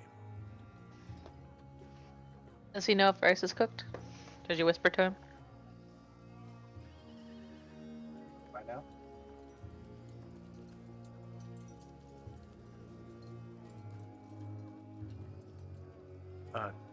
Tenzi? Tenzi, is gonna go and sit on one of the barrels. Just kind of reflect on the day, on how so much has happened, and he kind of realizes it's just a respite in the storm that might be coming ahead, and so he just wants to take a moment to relax here. And that'll be it for him.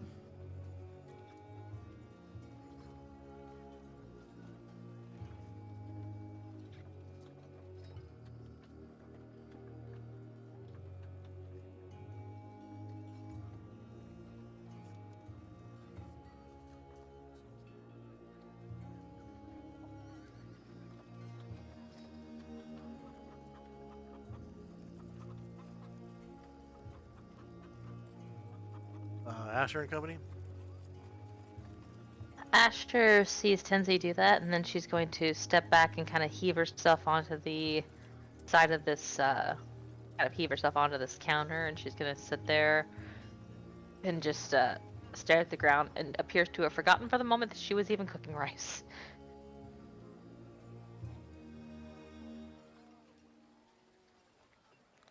Okay. Shandrak and Company.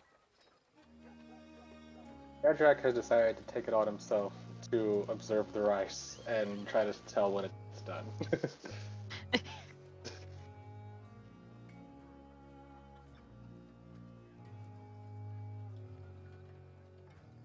That's all.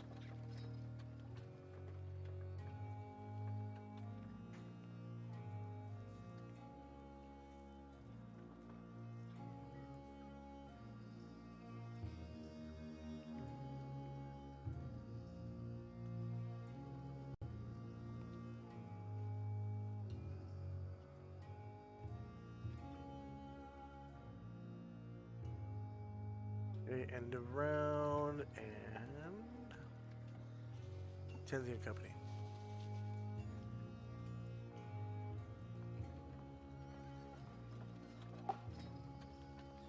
I guess I'll just wait until the rice is done and we can partake in the meal.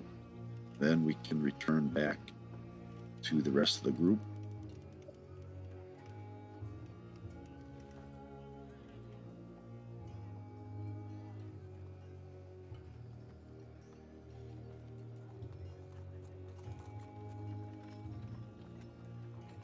And Asher and Company. Asher has picked up the Ginsu knife and is attempting to balance it by the handle on the tip of her index finger. Dex check, please.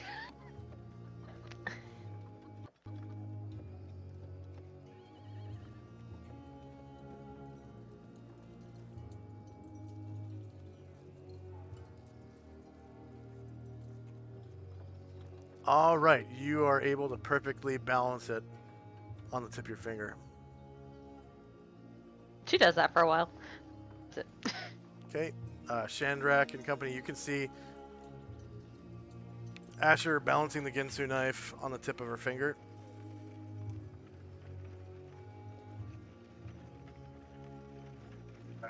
So I'm just gonna also be just waiting for the rice to finish cooking so we can eat. All right. End of round. The rice finishes cooking. And Tenzi and Company. I go through the cabinets looking for rice bowls. Plenty of bowls and chopsticks. I get them out, hand them to each person. Find a small jar with soy sauce in it as well. Oh, nice. And then I hand them the chopsticks and I look at them kind of inquisitively, not sure if they know how to use them or not. Asher balances the chopstick on her index finger. Both each chopstick just in each fist.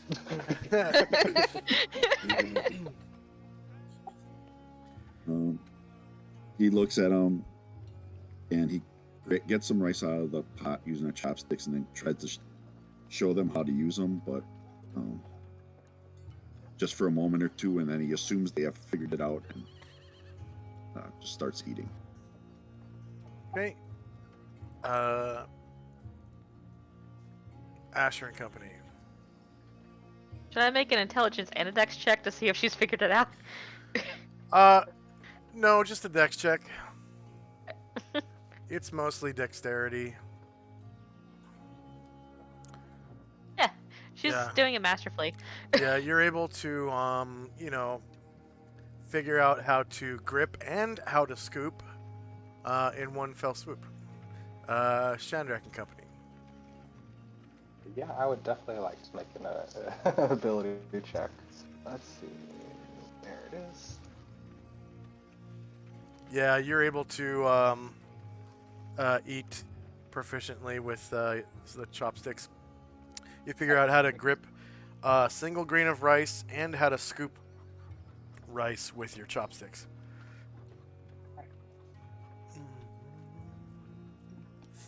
Shandrak eats a few bites and goes, "Oh, this is a fun way to eat."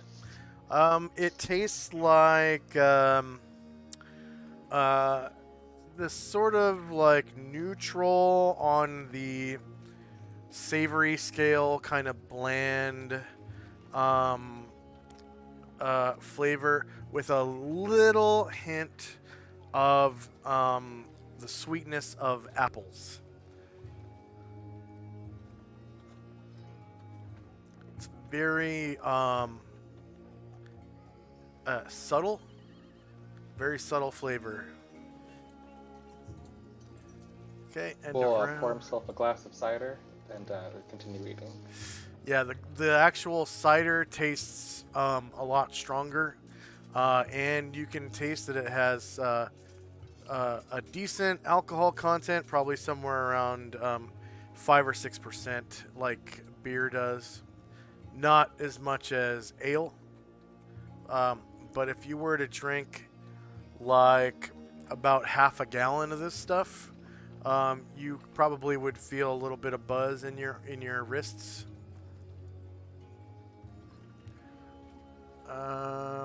Next up is Tenzi. He looks around and is impressed with their chopstick skills, and thinks it's about how long it's been since he's had a quiet meal like this in comfortable surroundings, and now with people that have become his friends. So he has a sense of like satisfaction and kind of a little bit of peace within himself. And he just looks at him and continues eating, and just kind of has a smile on his face while he does so. Okay. Asher and Company. Asher is eating and like she's always moving in some way, like her shoulders are kind of wiggling, or she's like bending from the hips and like moving back and forth. But she looks at Tenzi and his like air of contentment and gives like a small genuine smile for the first time in a while, and like settles down just a little bit and she just keeps eating her rice. Okay, and Shandrak. Shandrak was still like this whole time slightly shaken from when they saw the Avatar, but now that he started having a few sips of the cider and some bites of the food, he's like getting nice and relaxed by the fire with everybody else.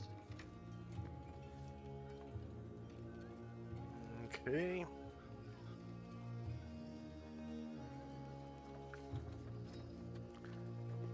End of round.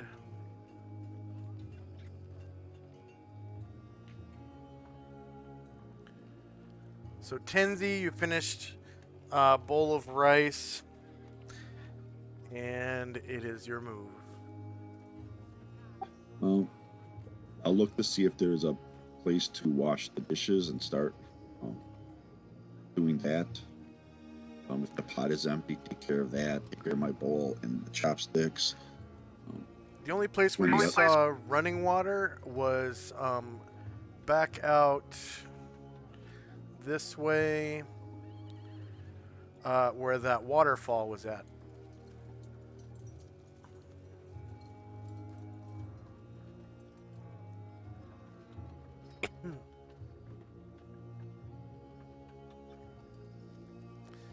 And sorry for interrupting. What else were you saying? No, that was it. I was just gonna look for a place to try to wipe off or clean the dishes that we used, and then put them away. There are some towels available, but pretty much the only place that had like running water, like I said, was that little waterfall. And I'll go and I'll take the pot and go over there and get it filled with water, and then use that water to clean off the other dishes before, and wipe them off and so on. It's pretty convenient too, because you just, whatever food is left, you can just throw it. The food left on the bowls and whatnot. Just throw it down the waterfall into the ravine below. No fuss, no muss. All right, so that's what Tenzi's doing then. Okay, Asher and company. Asher's gonna get up and stand next to Tenzi, and she's going to pick up a towel and start drying. And she says, He left the room to go wash the dishes. oh, okay. She's gonna go pick up a towel and then follow.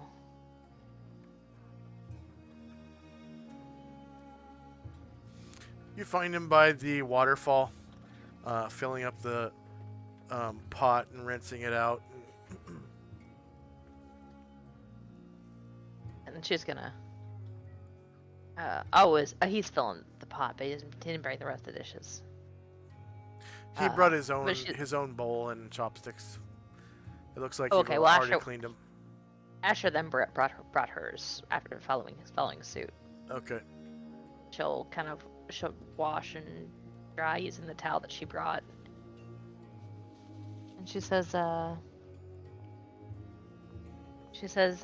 so glad you found this place. It's important to have a home. Yeah, it is not home yet, but it shall be one day. But it is a good place to have. Sometimes you need a place where you can retreat to. Asher says, it's true. I guess I would have said Cilia City was my home, but not looking forward to going back there.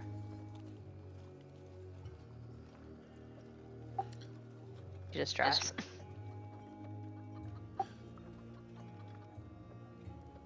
Yeah, sometimes our home changes as our life changes. You can be in one place one time and another place in another time. But I understand from what you have said about what happened there that it will be difficult for you, but if you feel we need to do this, then I will be with you. Asher kisses him on the cheek and says, in some ways, you're the smartest of us, I think. He just kind of turns away, blushing, and doesn't say anything to that. Shandrak, you notice that the fire is dying down, and the other two have finished their bowls and left the room. So, seeing Asher take a towel, I'll try to see if I can find one, and I'll go out and look for them with my bowl as well. Yeah, there's a small cabinet with some towels. And wait, was that down the stairs or up the stairs? You can kind of hear them talking out here.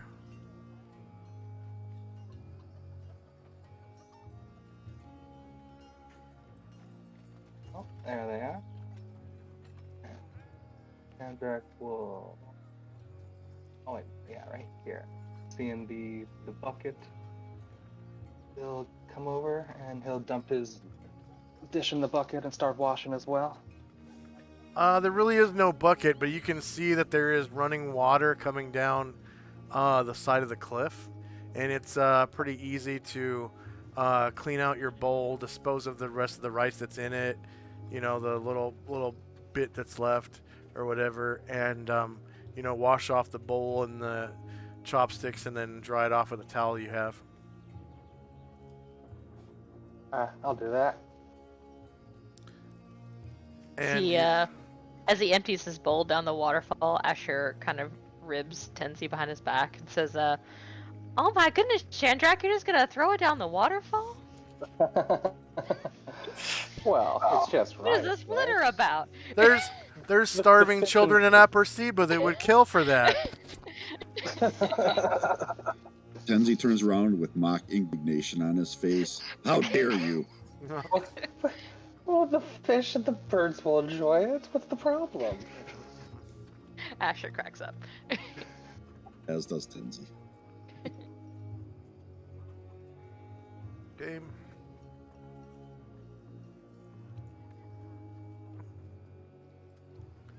End of round.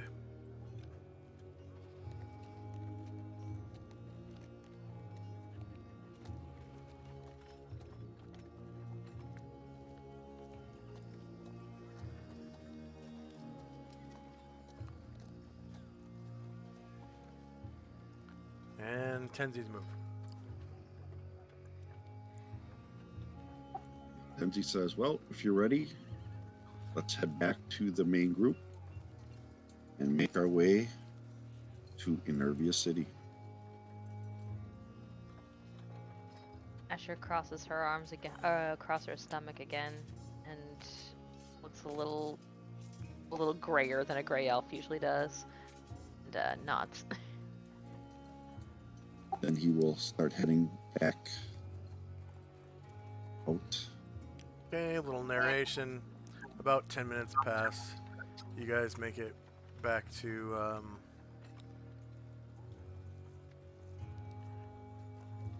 the group at the foot of the stairs.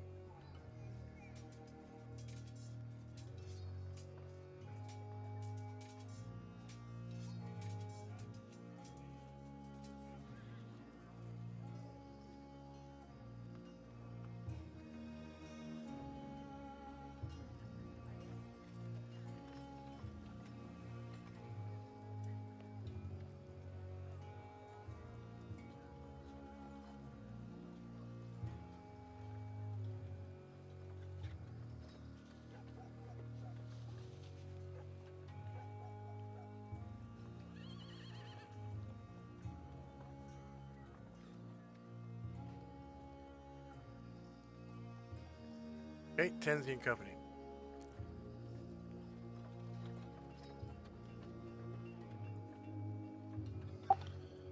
I met the Musashi and says, well, let's get ready to go, and walks over to Sigil 2. Musashi walks to Sigil 3, and we'll wait for when we want to start traveling. Okay. Just then.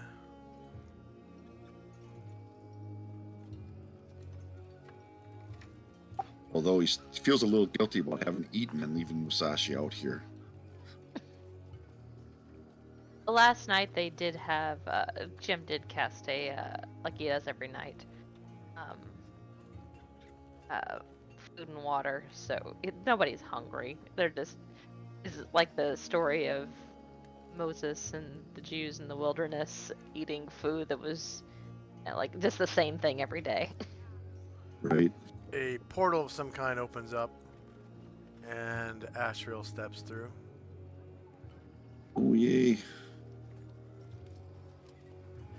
And the portal promptly closes.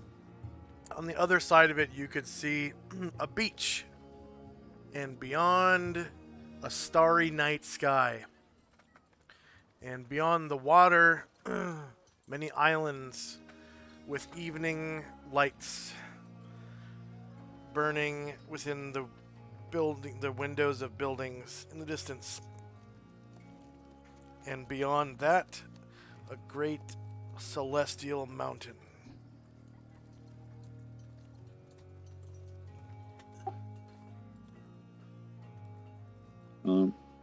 So then Tenzi will walk over to Ashriel, ask what happened and if he's okay, and just happy to see him back. He just starts sputtering everything that happened. We got the Wonder of the Dawn back. The Avatar was there. You were gone. I don't know what's going on. He was just starts babbling all kinds of stuff because he was worried about Ashriel. Now all this stuff has happened. He My tried to tell him son. everything along. My son, I have come back to you from Mount Celestial. I was banished, but have made it back. The powers that be have allowed me to come back here to help you on your journey. My son. Father, thank the powers that be that allowed you to return. You have much more work to do in this plane.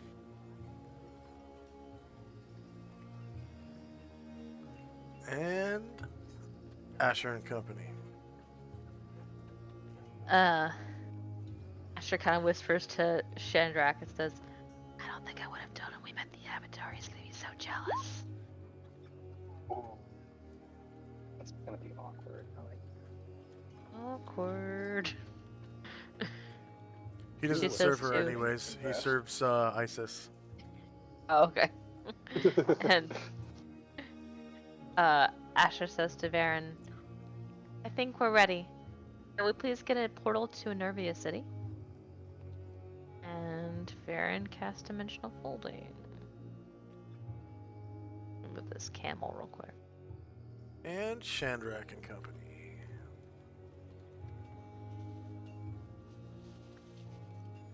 Guess I'll just walk up to the group and go up to take Sandy and wait for the portal to open so we can, me and him can go through. Okay. What part of the city do you want to dimensional fold to? We have successfully, just in the last couple of days, dimensional folded to the red carpet inn, but the fancier one. No, wait, it was the red carpet inn. Yeah, the right. No, wait, the red carpet inn is the fancy one. Hay bale inn. That went fine, so we'll do that again. Okay.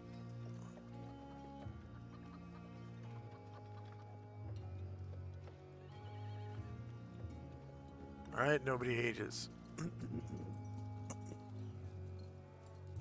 And you guys step through the portal.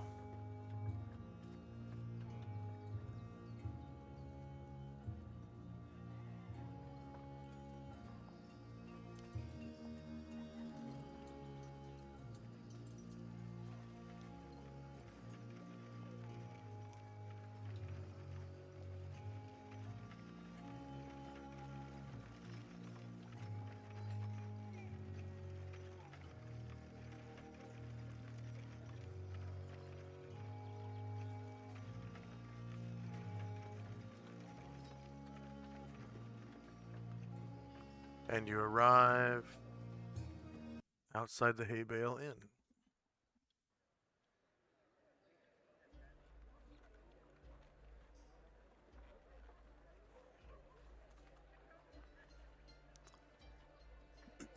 Not even 7:30 in the morning. A cloudless sky. No weather to speak of. The sun is up and shining.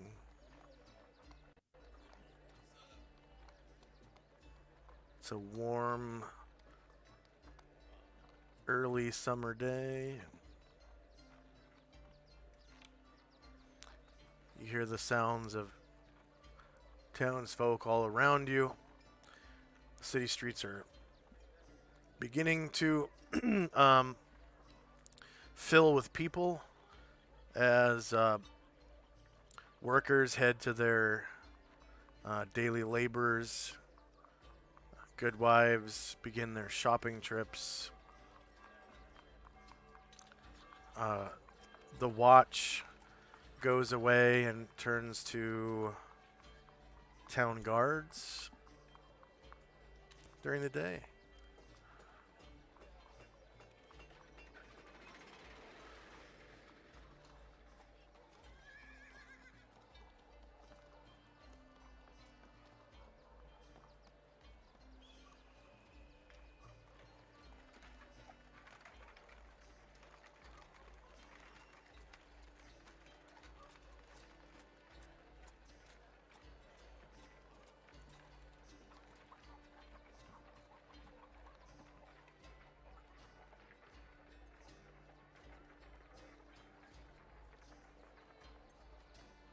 Uh-oh.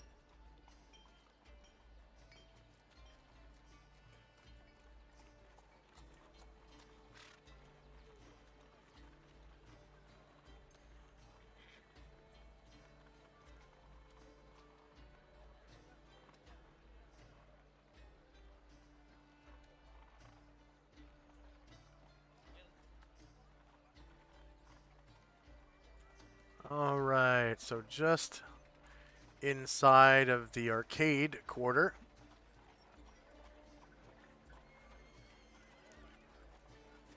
and just inside of the southernmost gate of the city, you find yourselves in front of the Hay Bale Inn.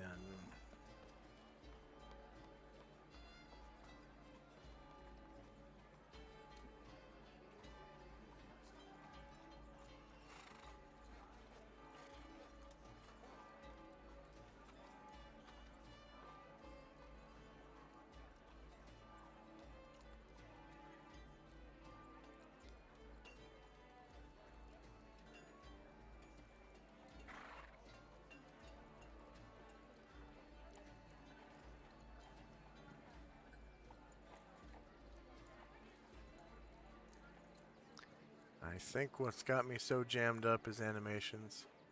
So I'm going to turn the animations off again.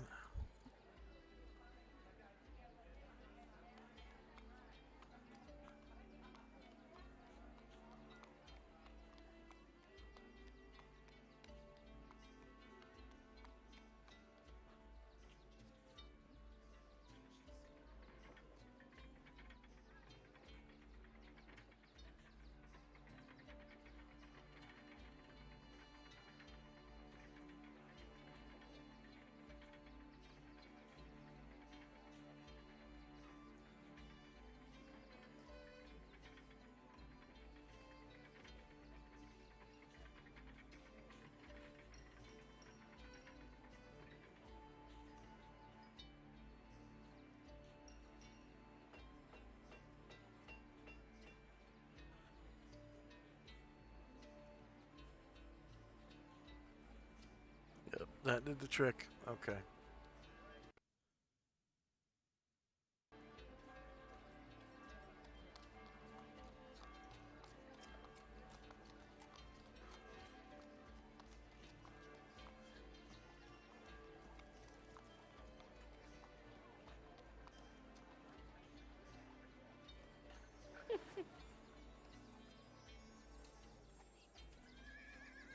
My husband's in the room singing 2000s rock.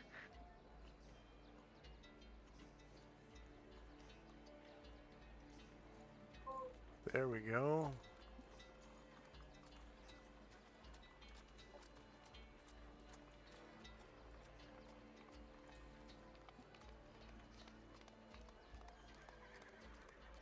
you are here, go ahead and roll me base size initiative, please, for the PCs.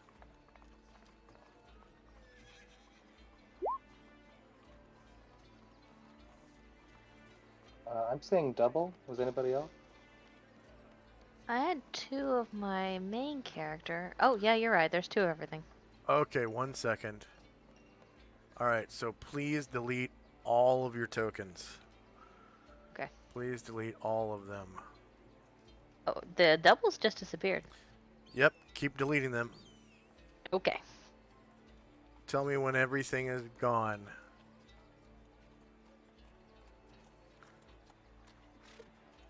I got mine gone.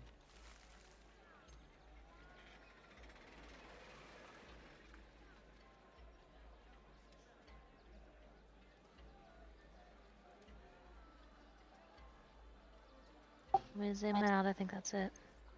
Oh, nope. I missed Yep. it. Yeah, I'm in black, so I think I got all mine. Yep, I'm good.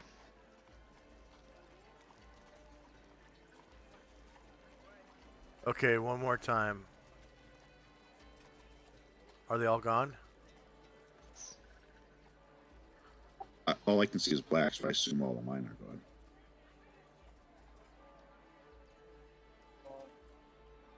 I deleted my camel and Shandrak, but I actually do see a little bit of light on one of the ends.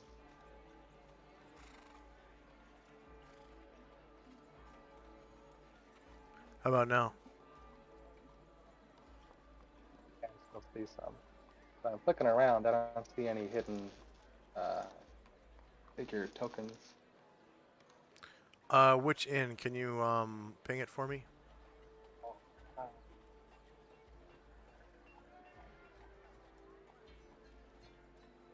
Ah, okay.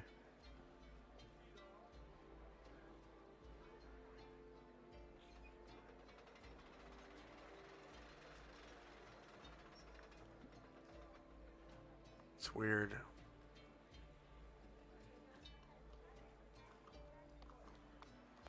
Oh well. No matter. You're all outside of the hay bale inn. Cool.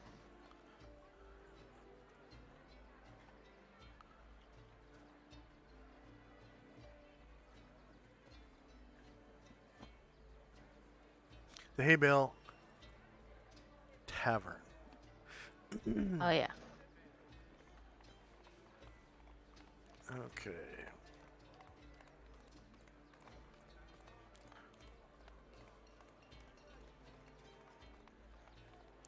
And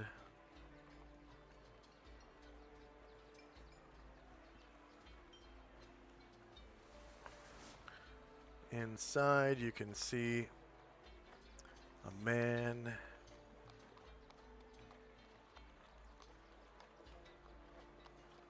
tending bar. Let's see. Where is it? Encounters, parties, patrols.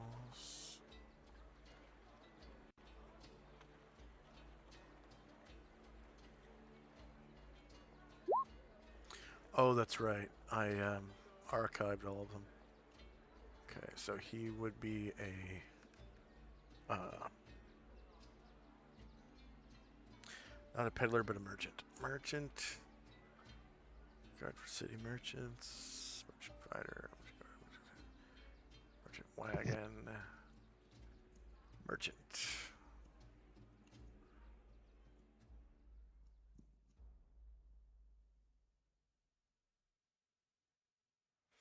Alright. So it looks like the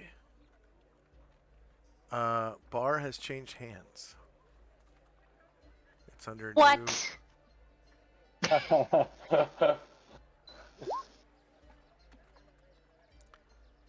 so there's a female owner. Or at least there's a female bartender.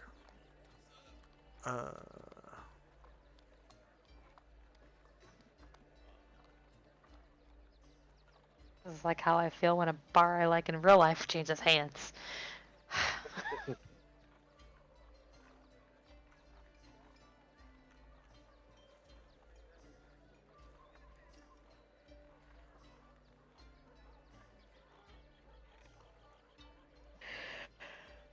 Okay.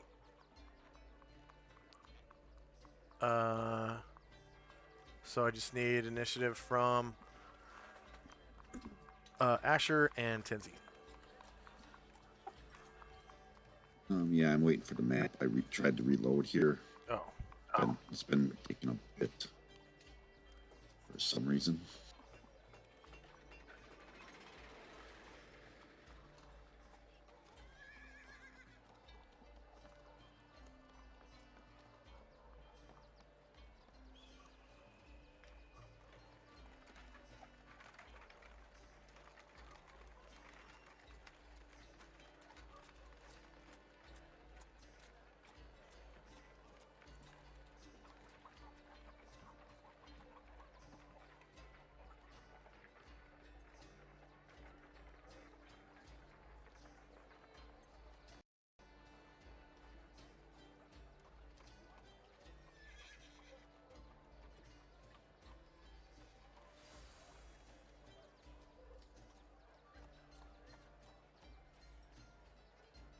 All right, let's try again. I'm not used to it being so slow.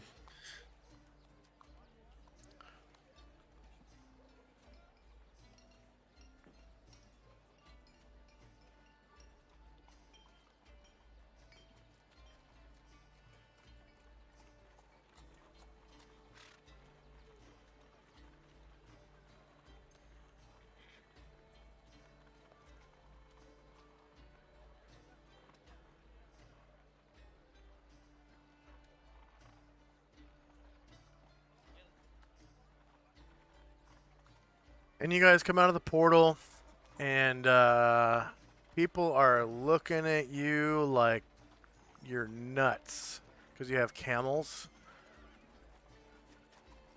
And they're like, what the fuck? And you hear the word camel come from like 20 different directions. Here,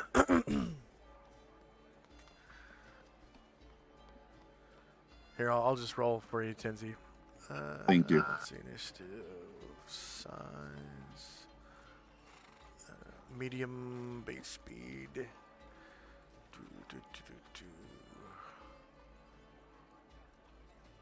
Okay.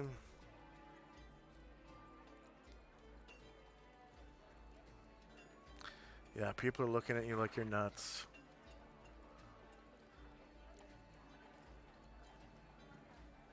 I'm jealous. Yeah, we got an angel with us. Right? The camel's what's weird. Exactly. We just appeared out of fucking nowhere. Asher and Company. Asher looks around and hears the word camel and sees people pointing and staring.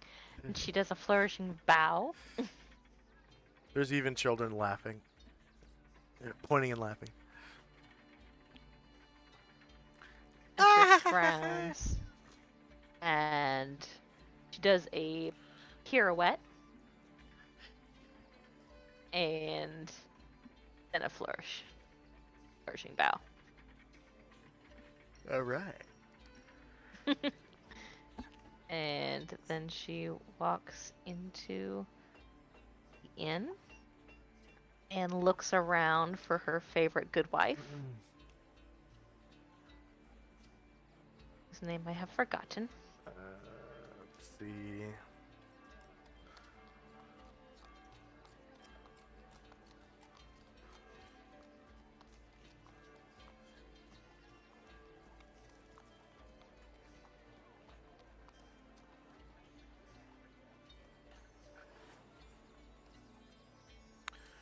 Let's see. There is.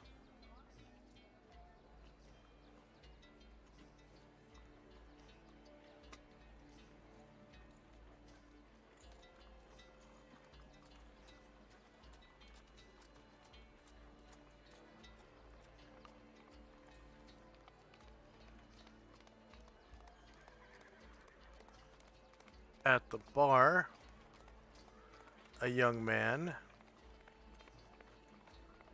well dressed,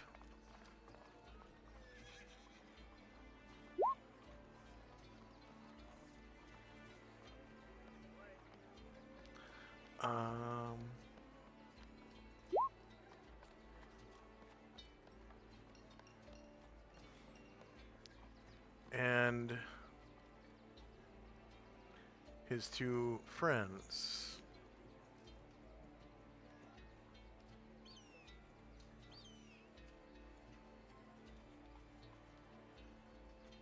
And as you walk in, they see you and they sort of point and laugh, and one says, "Oh my, you're still dressed in your bedclothes." Because you're wearing that kimono. Asher looks down at the kimono, but them, and frowns. And her action for this round is going to be to look at the best dressed one. She is going to will her clothes to look exactly like his.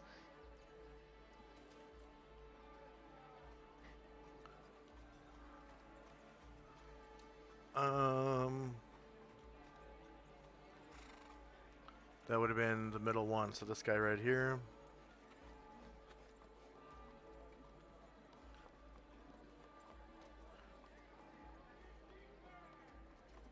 And as soon as they change, she says, "Ah, well, now I feel foolish. I look like a total doofus." And he gets this like squinty-eyed look, and he steps off of his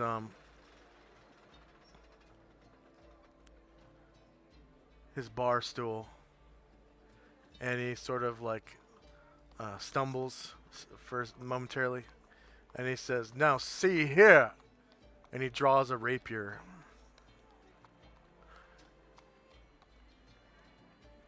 Asher cocks her head to the side and says, "See what? I see nothing."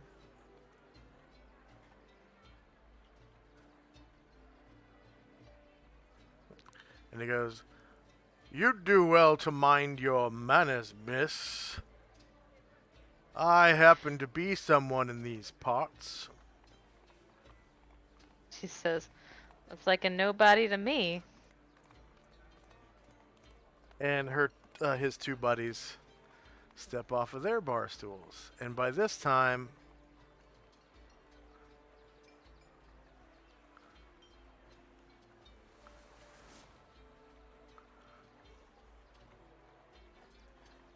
you notice that the only other people in the bar are city guards. She looks around and says, "He's drawn steel against me. Aren't there laws against this sort of thing?"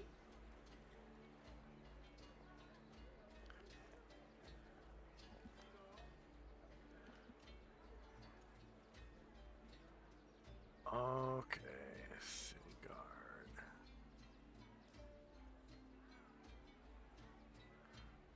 I mean, I'm not typically a narc, but this is just a boneheaded move, you know?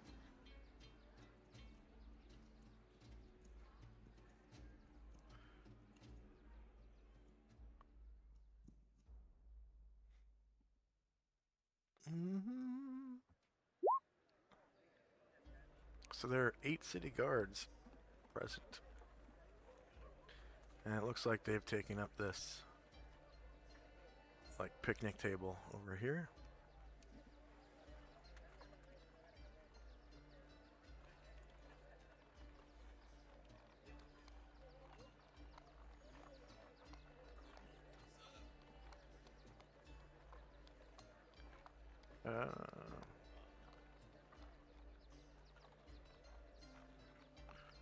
They're led by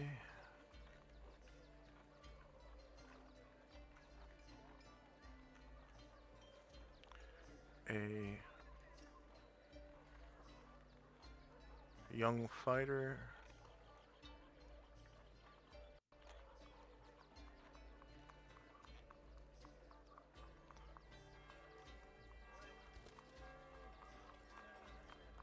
Who's sitting at this table.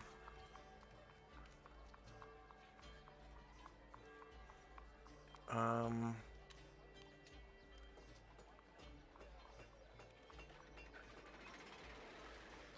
and a wizard with him.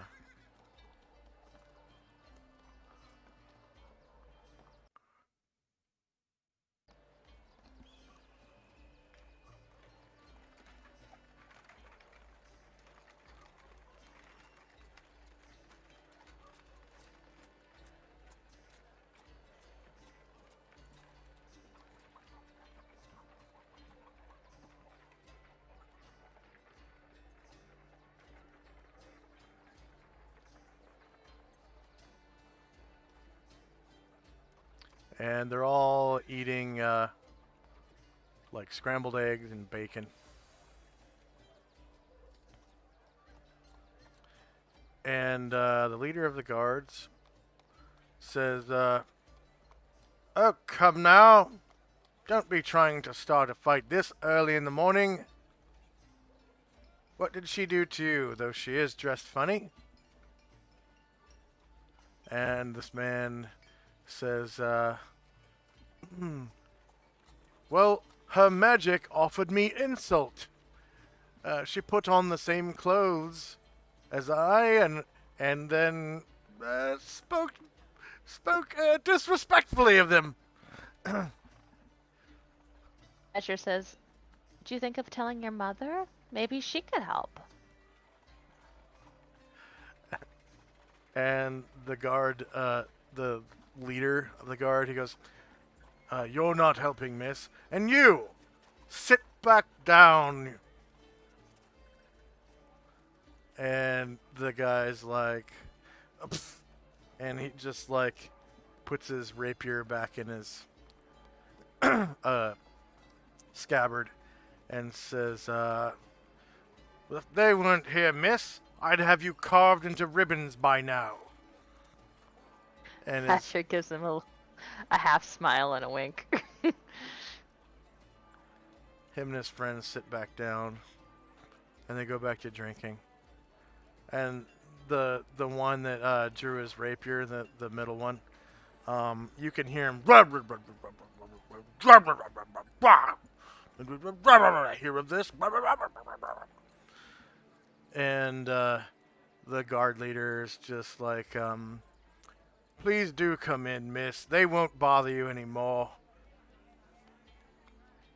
She says, "I'll have to think about it." And she's going to step back outside the door, and she's going to use her ring and attempt to hide in shadows. Okay. Tenzi and Company. Chicks. Tenzi saw Asher head towards the tavern, so he turned and grabbed a sagil tree, and he will take him over to here, which I assume is a stable of some kind, next to the tavern. Yes. Inside, there is a new stabler.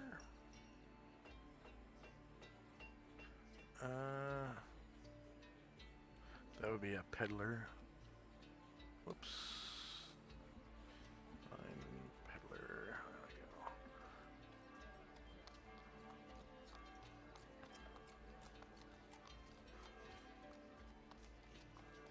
go. And Musashi will follow him with sagil tree or two.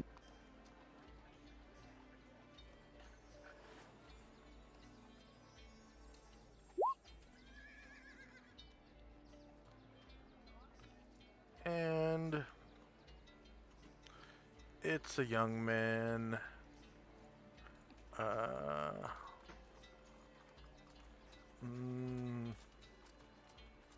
Wait, why does he have monk abilities?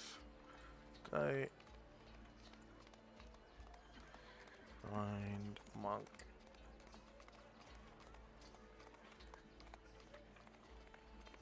Okay.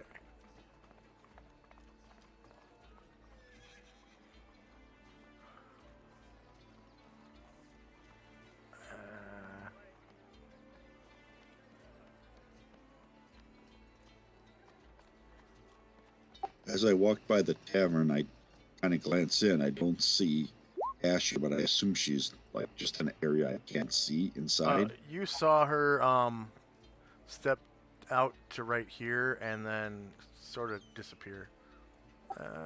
Okay. To myself, I say, thank Ushas, I have Sacred Guardian still on her.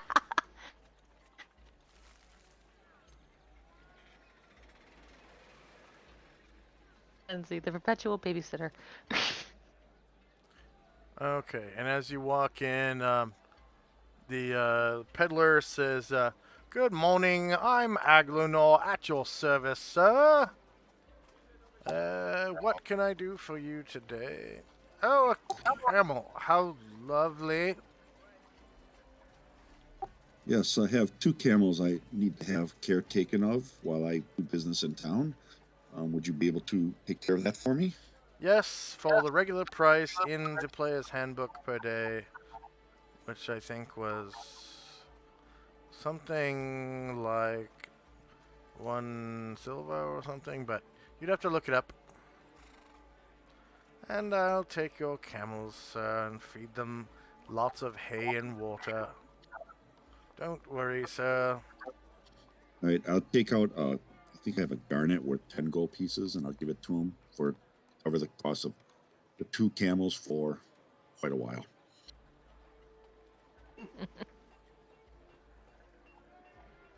"Oh, thank you, sir. I do so love garnets."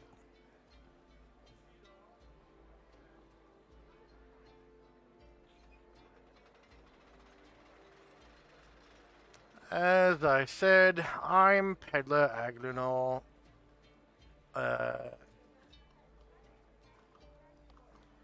Oops, not a garnet, an agate. 10 gold Agate. piece stone moss agate. Have a nice day."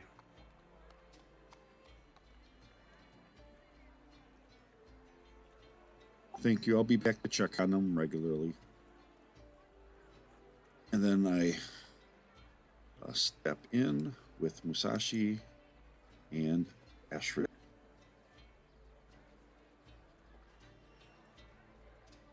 Okay, so you walk in, and there's a platoon of city guards with a leader and an indentured wizard.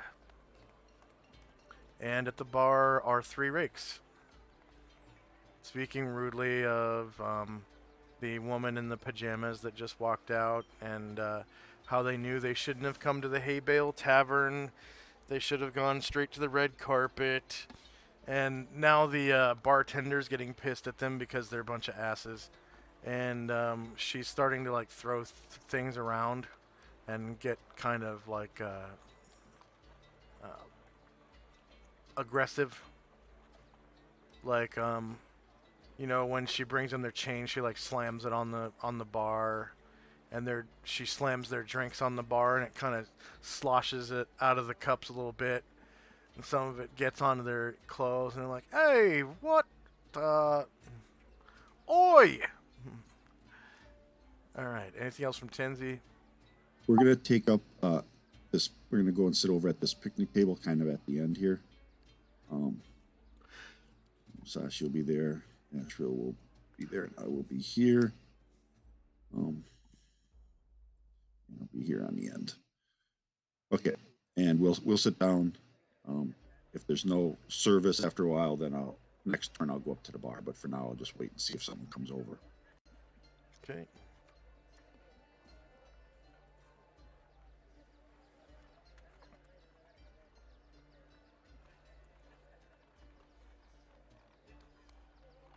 Luckily, the merchant has an assistant.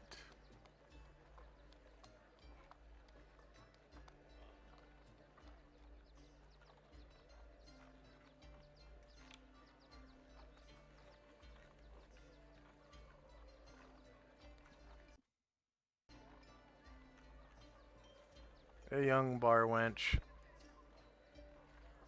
by the name of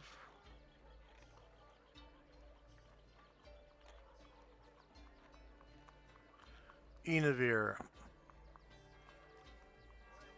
"Hello, I'm Enavir." Enavir. beer. Good morning, miss. Hello, I'm Inabir. How can I help you? The breakfast menu today consists of eggs scrambled in olive oil and bacon fried in butter and biscuits made of cornmeal with country bacon gravy and cheese. Lots and lots of Um, cheese. Nothing for me. Fresh Astral asked, apples and lemon juice. Sweetened with honey. Tenzi will take an apple. Astral will ask for some cheese, and Musashi will have the biscuit with gravy. Oh, so you'll all three be sharing one. Ah, I see. That'll be 2 copper coins, please. Right, I get out. Yeah, I get out a silver. Musashi gets out a silver piece and says, "I will take care of it, sir."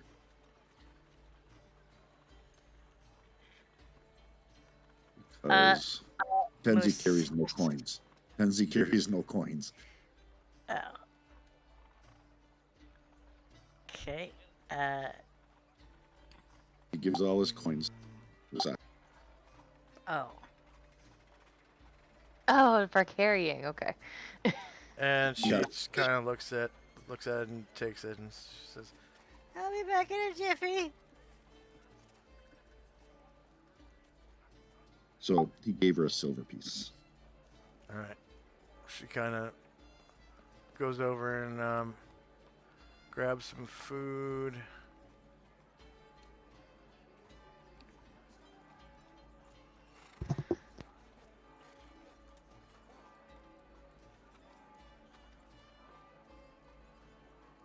And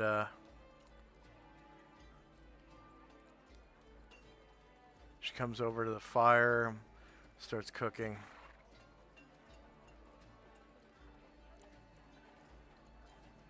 And Shandrak and company.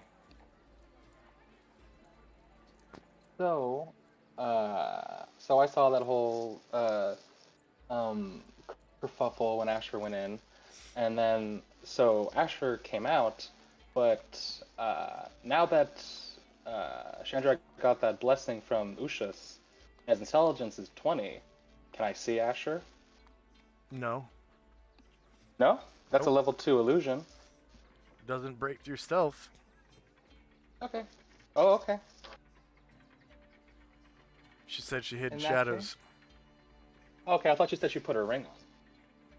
I thought she said she hid in shadows. I did both. I guess I wouldn't hear if she hit then. In that case, Shandrak will also take his. He'll take Sandy up to the stable.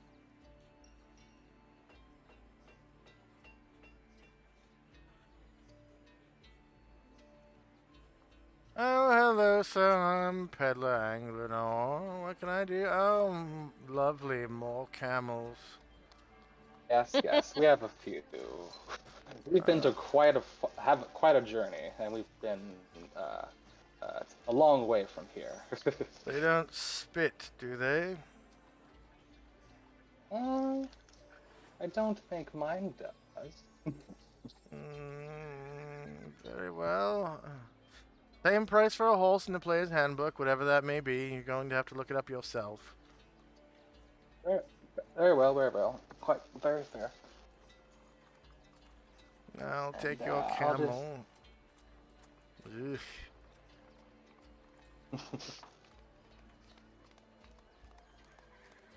Very well, sir. See you later. Did you pay for one day? It's 5 silver pieces per day. Oh, it's 5 per day. Okay. Yeah. Okay. Yeah, I'll just do it one day for now. Okay.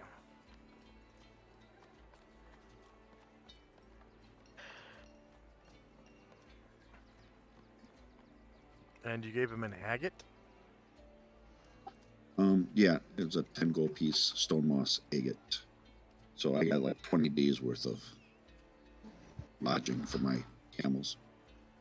But yeah, I think I'll just give him a gold piece. Okay, that's like 2 days worth. Oh, I thought you said it was 5 silver. Yep. Yeah, it's 5 silver a day. Yeah. 1 gold piece is 10 silver. Right. So that's 2 days worth. Oh.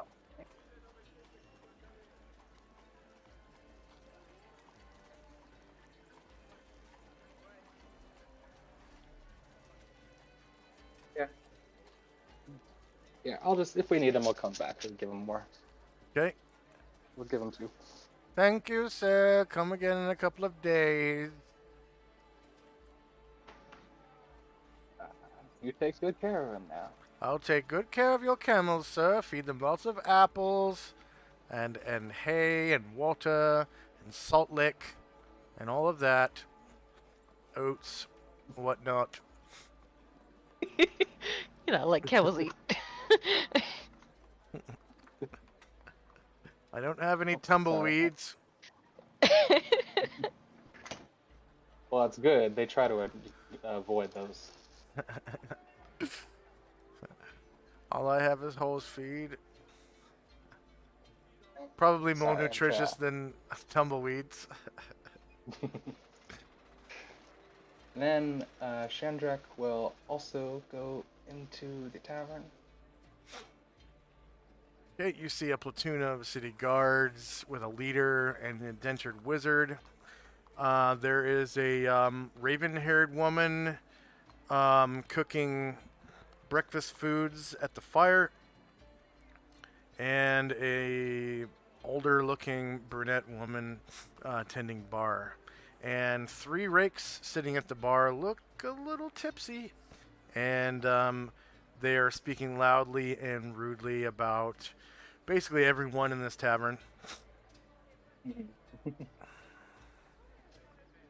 So I'll come up to the bar, and I'll go, ooh, I smell some bacon. I'll have 4 strips of bacon. And this guy over here, he turns to you and he goes, "You fucking what? Was that a fat joke?" No, I smell bacon cooking. Motherfucker! What? No, I'm just responding. It's like, no, I only smell bacon, sir. This is a tavern, so I would like some. Tavern's gone way downhill since I got under new management.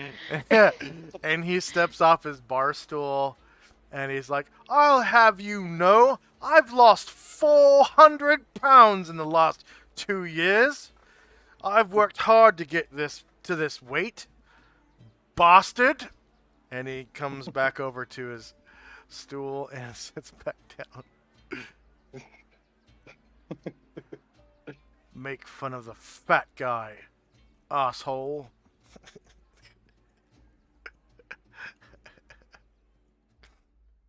And Shandrak just tries to ignore him and turns to the barkeep.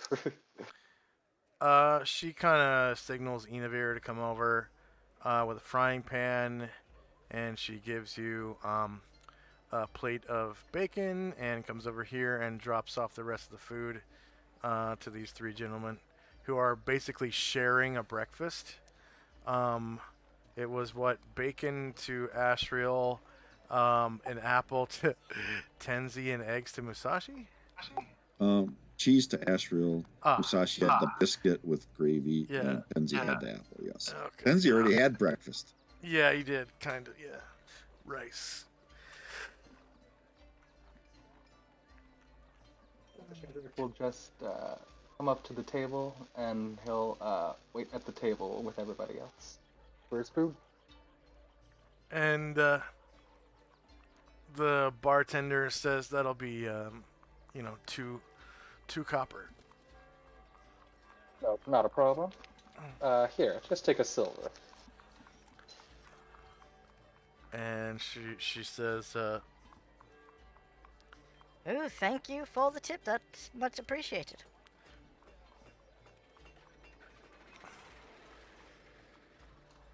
And then Shandrak he'll start taking a few bites out of his bacon and also put on his helm of telepathy. "Okay, And that'll be all.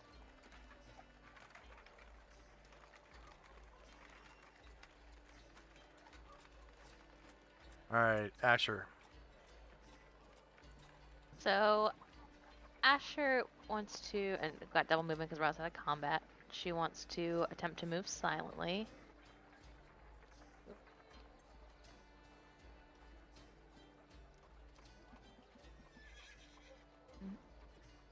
Eight. And she wants to. Can she make a pickpocket check to try to tie the shoestrings of the guy in the middle together? Yeah. Okay.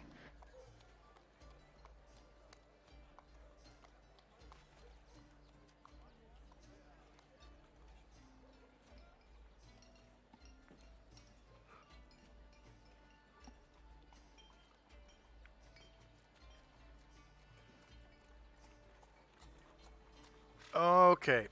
So you were successful in untying his shoes without him noticing, and then retying them together. That's what the two successes represent. Okay.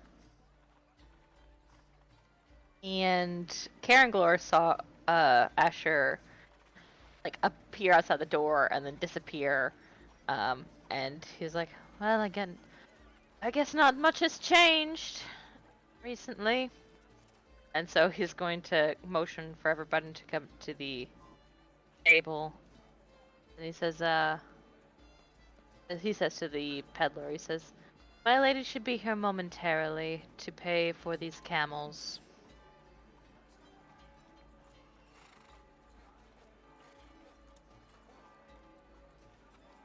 And they're going to bring the camels to the stable door.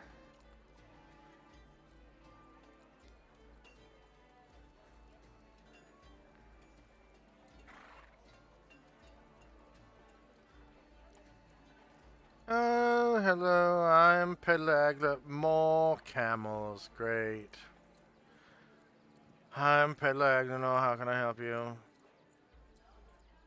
Yes, my lady is indisposed, but she will be back momentarily to compensate you for these camels. Gods, 4 fucking camels? Ah, but they're heroic camels. They bore us across the deserts in order to restore the wonder, the temple of Ushas, to the city of Mingdao. What heroic Ushas, beasts have Mingdao. you cared for? What heroic beasts have you cared for that have served a goddess? The white buffalo one time, the bonded mount of Sir Cyrus Muldoon. Let me see how smart Caranglor is. I do believe that's it.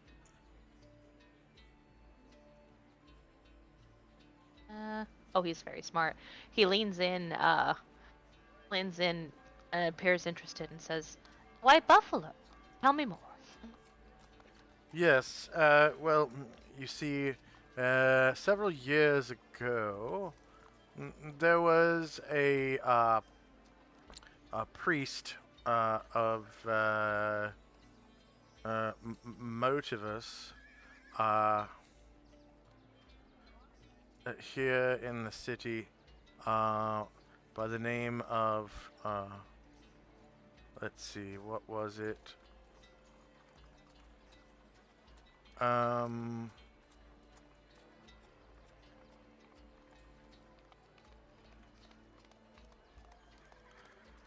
see, NPCs.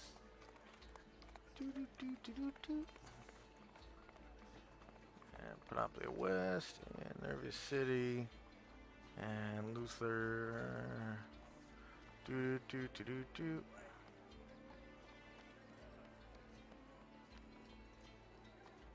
Ah, yes, his name was Father Martin.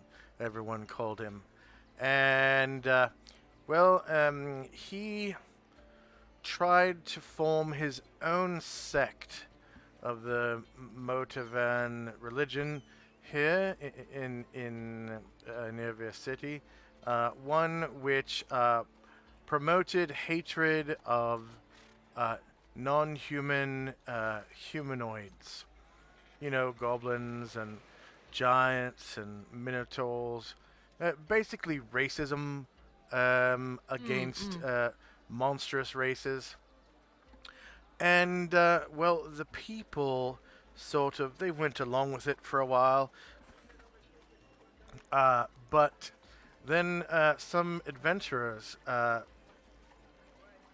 showed up and helped Cyrus put an end to this Father Martin's attempt to form his own cult or sect.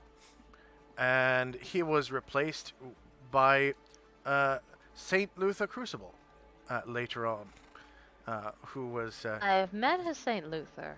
Oh, you've met him. Yes. Well, I suppose if you cared for the White Buffalo, then you were a part of that heroic story as well. I suppose so. That was several years ago, in my younger days. But I did nothing special. I just fed it the same apples and salt lick and hay and water that I'm about to feed your camels. And So. Caranglor takes a step closer. Let me check his charisma.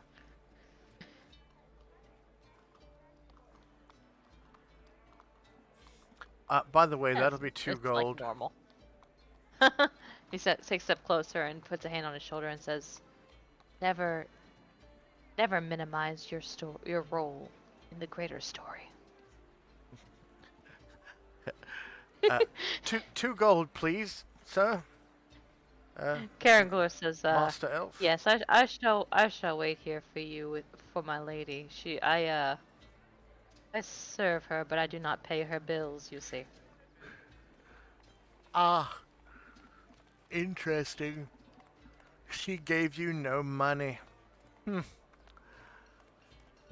She gives me the stipend to which I have earned, but she has not earned me paying her bills.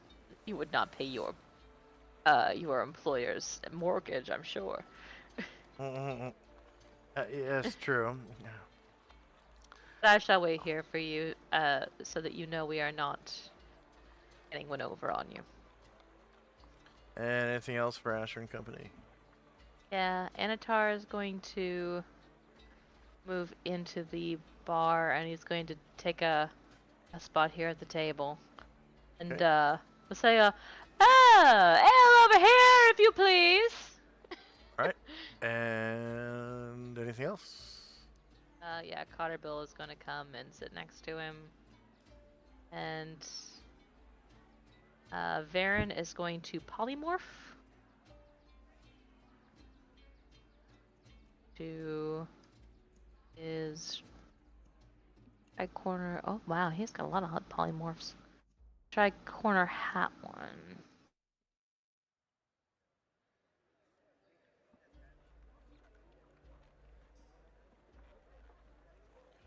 Okay, I guess we'll so just go ahead and roll do it as this one. polymorph self. Go ahead and roll it. Okay.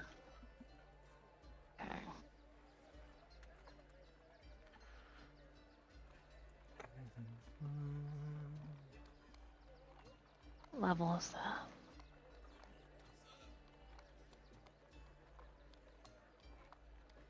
Spell index.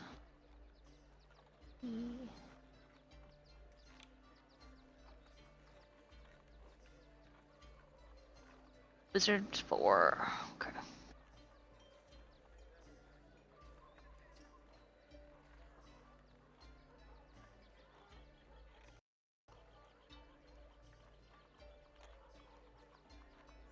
$220 rounds. And since he casts a spell, he'll stay where he is. And Jim will come in and sit at the table as well. I think for him it's an innate spell. Oh, you're right. It is innate. So, okay, so he can come in and sit at the table as well. Yeah. And Asher is going to turn to guy directly to her north. And she is going to make a pickpocketing check to attempt to tie his shoelaces together. Okay.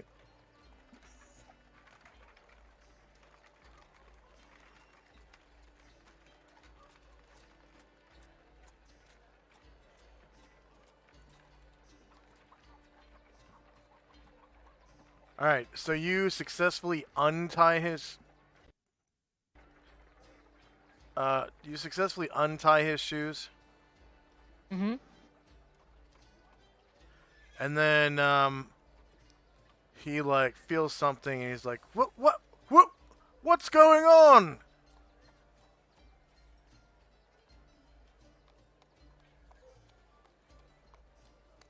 Asher stays still.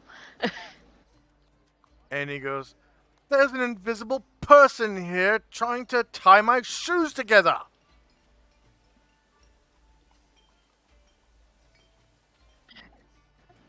And Asher's going to move away.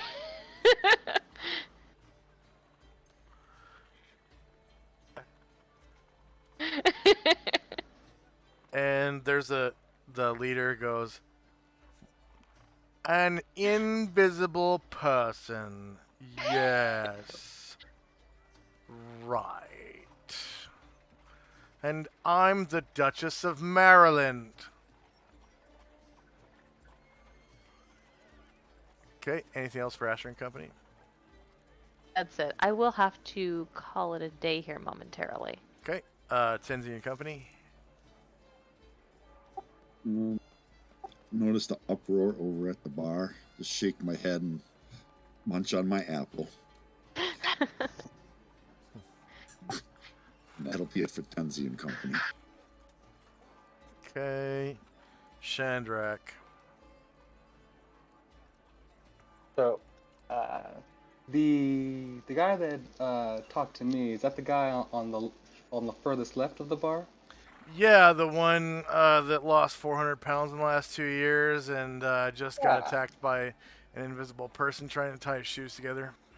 Yeah, that guy. So, Shandrak is gonna munch on his bacon, and then I'm gonna focus on that guy with my helm of telepathy, and I'm going to cast suggestion on him, and I'm going to think to him, hey, the guy to your right just called your mother a purple worm.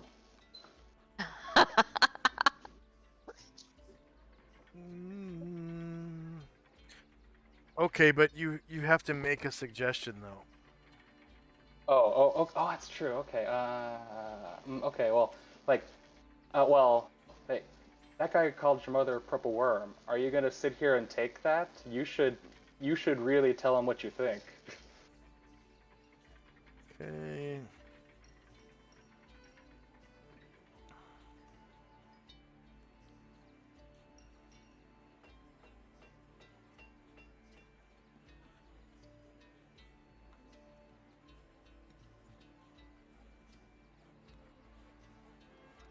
Oi! What you say about my mother? I didn't say nothing about your mother. You motherfucker. And he steps off of his bar stool and goes wham! Right onto the floor. Prone. And the other two rakes point at him and laugh. And he looks down at his shoes and he says, "Oi! You untied my shoes and tied them together again. Just like you accused that invisible person of doing so, you liar." And the other guy's like, "I'm no liar. There was an invisible person here. They probably tied your shoes together, you dolt. And don't you talk about my mother that way again." And this guy draws his rapier cuts his shoelaces apart, stands up, and da da da, they fight. Yes. Let's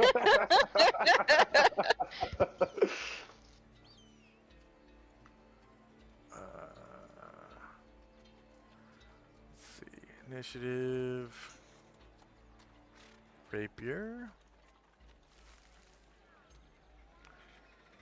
and initiative, rapier, and the leader gets initiative.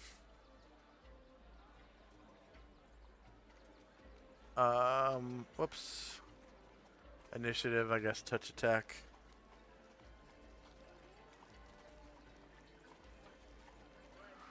To try to break it up before they kill each other.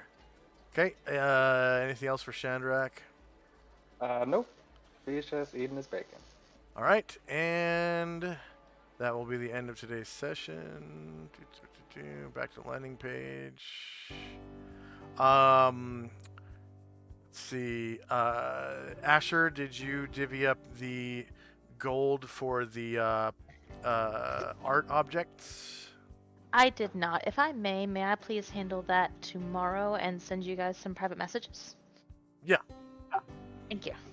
And then anyone in the party that is part rogue gains experience from that. Bards, only 1 experience per GP. But all other rogues, it's 2 experience. And I'm not seeing the board right now. What is going on here?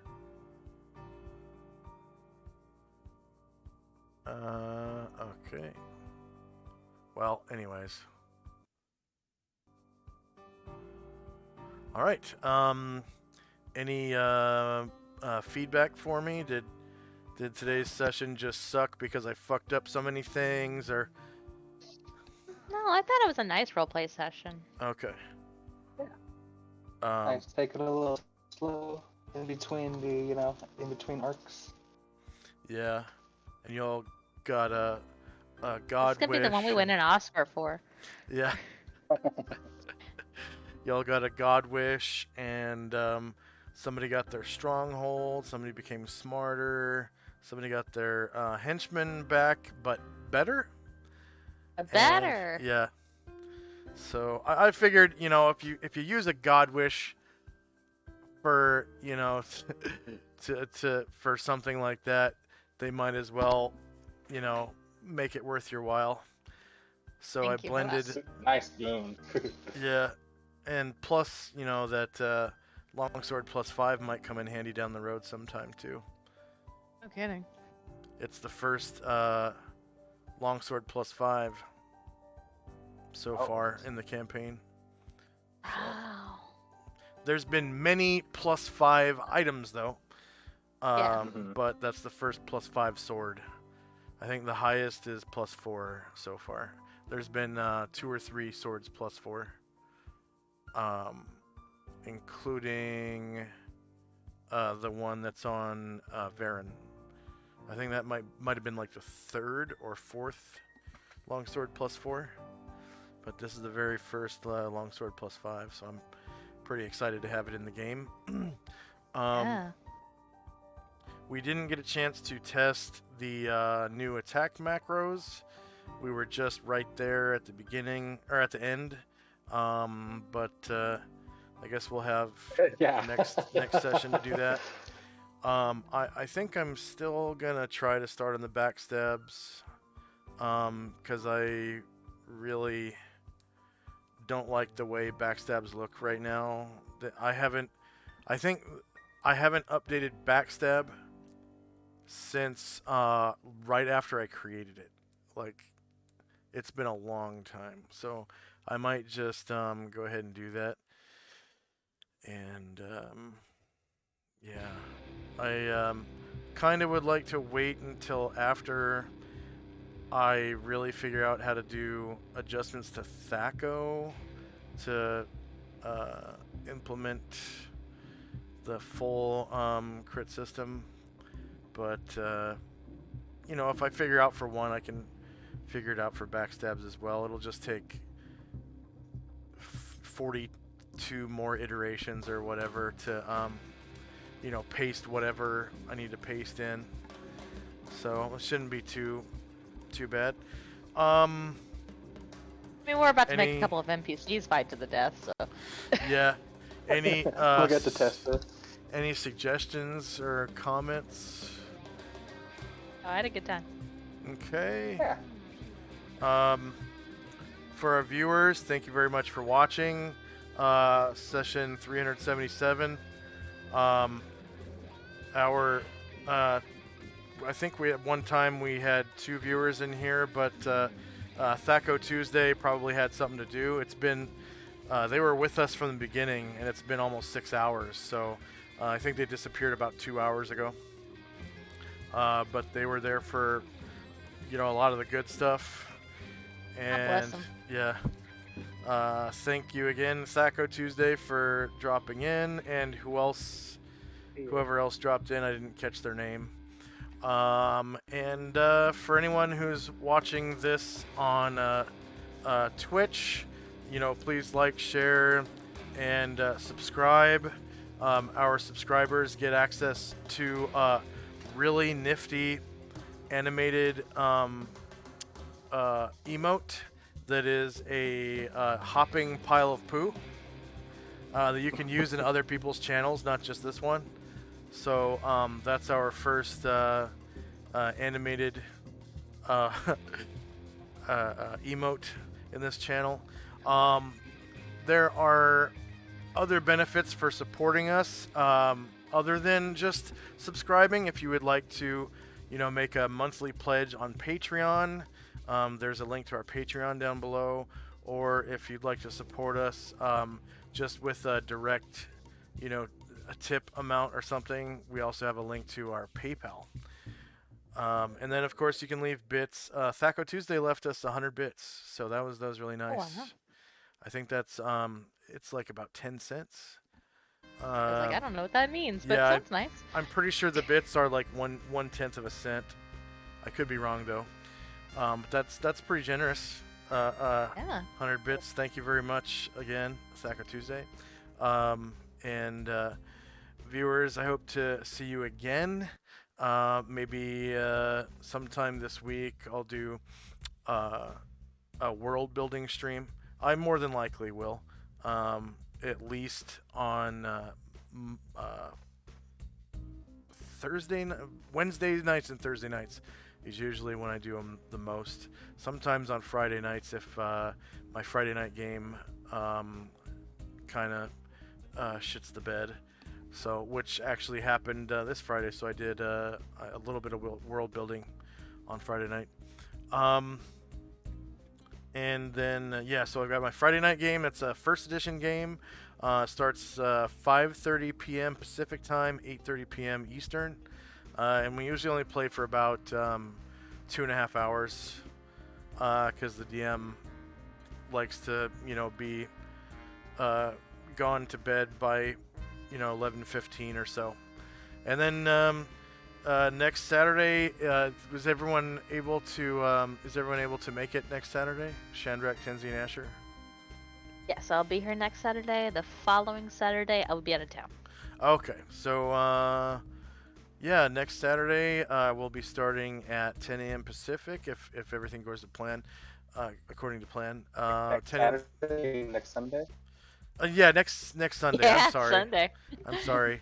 We switched to Sunday a long time ago. I think it's been more than a year. Okay, yeah. More than a year, and I still haven't caught on. So next Sunday, not Saturday, 10 a.m. Pacific. So I think next Sunday I'll be good, but tomorrow is the day we're getting the keys to our house, so we'll be moving in. Congratulations. Nice. Yeah, so should be good on next Sunday, but Yeah. we'll see. Yeah, you got 5, 6, 7 days, pretty much, unless you're working and stuff too. Then it becomes a little bit more difficult.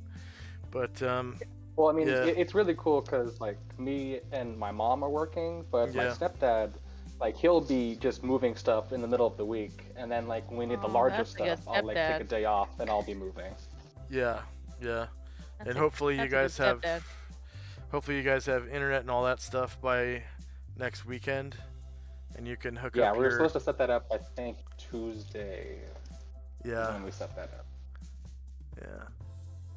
And it should be okay. Like they said that it's I guess a little bit worse service than I have now, but like yeah, if I have to, I'll just use my phone. You know. Oh yeah, yeah, yeah. If you have unlimited data and tethering on your phone, and Yeah. cell phone tower gives you like 70 down and 12 up, that's usually pretty good from what I hear. I think I have 70 down and 12 up, so megabytes per second. So it's Hmm. but there's a way to clock it, I think. With your laptop and then maybe also with your phone. You might be able to download an app or something to see which one is faster. But Yeah. yeah, so 10 a.m. next Saturday, Sunday, next Sunday, 10 a.m. Pacific to 1 p.m. Eastern, or sorry, 10 a.m. Pacific time, 1 p.m. Eastern, for about 5 hours, maybe six. Today we went 6 hours and 3 minutes so far. Just because I mean I had time and no one said anything until just a few minutes ago. Amber has to go, so sometimes we play for longer than 5 hours, and so yeah. But hopefully we'll see you all next week, and bye bye. Bye. Later.